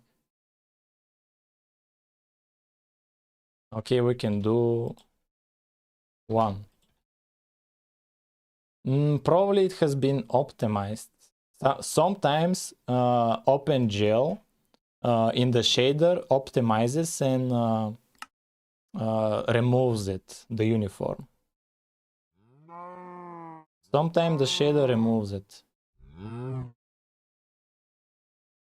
Here we're using something. What are we using right now? What are we using? We're using something. Yeah, oh, when it's not used in the code. Yeah, we're using it in the code. We're using it. Yeah, we're doing a fetch. Let's see. pipeline. Yeah, vertex shader has a texture, but it's the wrong one. Now it's the wrong one. Yeah, it's the what do you call it? Is the item list. Is the item list. Why is it using the item list? If we render this texture, we get the light map. We get the proper texture. Can you print texture IDs?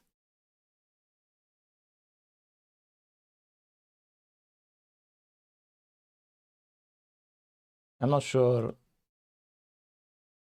how that would be possible.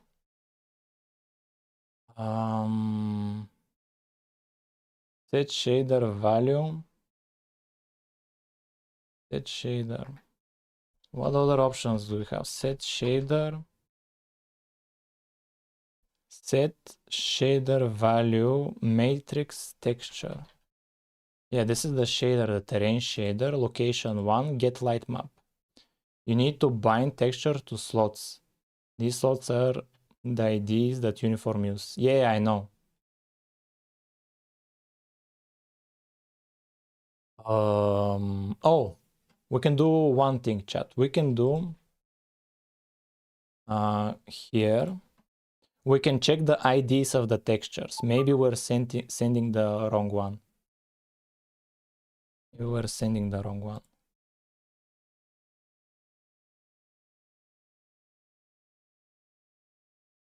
Wait. Start. Light maps. What are the IDs? See, it's using different IDs. And it's 16 by 16. It should be fine.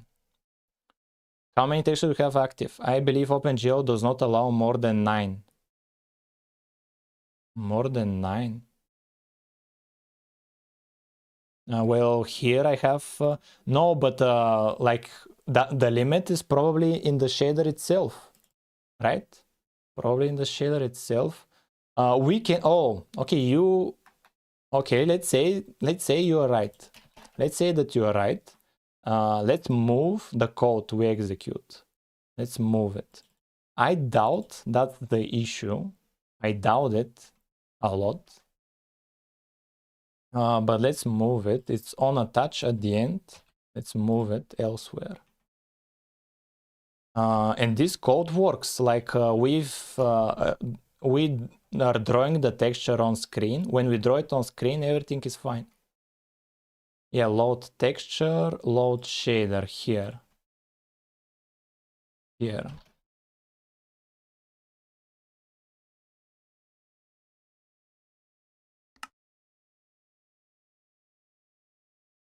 Yeah, it's the same. It's the same results.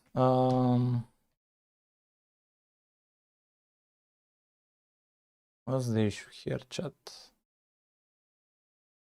I'm not sure what's the issue. What's the issue?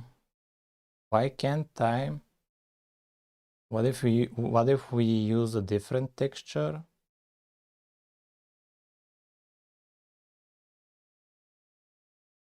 What if we use a different texture?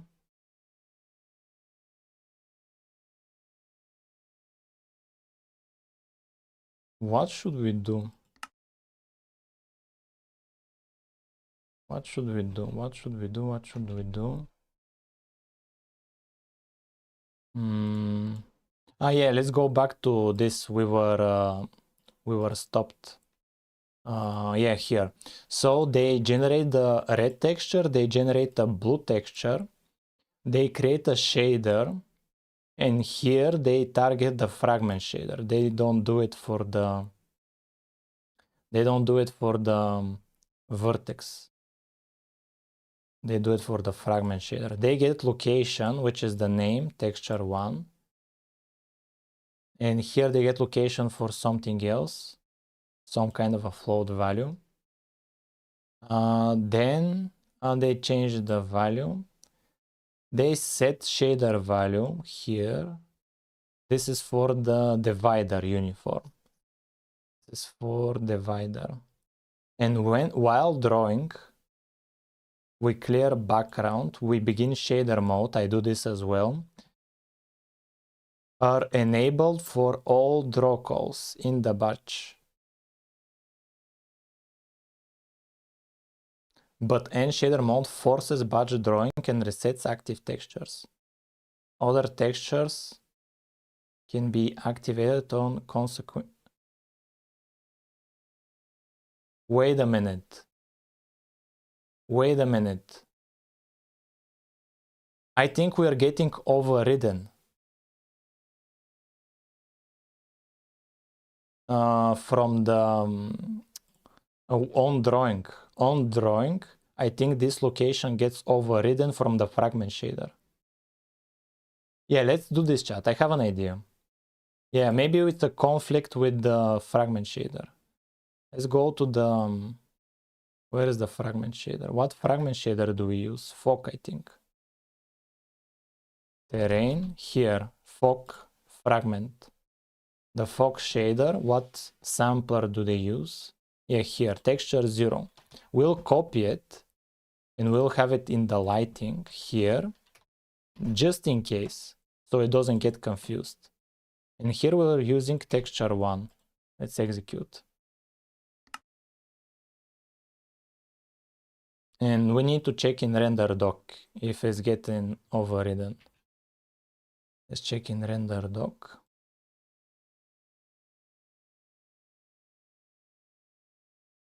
And maybe to use the location. Use this location. Light maps.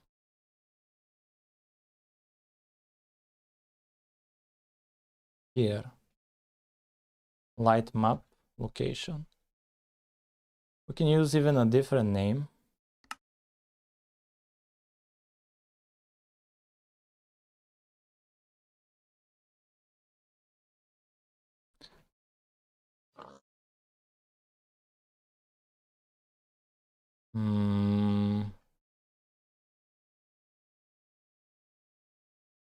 Wait, what's our texture ID? What's our shader ID? What's our shader ID? Fail to find shader uniform texture 1, texture 2. Is this for our texture? Is this for our texture?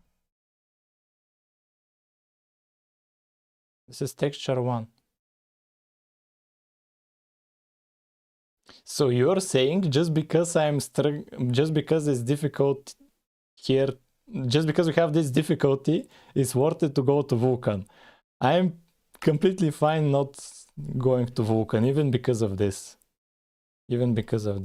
Okay, ID of 10 shader has problems. This is not our shaders, these are different ones. Let's continue. Yeah, okay, it's not our shader an issue. And here, location is 26. It manages to find location 26 to use. And when we use it, it's empty. When we use it, empty. No, actually, let's just we'll do a pro gamer move. Let's use a texture we are sure exists. Let's do here material test equals low default material default. And here for texture, we'll use test maps map diffuse texture. This should be a white texture.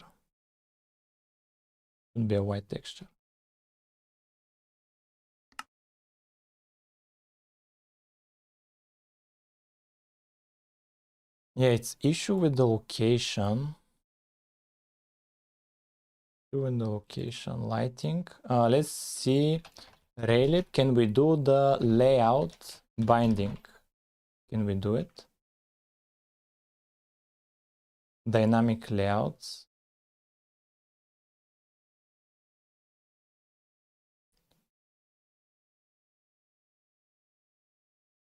Is any dynamic layout scheme Rage UI? No. What should we do? This texture one. Okay, let's rename it. Let's rename it to something completely random, so we're sure it doesn't exist. Something completely random. And when we get a location,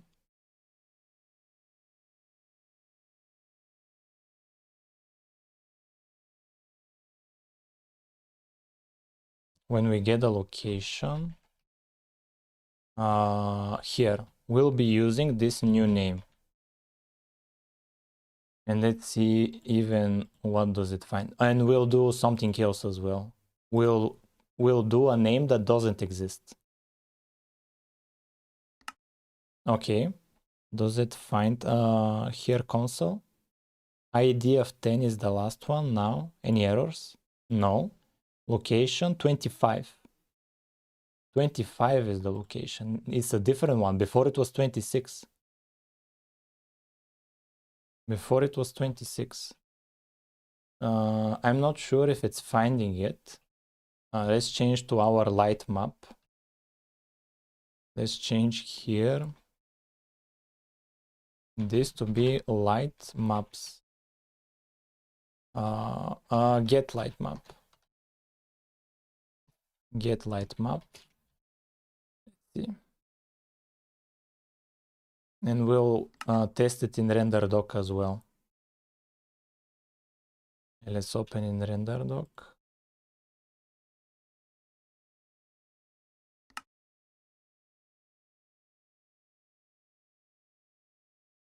Let's see what the situation is. Measure. Pipeline. Yeah, it doesn't send it. Slot is 1. Yeah, that's just the slot, not the uniform location. Then what's the issue? That's the only thing stopping us. Everything else, we have it. We have the light maps, we have sky color, we even have air. We even have for the air, what do you call it? Skylight and block light. We even have that. This is the only issue. We cannot send the texture to the shader. That's the only issue, nothing else. We have an alternative. We can just request a normal map, something like that, and here to change it up. Let's see here when we use here materials. Yeah, here this. I want to see this. Yeah. Albedo, metalness, normal. Where is this used? Where is this used? I want an example. Basic PBR here. Okay, here they set up a normal texture. This is a temporarily alternative. We can just set up the normal texture to be the lighting, and we'll see here what's the shader they use. This is for the car. They use where is the shader? This is the shader.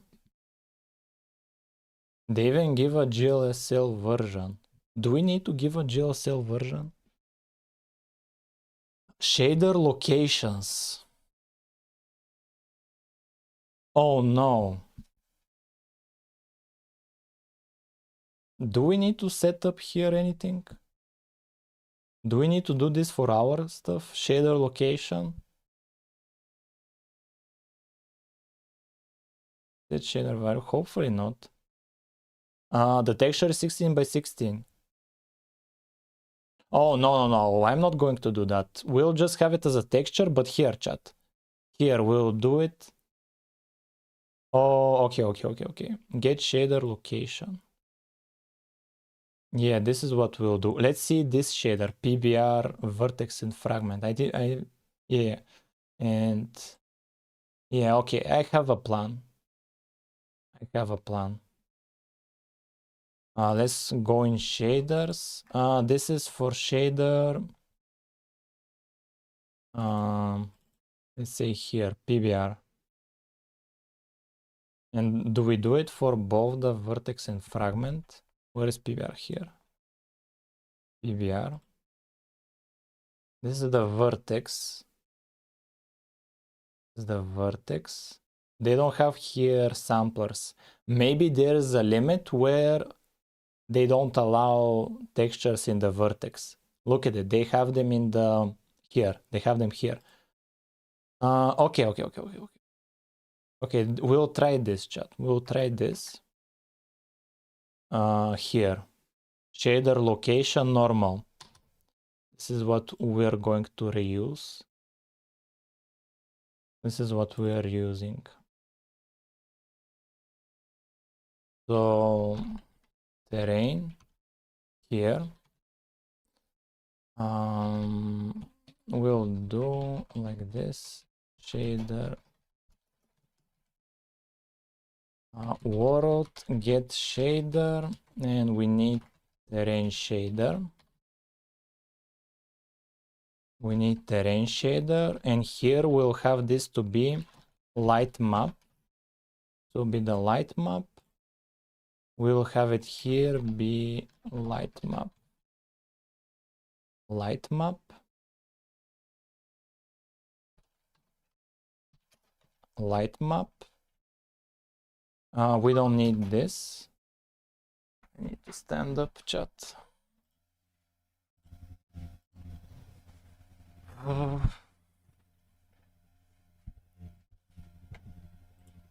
And what else do we need? And we need to set the update. We need to update the normal texture. That's what we need to update. Get light map here. So here, instead of doing this, we'll do world get shader, or for the material itself, for the model material itself to do it. Oh, maybe it was doing it, but not for every draw call. Maybe it was doing it just for the first draw call, because I have separate draw call. Yeah, maybe we had to do this every time, but it's too late. We are testing a different idea. We need to do it here. Opaque model materials.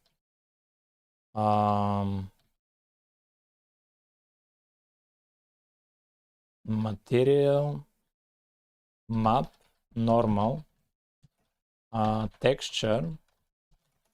This will be, is it texture? Maps. Material. No, this is the 0 material. And here maps. Material map normal. And we do texture equals let me think about it. How are we going to get it? We can make it static. We can make it static. Get light map static. It's fine, I think. Light maps static. Yeah, now it's fine. And here, world get light. Game layer get light map include. Yeah, we're using. We will load the texture through this normal map. That's where we are going to do it. Do they do anything else? Yeah, shader location. Yeah, here for shader, they set the location. Anything else? Set shader value.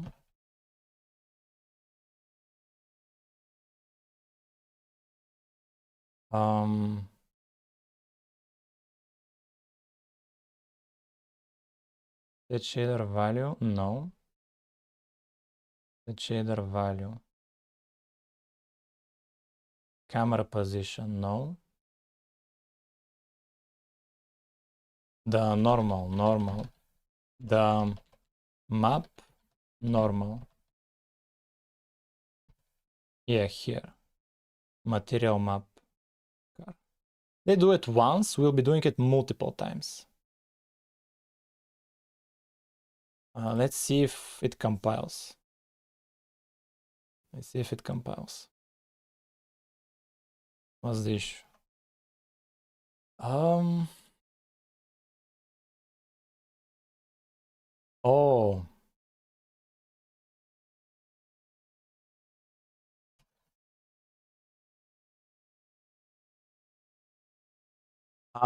It's because we include game layer. Yeah, it's because we include game layer, brother. And game layer has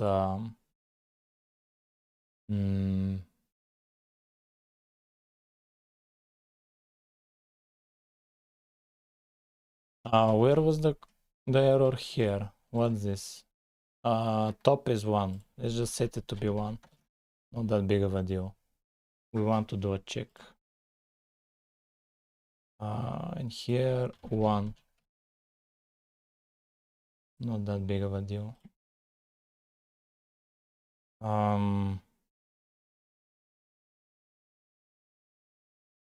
Game layer.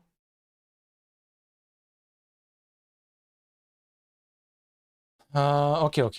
We can do it in a different approach. Let's not have it be static. We need to move it. Let's move it then. Let's move it.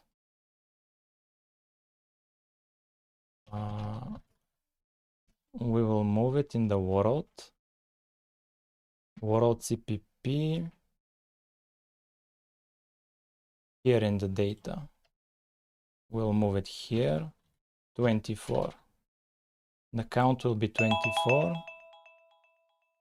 I have to pause it.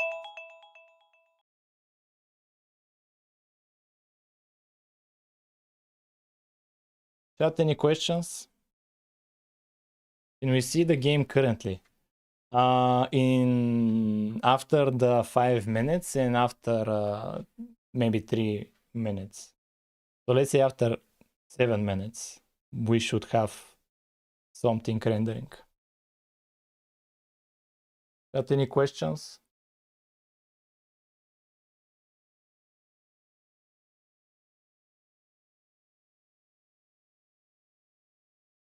Do you have questions, chat?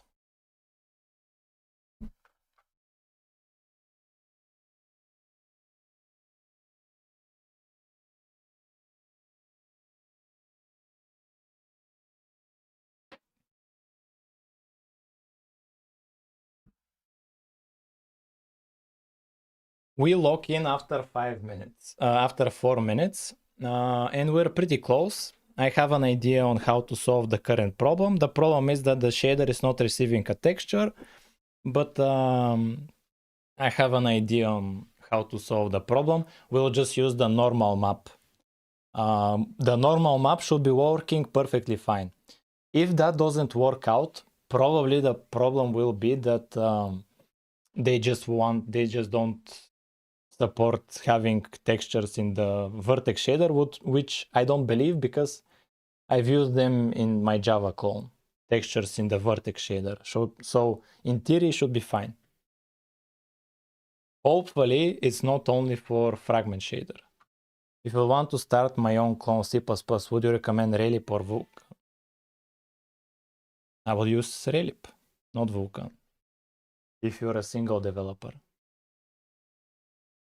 Chat, questions? Questions, chat?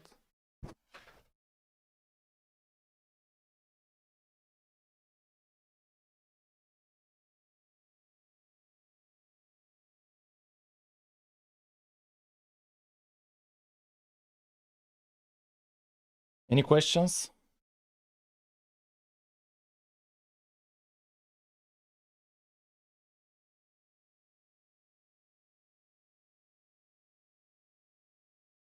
Oh no. Oh no. Oh no. Oh no.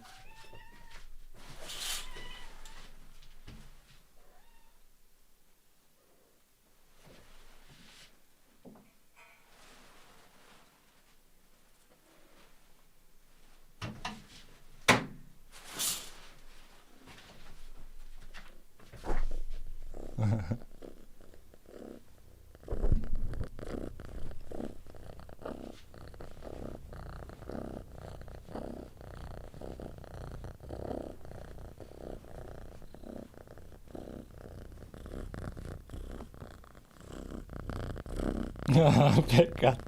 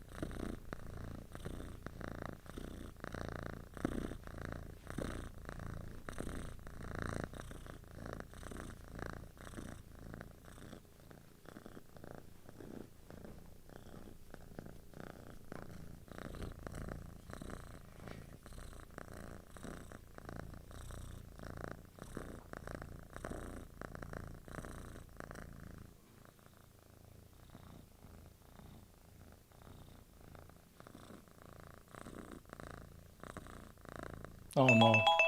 Oh no. Chat, we need to lock in.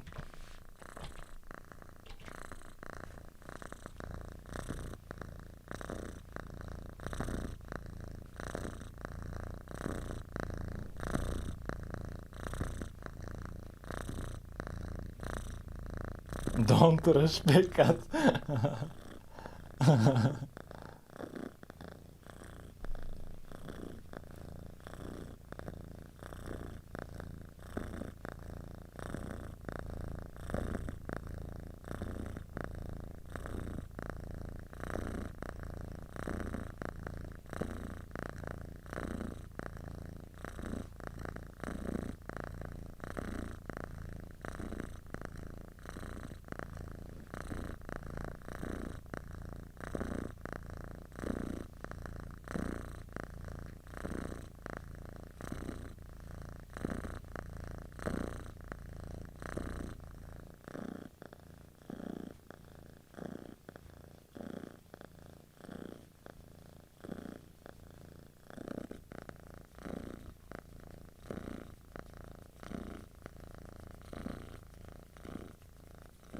Chat, we need to at some point go back to the project.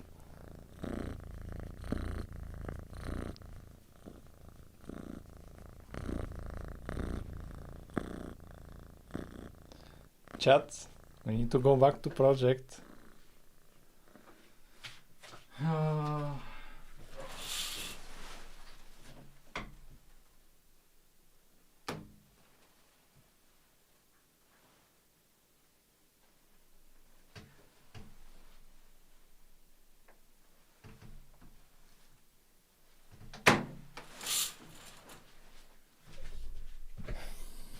No, we need Peccat.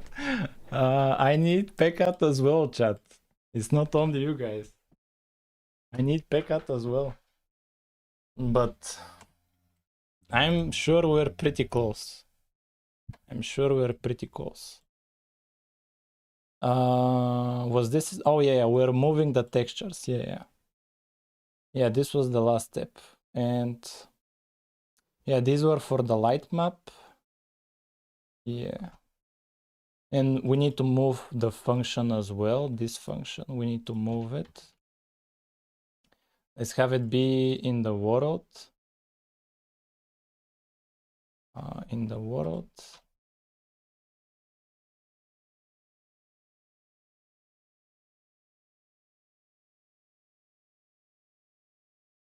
And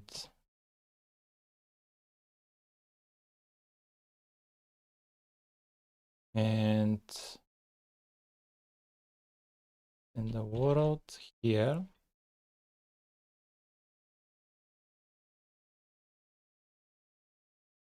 Like this, and this is world data light maps. And one last step, the initialization. This part, we need to move it. Move like that. It needs to be in world initialization when we initialize the world. Here needs to be here.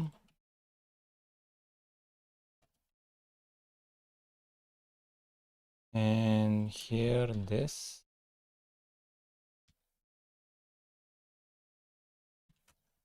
Light maps like that. And what else? So now when we draw the terrain, where did we draw it? Here. We'll get them from world get light map.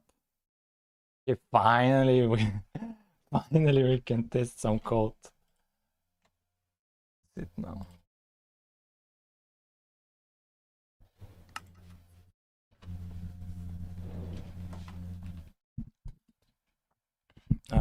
This should be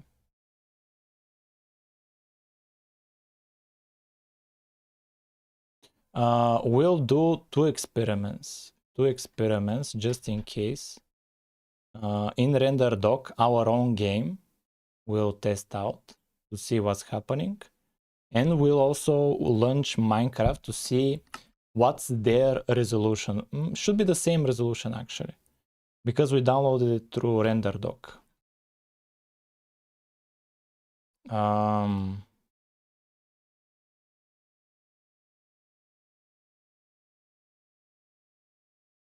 Like Droco, yeah. Oh, it's the right texture. It's the right texture. Finally, it's the right texture. And fragment shader, yeah, it's the right texture. Finally, it's the right texture.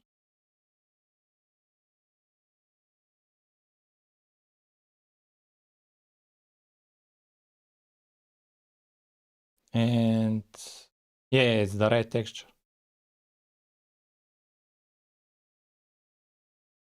Okay, so we just need to play around with other values. Okay, let's see, how does the terrain change? Do we need to make other changes?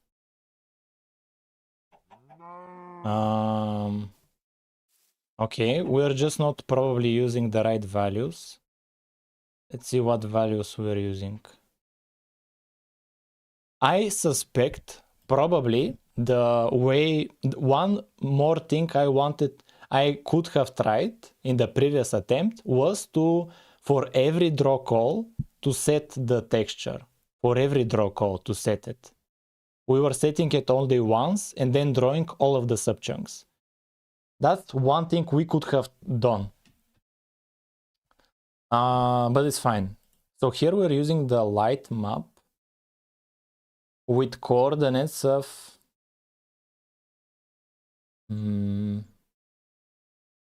yeah, we do 0 and 15. We do 0 and 15. Sure. Do 0 and 15. So 0 and 15 should be here. Let's do 0, 0. Let's do 0, 0. See what do we get. Yeah, 0, 0. Bro, you cannot imagine how much this took, man. You cannot imagine how much this took.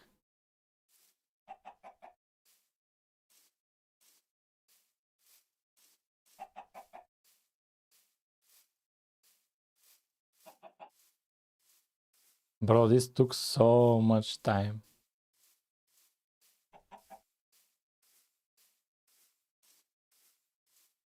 Yeah, the mobs are not unlocked. And the hand needs lighting. It's not that big of a deal.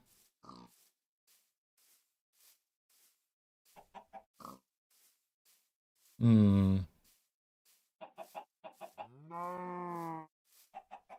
Let me think about it. This was 0. This was 0. So turns out here is 0, 0, I think. Is it here? What if we do...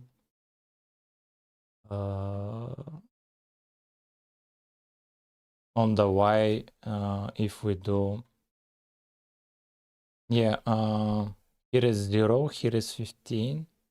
So let's do 1 on the Y. Let's do 1. Should be...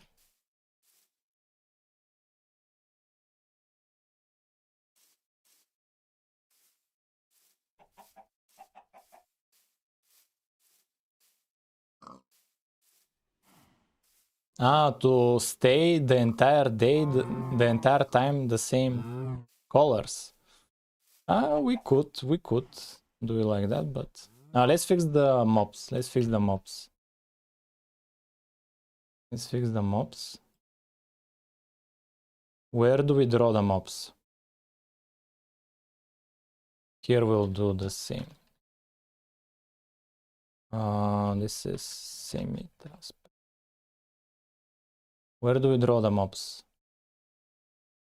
In the world.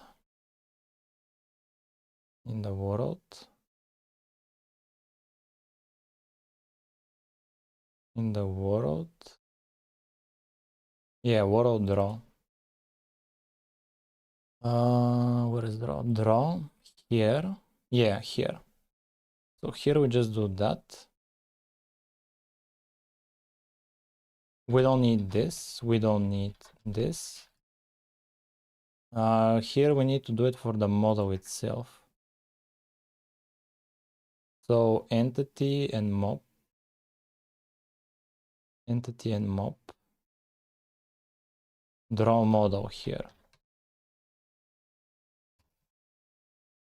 Draw model, and for entity maybe as well. Entity. Where is entity?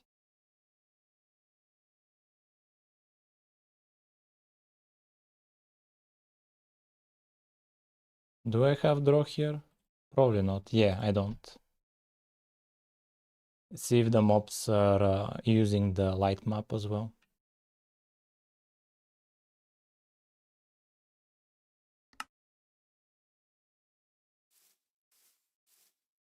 Mobs? Come on, man. Mobs? What's the problem with mobs? Or what's the issue with the mobs, chat?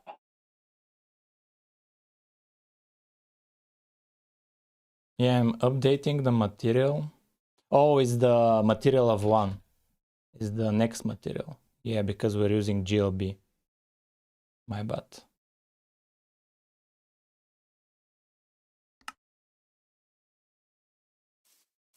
Is it? Where are they? Or maybe I need to use a diff. Oh, okay. They are fine. They are fine. And look at when it becomes darker, chat. Look at them. They are darker, chat. They get darker. They get darker.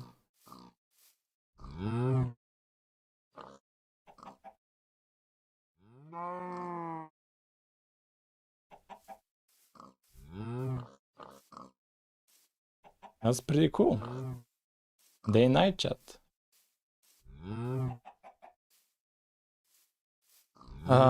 Chat, where make the hand also darken.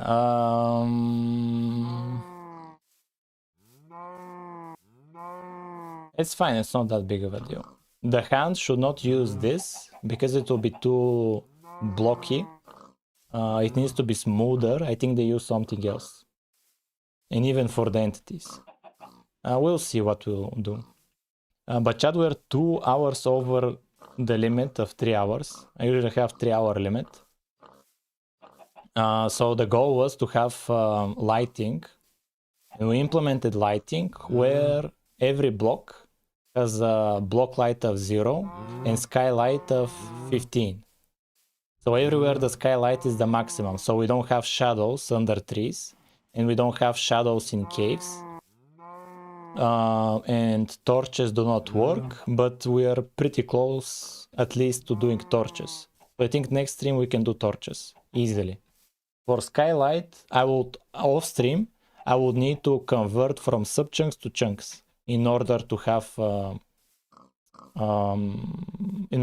skylight. We need chunks for skylight. But for block light, we have everything we need for block lights. We have everything we want. And so that's it, chat. That's it for today. Pretty good, right? 5 hours, just 5 hours. So chat, we did enough progress. Goodbye chat. We'll see each other probably tonight.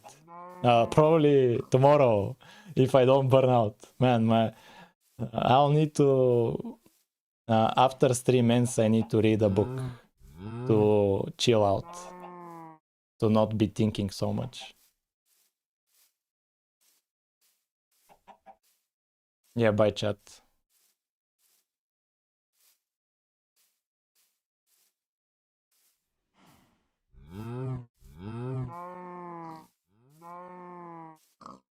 I read the Dune books.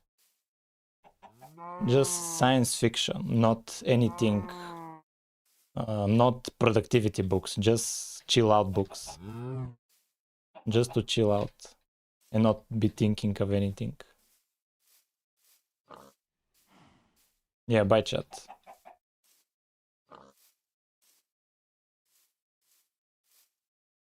Could we raid somebody?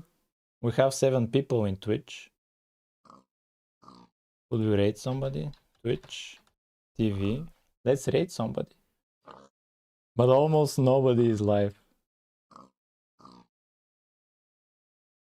Almost nobody is live. Cakes is live, but he's like 200 people. If I raid him with 6 people, like, bro. No, it's fine, it's fine. It's fine. We'll just end it. La peace, chat. La peace.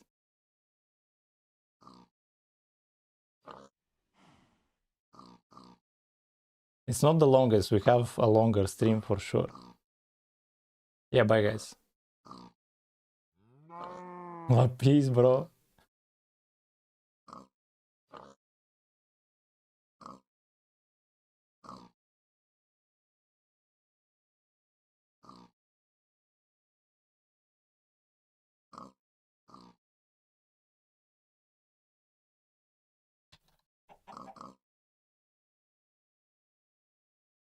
Bro, nobody is live. I cannot rate anyone.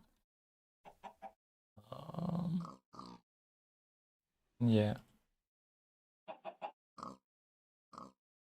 That's a bit of a bummer. Bye, guys.